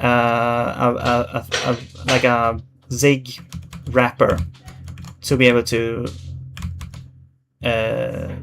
you know, import it and use it.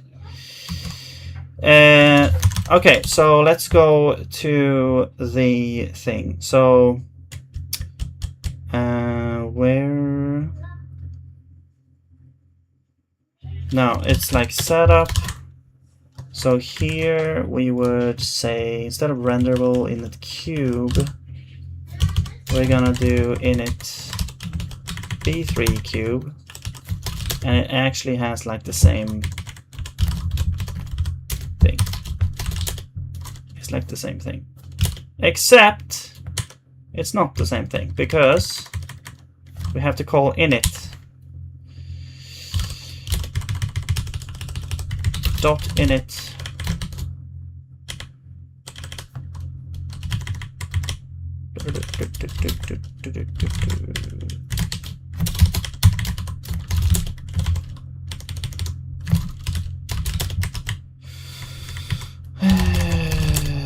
all right, so let's call that init b3 cube.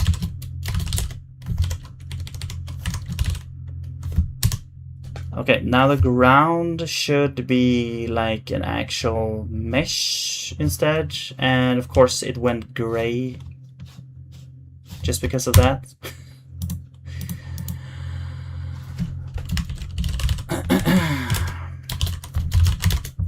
Is it because I'm not doing this anymore?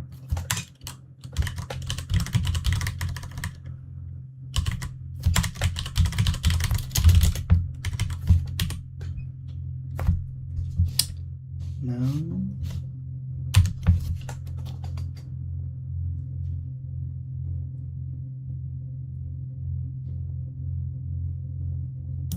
Oh my god, we're back to this again. Okay, well, let's just do the other ones and we'll see.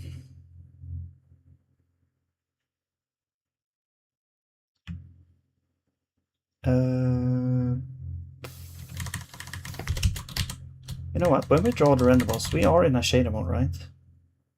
Yes, we are. So I'm also gonna just disable this.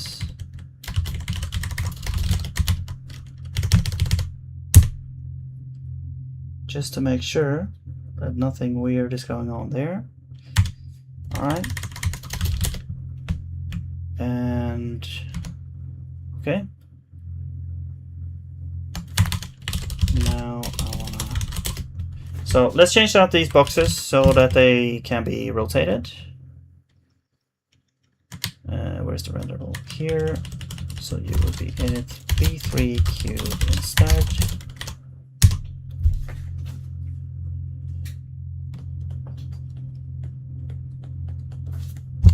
And there we go. Now we kind of see what happened here. They actually get rotation now. And that's why probably when I tried before to move the box and rotate it, it didn't actually work. Can I like seesaw this or? It still looks a little bit weird. It went like into this cube.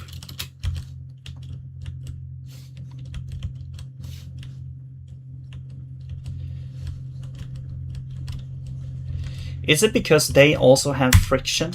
Maybe? Maybe that's why. If we disable the friction here.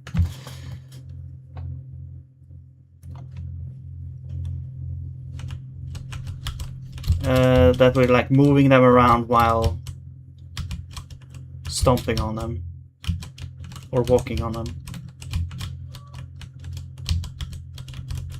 So if I walk up here and move, it shouldn't now move with me. Okay, cool. But the lighting, again, doesn't work now anymore.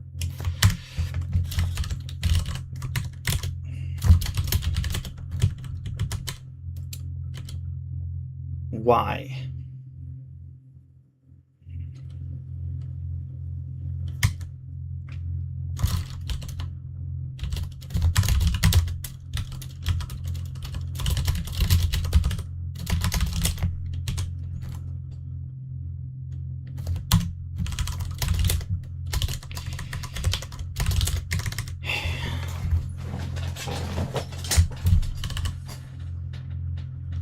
Do I get any errors or anything?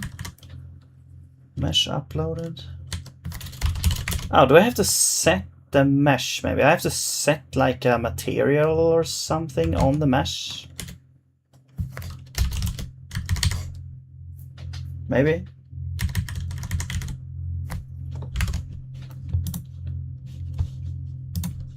There should be like raylib example. So I mean, if we go over to this part, which uses a bunch of these things, we have some mesh things, load model from mesh. We have a texture. Okay, so we can set a texture if we want. We can also generate a texture, like a checkerboard pattern or something. And we have these things. I'm not sure if I need to set these. Why only this? Like the other ones, like I don't even understand what the purpose of this is, because this is the only place that they do this.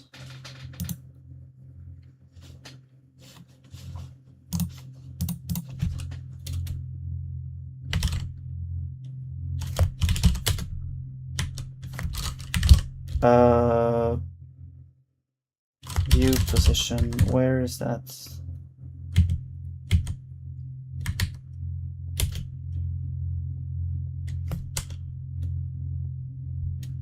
Wait, did I remove all of them?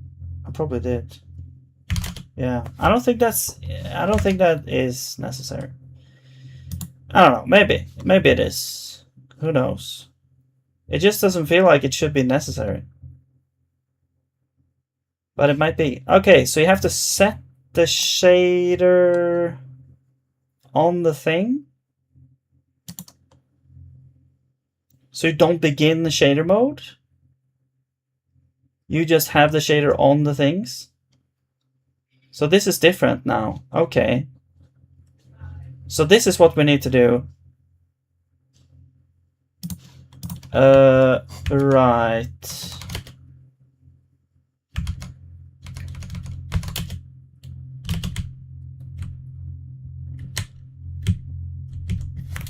So what was it? Model materials.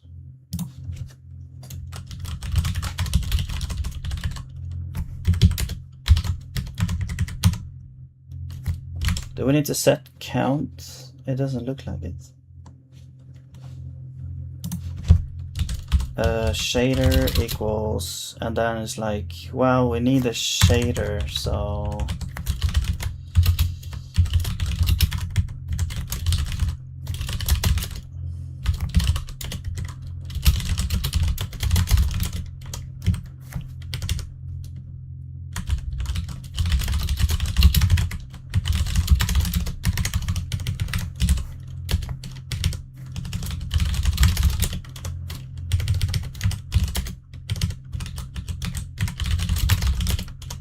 okay, and then we go.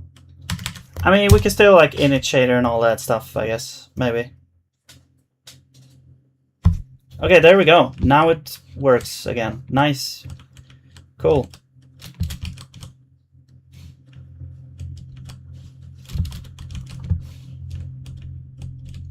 Am I pushing it while walking on top?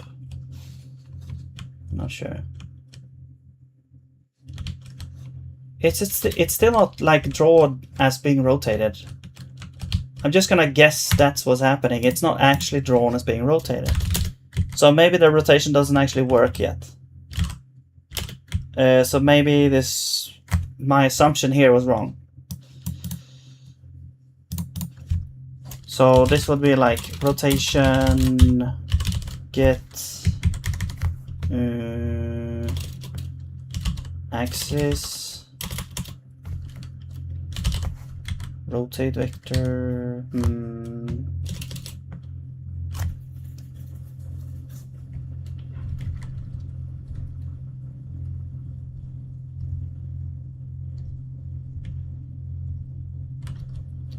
Make matrix.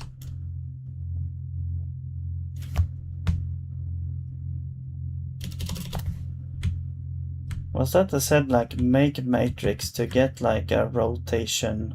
No, this one. No, this. Wait. Rotate vector. Where was that? Rotation quaternion. Where did I read that?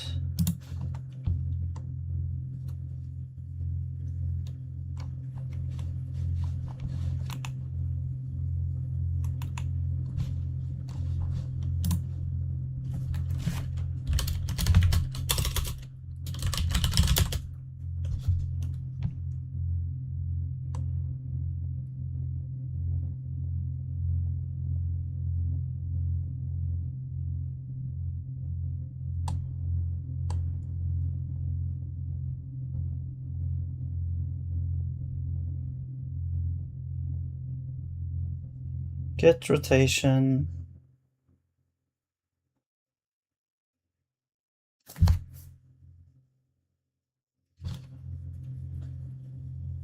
Get quat angle. I don't understand what that is. Make matrix from quat.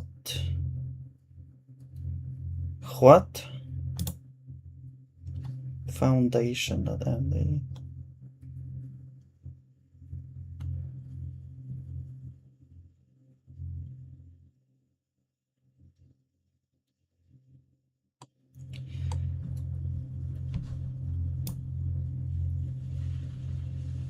Where did I read about the rotation? I don't remember. But I'm pretty sure that make quad from axis angle. How do I turn it back?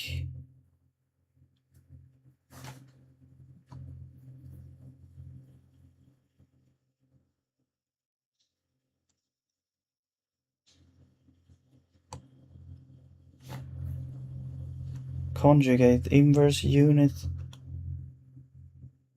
Compose two rotations. Inverse rotate. Going to rotate by the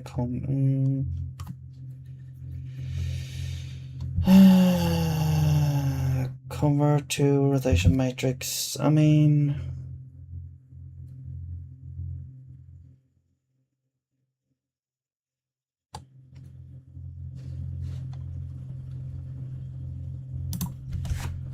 quaternion to rotation axis.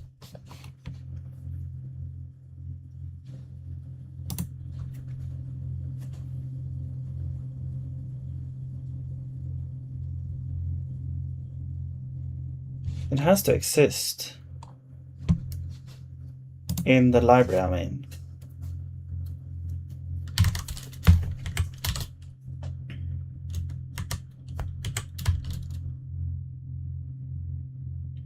Oh, this just rotates like a thing.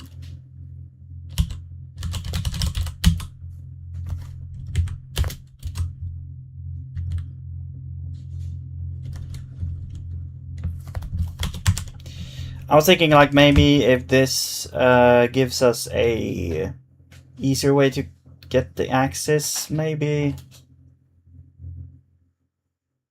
Well, what if we...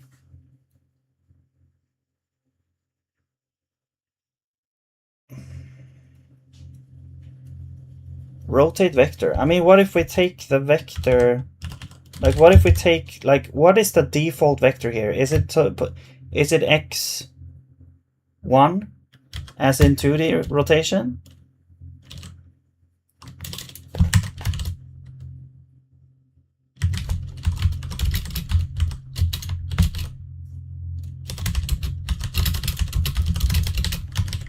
And then it gets rotated. We get a new vector that is the rotation axis. And then the angle, I don't know what that means.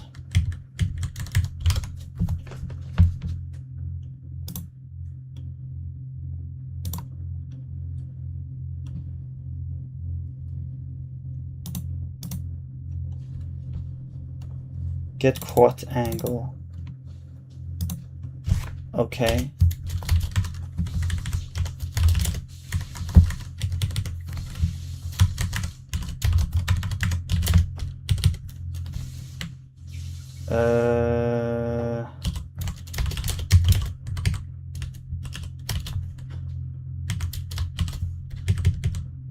Oh, I see. So we don't need to. Oh wait, we do need to.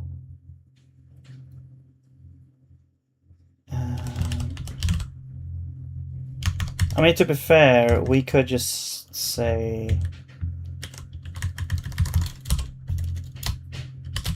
B3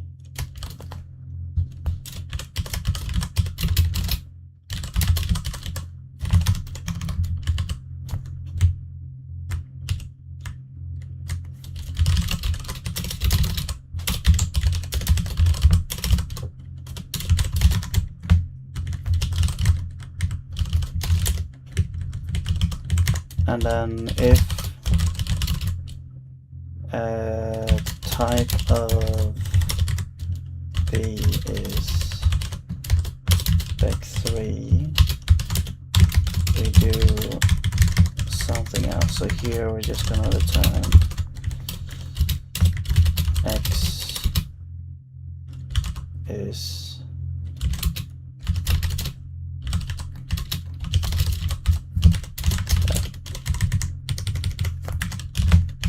all right. Now we can actually turn vec3s into raylib as well. All right.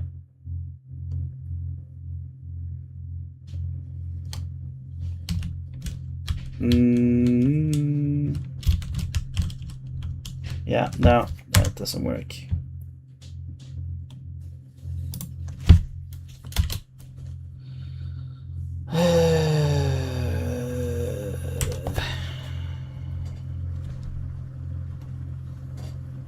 Okay, so we got like position and then rotation axis, rotation angle.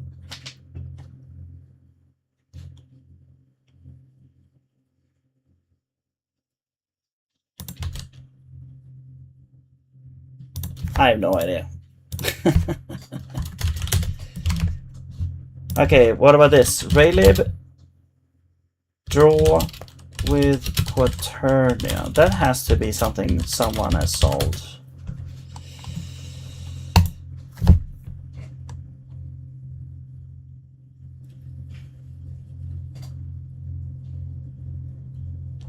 Oh, I see. This is just a feature.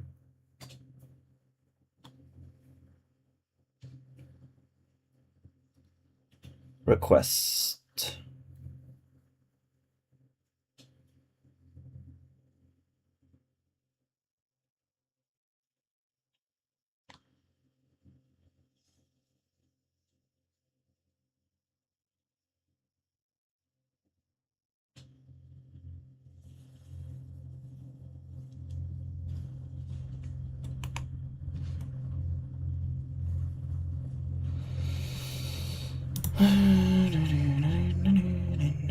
Odin.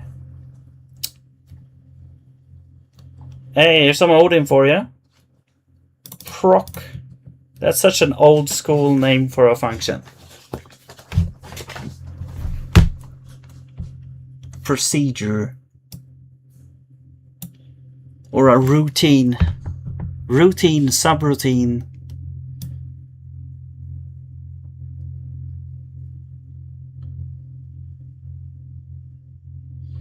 3D camera. Q position, orientation. Wait, Raylib has quaternions? What the hell?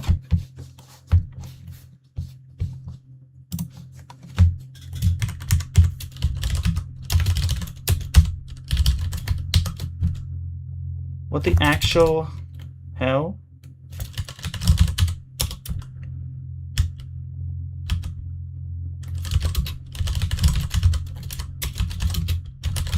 So is this equivalent? Like, why do they have this weird representation of a quaternion? Quaternion is just like, well, okay, so this is like I, J, K, like, right? And then this is the real part. Is that how I'm supposed to? Because usually I think the real part is like you say that first. So is that supposed to be first here? It's a 4-dimensional number. So is S supposed to be X? I don't know. I guess we'll try. Quat. And then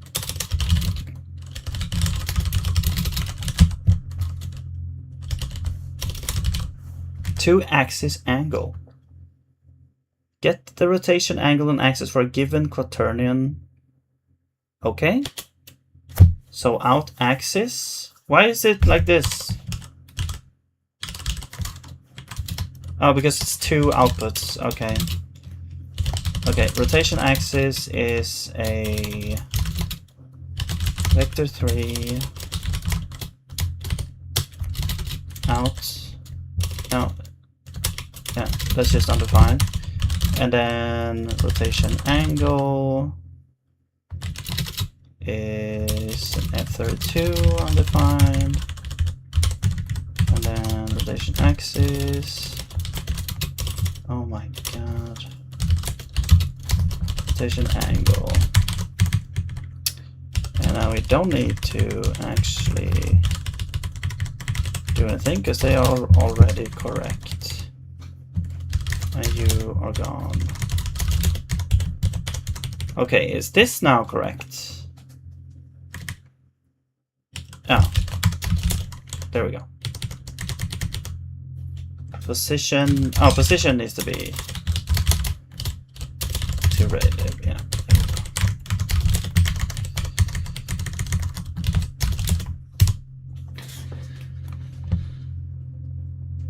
Come on.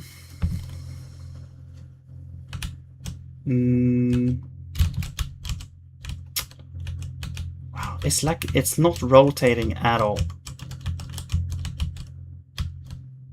Like I would even if we just messed up the real part, I would assume it got rotate somewhat, at least. But it's like it's not even rotating in the slightest.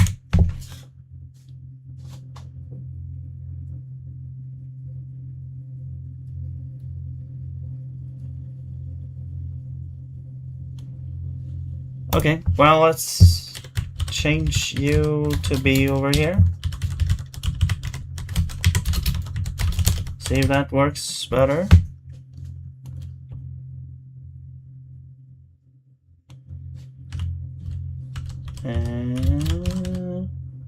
No? What the hell, man? Oh, hang on. I mean, maybe something is happening. But it's, yeah. But it's probably not correct. Okay. Huh. So changing that.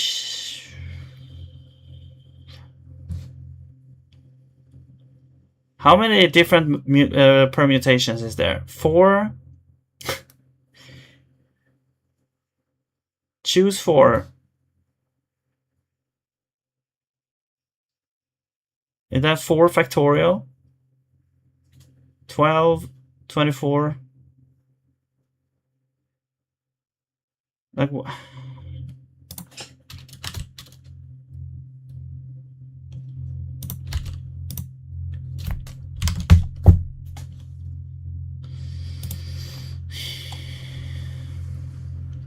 stores a vector part and a scalar part. Okay. Identity quaternion. And where is that? Because that should, I think, be just, I mean, isn't that just 1, 1, 1, 1? No? Maybe not.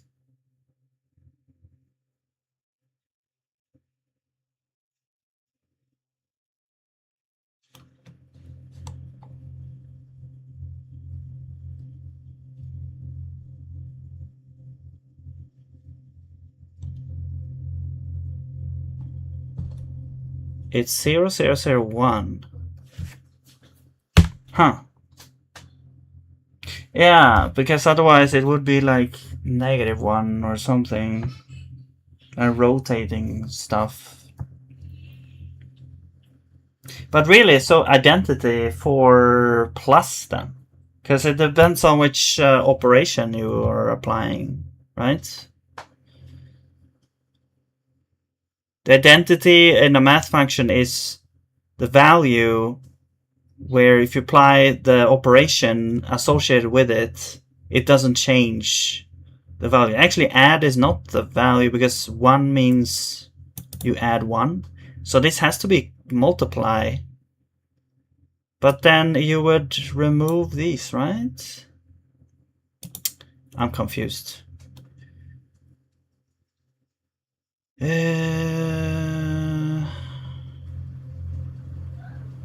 I am confused.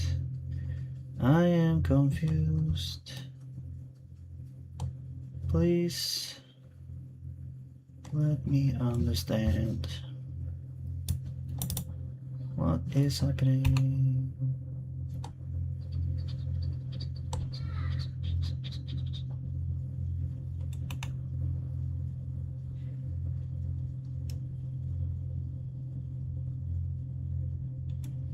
Vector part.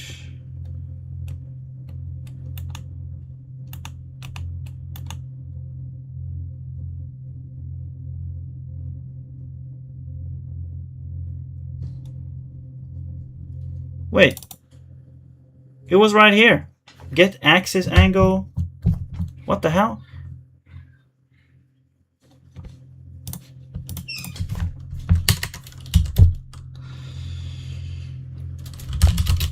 Rotation axis equals to rotation. No.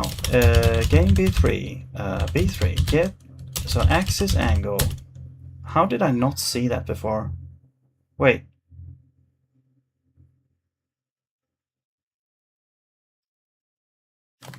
Oh, I have to supply the... okay, so I get the angle and I get the axis. Okay. Rotation angle, and here is the thing. Rotation, yeah. No? Wait. Yes, I mean, yes. And we move you up there. You are deleted. Thank you very much. You are now a convertible. Okay. Let's try this now instead.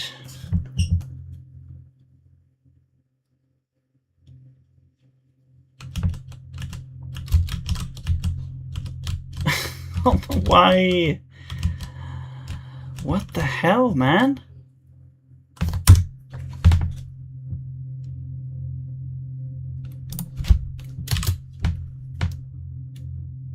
Oh, wait.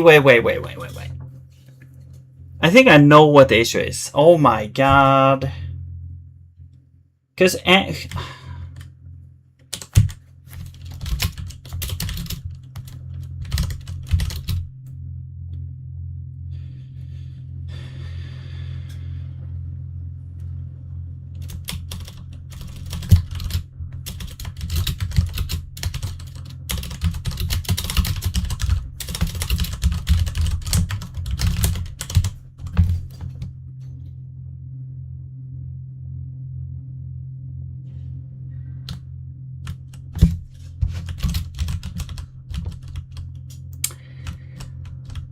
It works now. Okay, so, yeah, you can. Okay, so the problem was that angular. No, let's not talk about that. Raylib uses degrees for the rotation when drawing.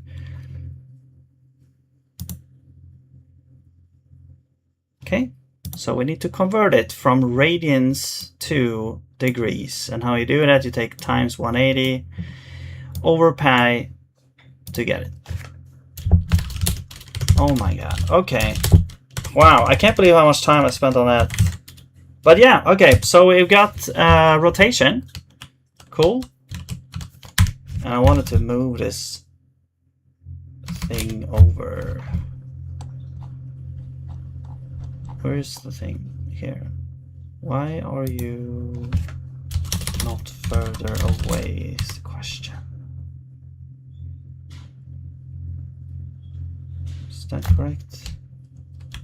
Okay, that's exactly outside. So let's do like 0.3.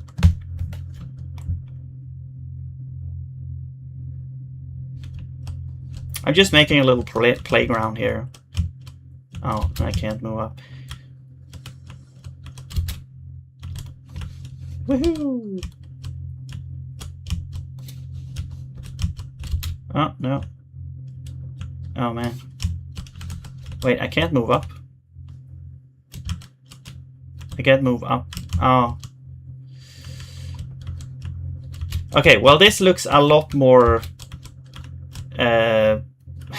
like, you know, a proper physics library now that you can actually rotate things. Let's try and knock over. Yeah, there we go. It does actually work. I was trying this before and I was like, why can't I knock it over? And of course, I didn't actually draw them rotated yet. All right, cool. So we have box 3D. And yeah, it seems to work. I was a little bit nervous there because at first it was like, why are they like clipping into each other? And why is it not working? But yeah, cool. I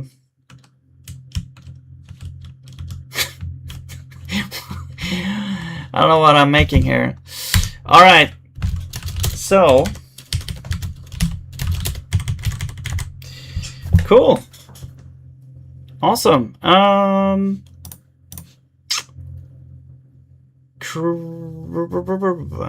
Okay, so what should we do now? I'm thinking like I want to kind of make a little.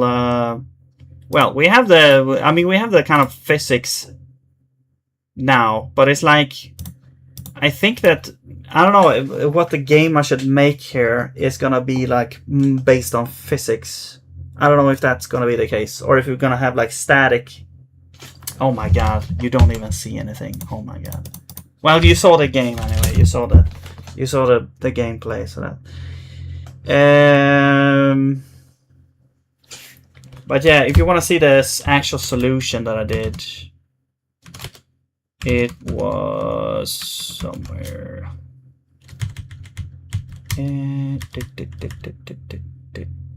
No, renderable. Yeah. So you get the quaternion, you create a rotation angle container, you get the rotation axis, you call B3 get axis angle. That will give you both the rotation angle and the rotation axis, and then you supply the rotation. Now we can pass that into Raylib, draw model X. Just convert this as just a vec3, and this one has to be converted from radians to degrees because that's how Raylib does it. So yeah, it was pretty simple in the end. I just needed to find the correct functions, and yeah. But what should we make?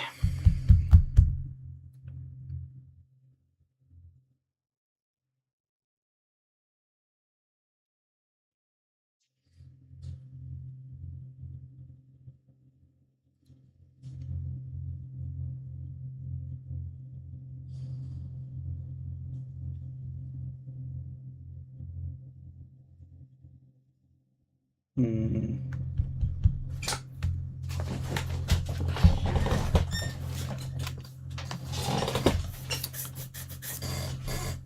Like, my mind is drawn to like some kind of TD for some reason, but that has no physics at all, essentially. That, I guess that's good as any. Okay, I'm gonna look up some kind of... Did I install Blender? No.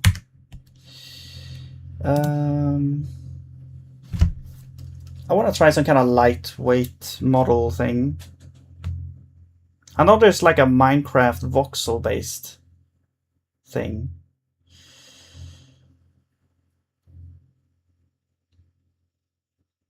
Voxel render, voxel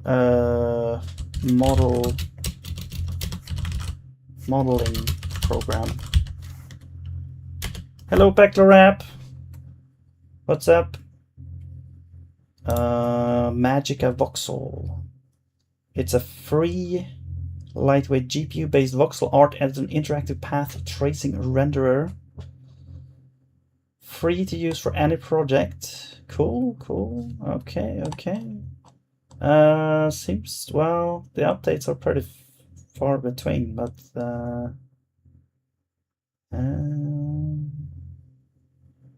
you may need to download some DLL files.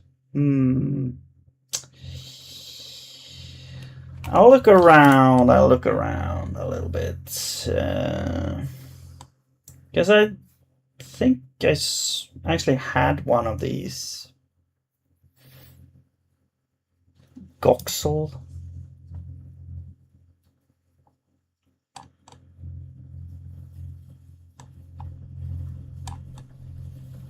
It is...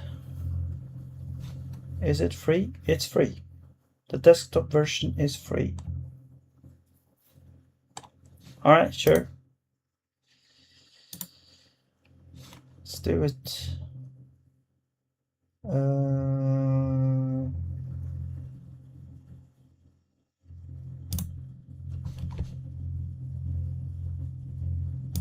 Is it an installer or is it just the executable?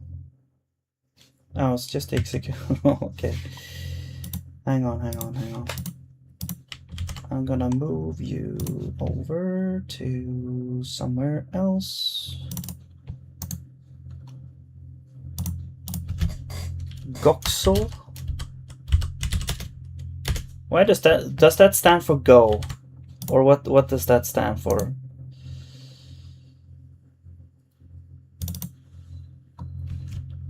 Also, pretty large window here. I'm gonna pin that so I can open it later. Let me resize this a little bit. Whoa.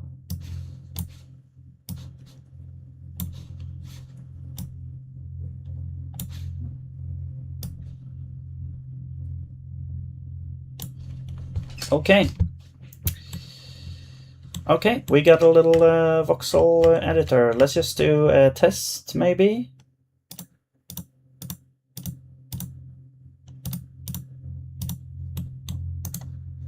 Can I delete? How do I delete? What is this? Oh, sub R. Okay. T add. Look at this masterpiece.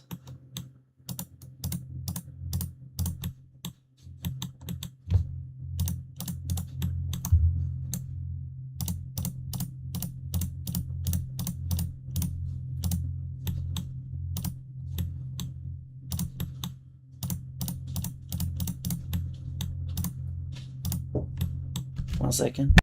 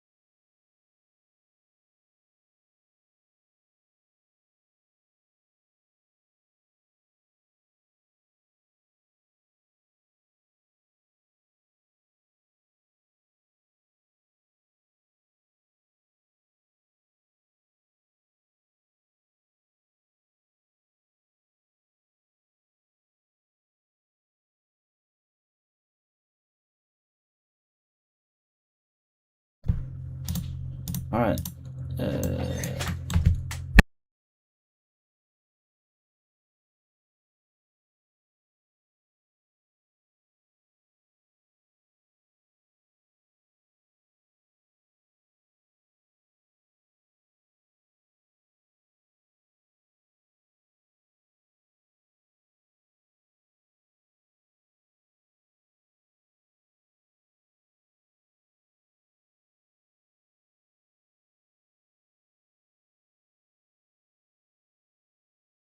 Alright, I have to go here pretty soon. Well, let's figure this out. Okay, there we go. I mean, it's like a stick figure version of... Oh my god. Let's do like a nose.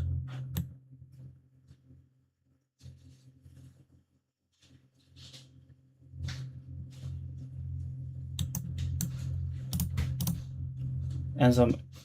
Wait. And some ears. Wait, that looks like it's something. I don't know. Okay, there we go. Can you actually make like a texture or something? Paint?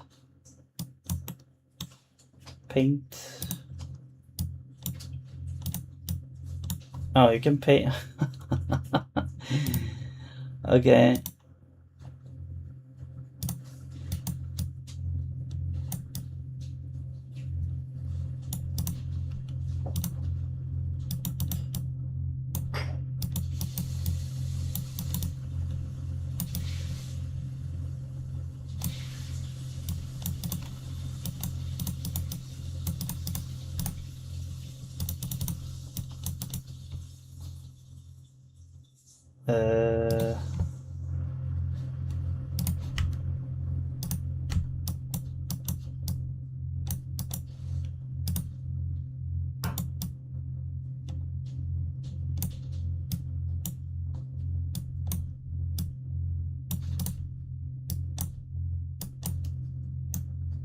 Okay, there we go.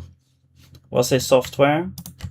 It's called Goxel, Goxel.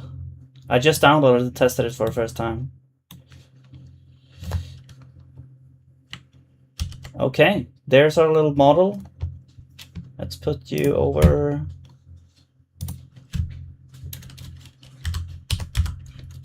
F3D dude. It's a Gox. I guess you have to kind of export to something. Obj, maybe. Why not Magica Voxel? I don't know, man. I just found something. I tried it out.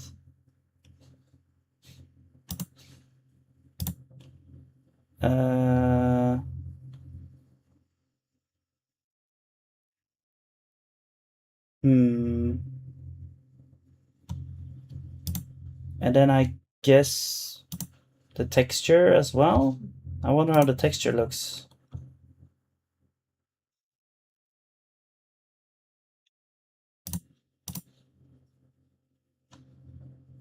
Oh, it's not a texture. It just is like a screenshot. Okay, well...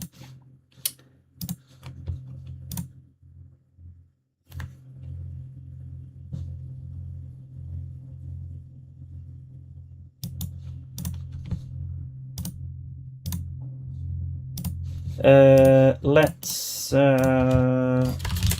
copy over. Let's see. Studio.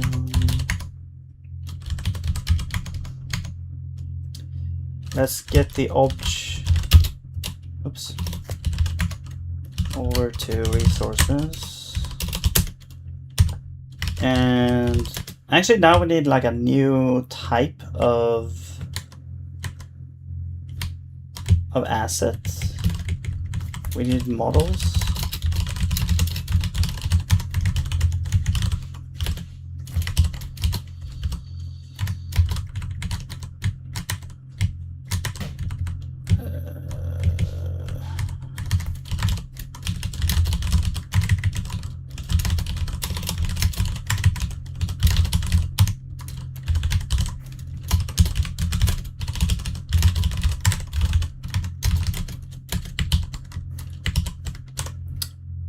Are they gonna be models or meshes? Actually, I don't know.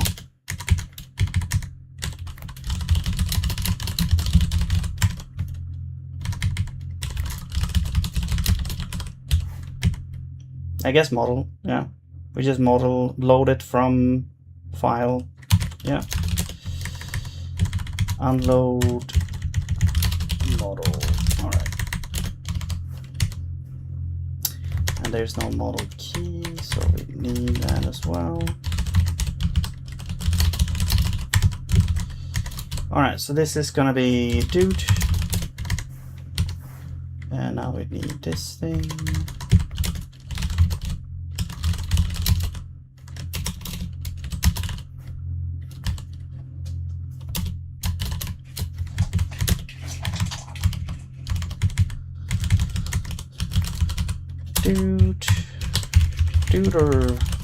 Dude.watch.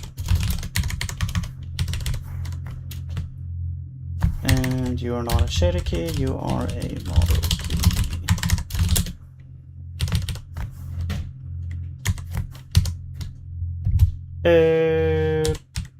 Oh, right. So we need like a load model function.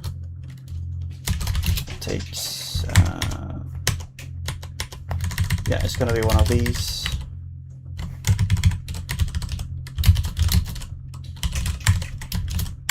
Oops.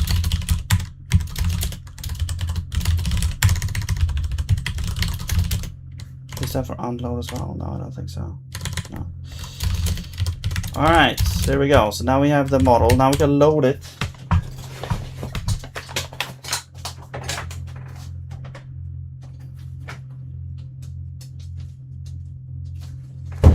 Okay, we'll get this model in here and draw it, and then we'll call it here. So let's get a demo. I'm gonna create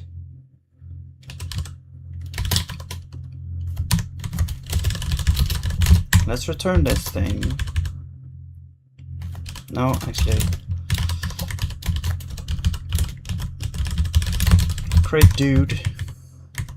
So this one would be, well, we need a new renderable, and the renderable is going to be a model.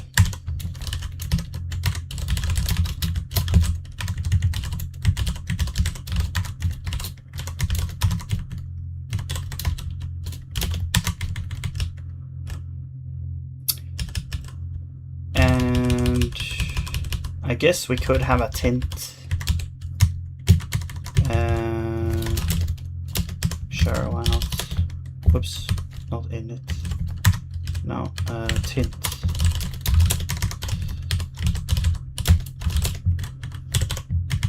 And that's not what's gonna happen. We're gonna say, actually this is a key. You know what, also we could go in here and we could, now you know what, let's just set this shader every time we draw. Maybe we can set the shader, perhaps.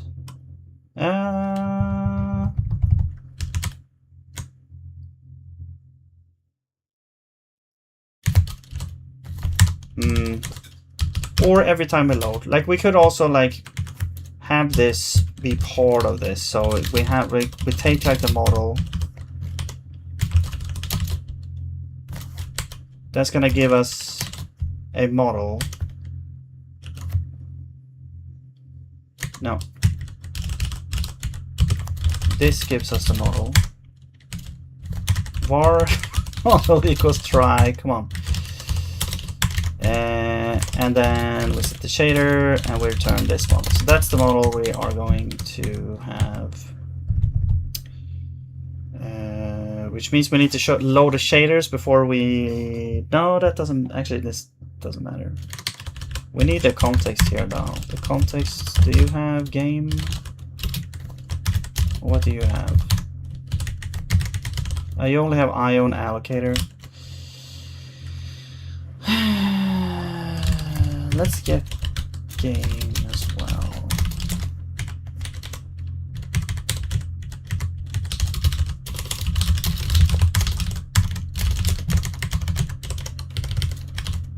Good thing is we don't need to change anywhere else.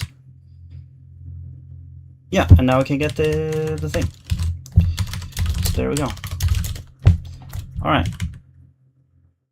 We set the shader and then we're done. So now we don't need to do that here. What we can do is we can simply take the model key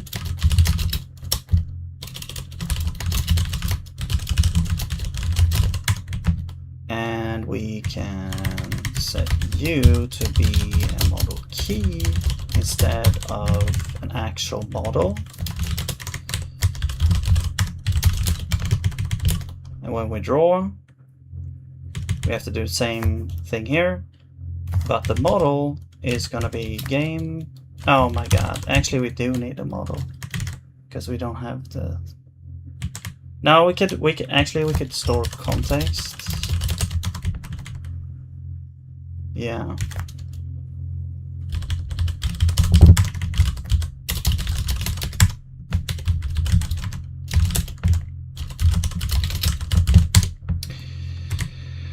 And then here we're gonna say context game ourself context game.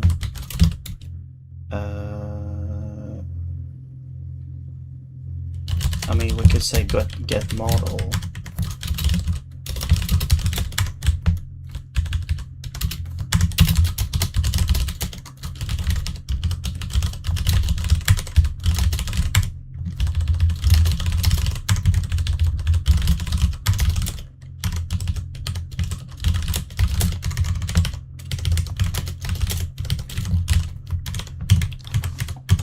And yeah.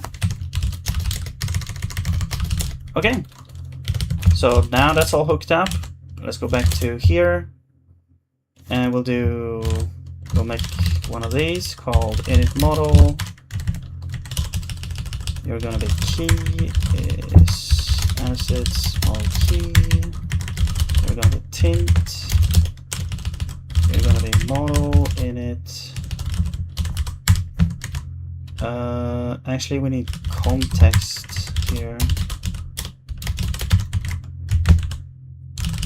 And tint and key. Alright, there we go.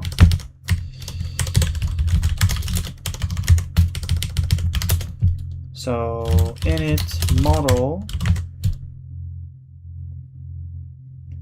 Oh my god, we need actual context here.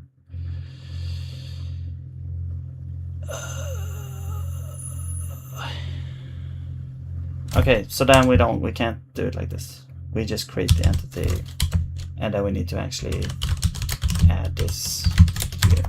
Okay, now we can refer to context.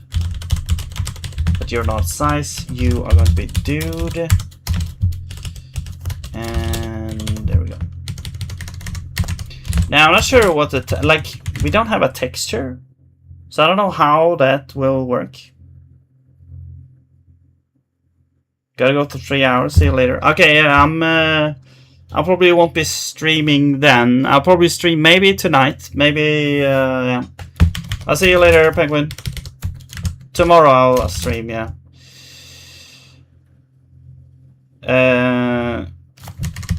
Alright, have a good one.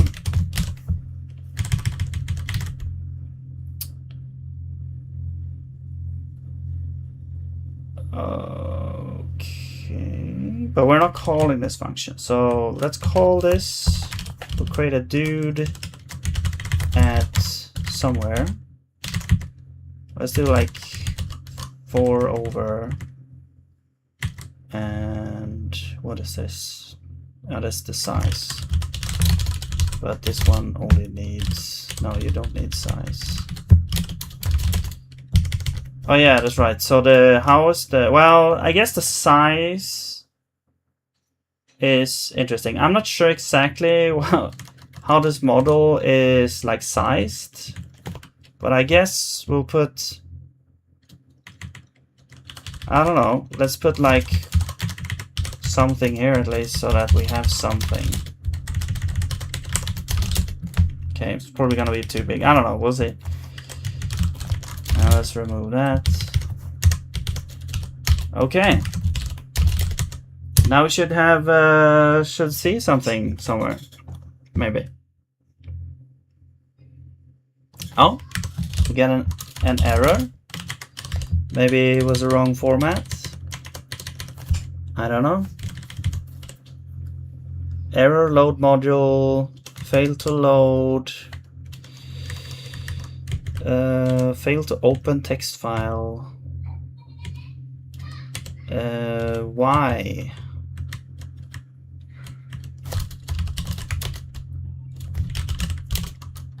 Did I not copy it over? Oh, it's F3D, dude. Okay.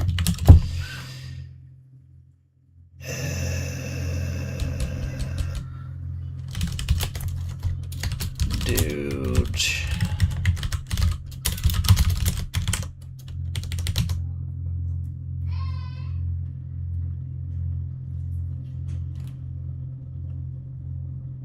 No, still.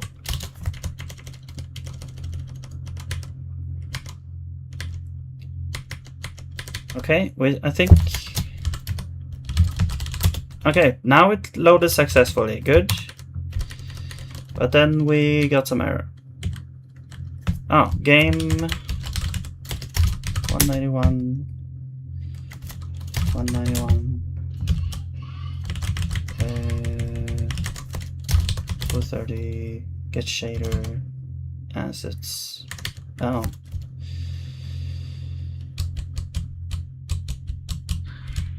Oh, they weren't added yet. Okay.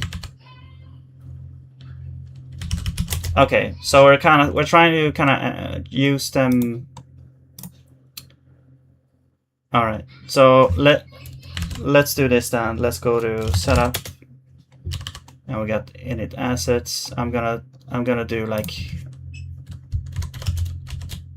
we're gonna do empty.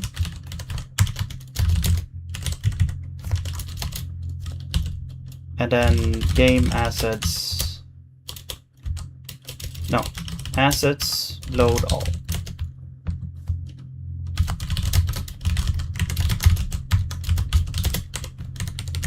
Okay, we're gonna do that. If you have a, so Packler, if you have a minute to put in, could you give a roundup of what you already established, implemented in the stream before? Haven't had a chance to watch it yet. Yeah, sure. Oh my god. I was like, did I make a cube? No. Yeah, I made this. I made like a model, like a voxel model, and put it in the game. So what I've done basically is I've kind of made this 3D world. I made the shaders work with like the lighting, like a basic like lighting shader. And then I also have box 3D, so that we have this kind of physics simulation going on here. Test it out. I have a whole bunch of random stuff, essentially. Yeah. And then we also have this guy, which I tried to make like a model and import it. And but the model is not exactly as, you know, the hitbox of the model is not really. I'm trying to knock him over.